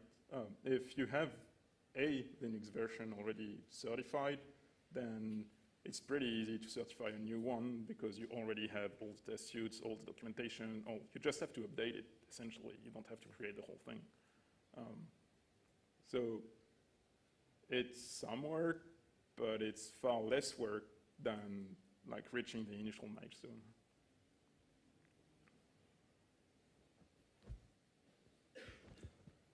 How are you managing the, let's say, great part of the kernel you're probably not using? So you are, I assume you are focusing on a very specific and limited scope inside the kernel at least? Yeah. So we have several ways to manage it. So there's, in the documents we produce, we have several things. The main ones being relevant at the moment are things that are called assumption of use and recommendation of use. And so it's a way for us to say, for example, that we consider a part of the kernel or the system to not be safe or not safe if you start using that particular features or whatever. So I don't know, let's take signals. Signals are kind of notorious for being hard to handle properly and can be dispatched to the wrong thread, you know, whatever. So one way we could solve this is basically say, well, just don't use signals if you want to be ASIL B certified and use signal FD instead, for example. So that's one way. The other way is just disabling stuff in the kernel. So like I was saying, graphics aren't there yet, then we just disable the whole graphics support in the kernel, and so that helps too. And then there's a couple of things that are also something we defer to other entities. So for example, source of defects can be the firmware having a bug, for example, or the device tree being wrong, or you know, things like that. And in this case, we would create another assumption of use that, you know, we assume the firmware behaves properly. We assume the device tree has been written down properly. And so we know that, because if we don't, then there's no way the system can be safe. And so the firmware would have been certified anyway. And so it's only the combination of a certified firmware and a certified OS that make the whole thing work together, and certified hardware as well. But otherwise, yeah. Another question, disclaimer, I work for an automotive company, and for us it's really, really far, this path. But how are you coping with, for example, the MISRA C requirement, let's say? So you're The what, sorry? The MISRA rules, for example, or coding rules that probably is not really strictly enforced by the 26.2. Yeah, I don't know about that, sorry. Okay.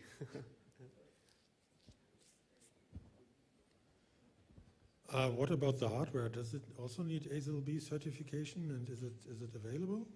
Yeah, there's some hardware, like especially in the automotive space, like TI has automotive SoCs, Renes, well, I'm sure you know Renes has some too, and the hardware is certified, and they provide certified firmwares as well.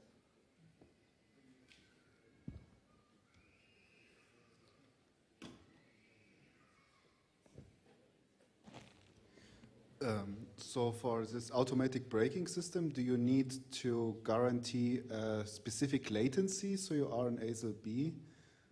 Because I am wondering about like cross interference because of caching, for example. Then you get you need to load more stuff into the caches. You need to take more time. Yeah. That's a good question. I haven't really worked on that part, but since we are claiming that it's free from interference, then if we are certified, then we are safe on that front, I guess.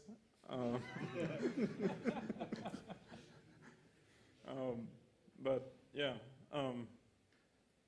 so yeah, for caches, I'm not sure how it works. So there are processors that have support for pinning stuff, but Yeah. I'm not sure if Linux can handle that.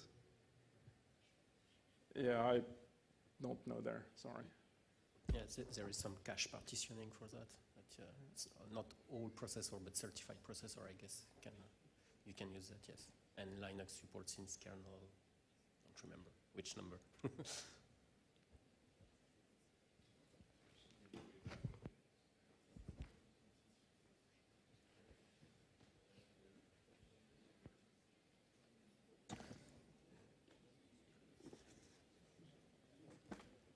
So I see in the SLB Telltales, you added it as a traditional application.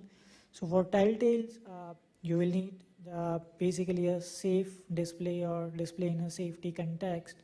So in this case, since you are driving Telltales, so if there is a failure in the display, like a freeze frame or something, right? So you need to do some correction, notify the server that is controlling the display, right?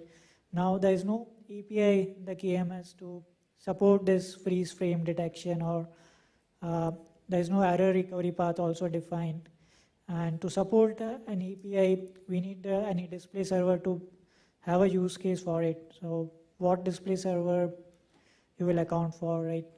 Because unless display server supports an API, we cannot add support in the driver or the DRM also. So it's a chicken egg problem. Yeah, for the Telltales issue, indeed, like we probably need some hardware assistance and also a lot of work on the KMS API and Wayland interfaces as well, probably. Yeah. And does the spec define some recovery mechanism, like let's say camera failure is there, then we just catch the error interrupt, or we should reset the pipeline, or we should, if there's a display failure, we should have some tolerance, let's say of 100 frames, or until 100 frames are continuously, have the same checksum, then only we reset the display. So does the spec define, or we can define it ourselves, or user defines it on what should be the tolerance to recover or reset the pipeline? That's a good question, I guess. I don't really know. We haven't really figured it out yet either. So, like, maybe I'll come back in a couple of years and let you know about it. Yeah, because we had this support in the hardware for all these features, but Yeah. API doesn't support it, and we are told that since the display server doesn't support it, Western doesn't support it, so we cannot add it. So it's a bit difficult, like, because Western we cannot add freeze frame detection because it's mostly used on the desktop. So. Yeah. But also, we have been discussing whether we can rely on the hardware supporting it. So we know some platforms, like from TIs, for example, have dedicated hardware and mechanism to talk with the firmware and so on to help there. But is it enough? Should we also be able to do it purely in software? It's one of the things we've been discussing, and we're not quite sure yet. Okay, thank you.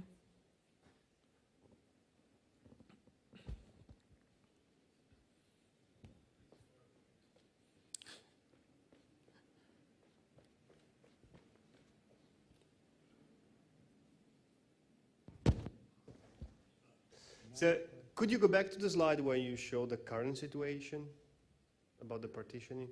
Which one? Well, any of the two. While I understand the push to reduce the number of hardware components, for whatever that is safety critical, what is the advantage of going for a solution which doesn't compartmentalize the hardware with a hypervisor compared to running anything natively? So everything that is ASIL B, which is like a braking system, wouldn't be safer. It's compartmentalized with an hypervisor instead of running inside a complex system like Linux system is. It wouldn't be less safe. I'm not sure if it would be safer the other way around, but like running on a single system, the argument is that it's not less safe. And so it allows you to still, I mean, at the end of the day, it's also a trade-off with other things, right? Whether how many software licenses you want to pay for, how many, what kind of development ecosystem you want to use as well. And it's one of the strong advantages for Linux as well. And it's why we've talked about Linux and embedded like 15 years ago. It was why it was so much convenient to use on embedded systems, because we had all these things already available. Then here it's kind of the same argument, right? Writing an ASIL-B application in Linux is just much better because you have access to all the open source libraries, you have access as long as they're certified. But open source compilers as well. So there's still some benefits to it that are not strictly related to safety. And so if we're deemed ASIL-B compliant, it means that we are not less safe, we're just as safe. So yeah, it's good enough, basically.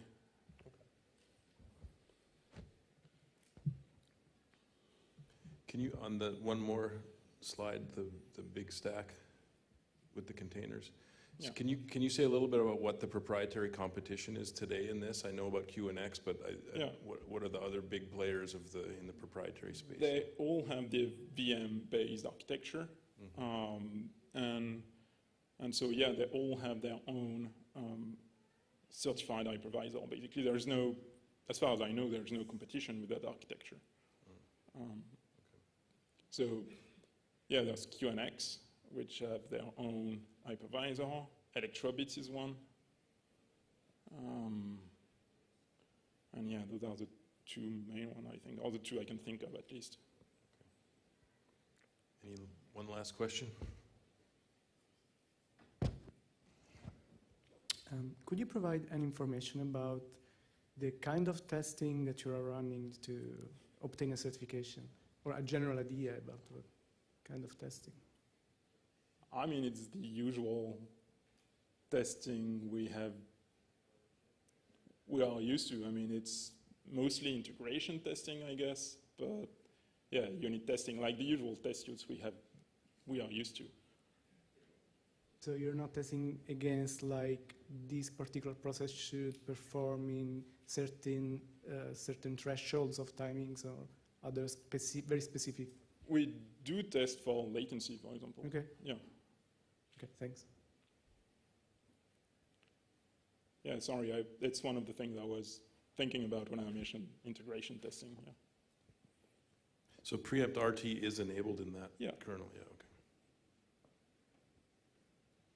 okay. Okay, thank you.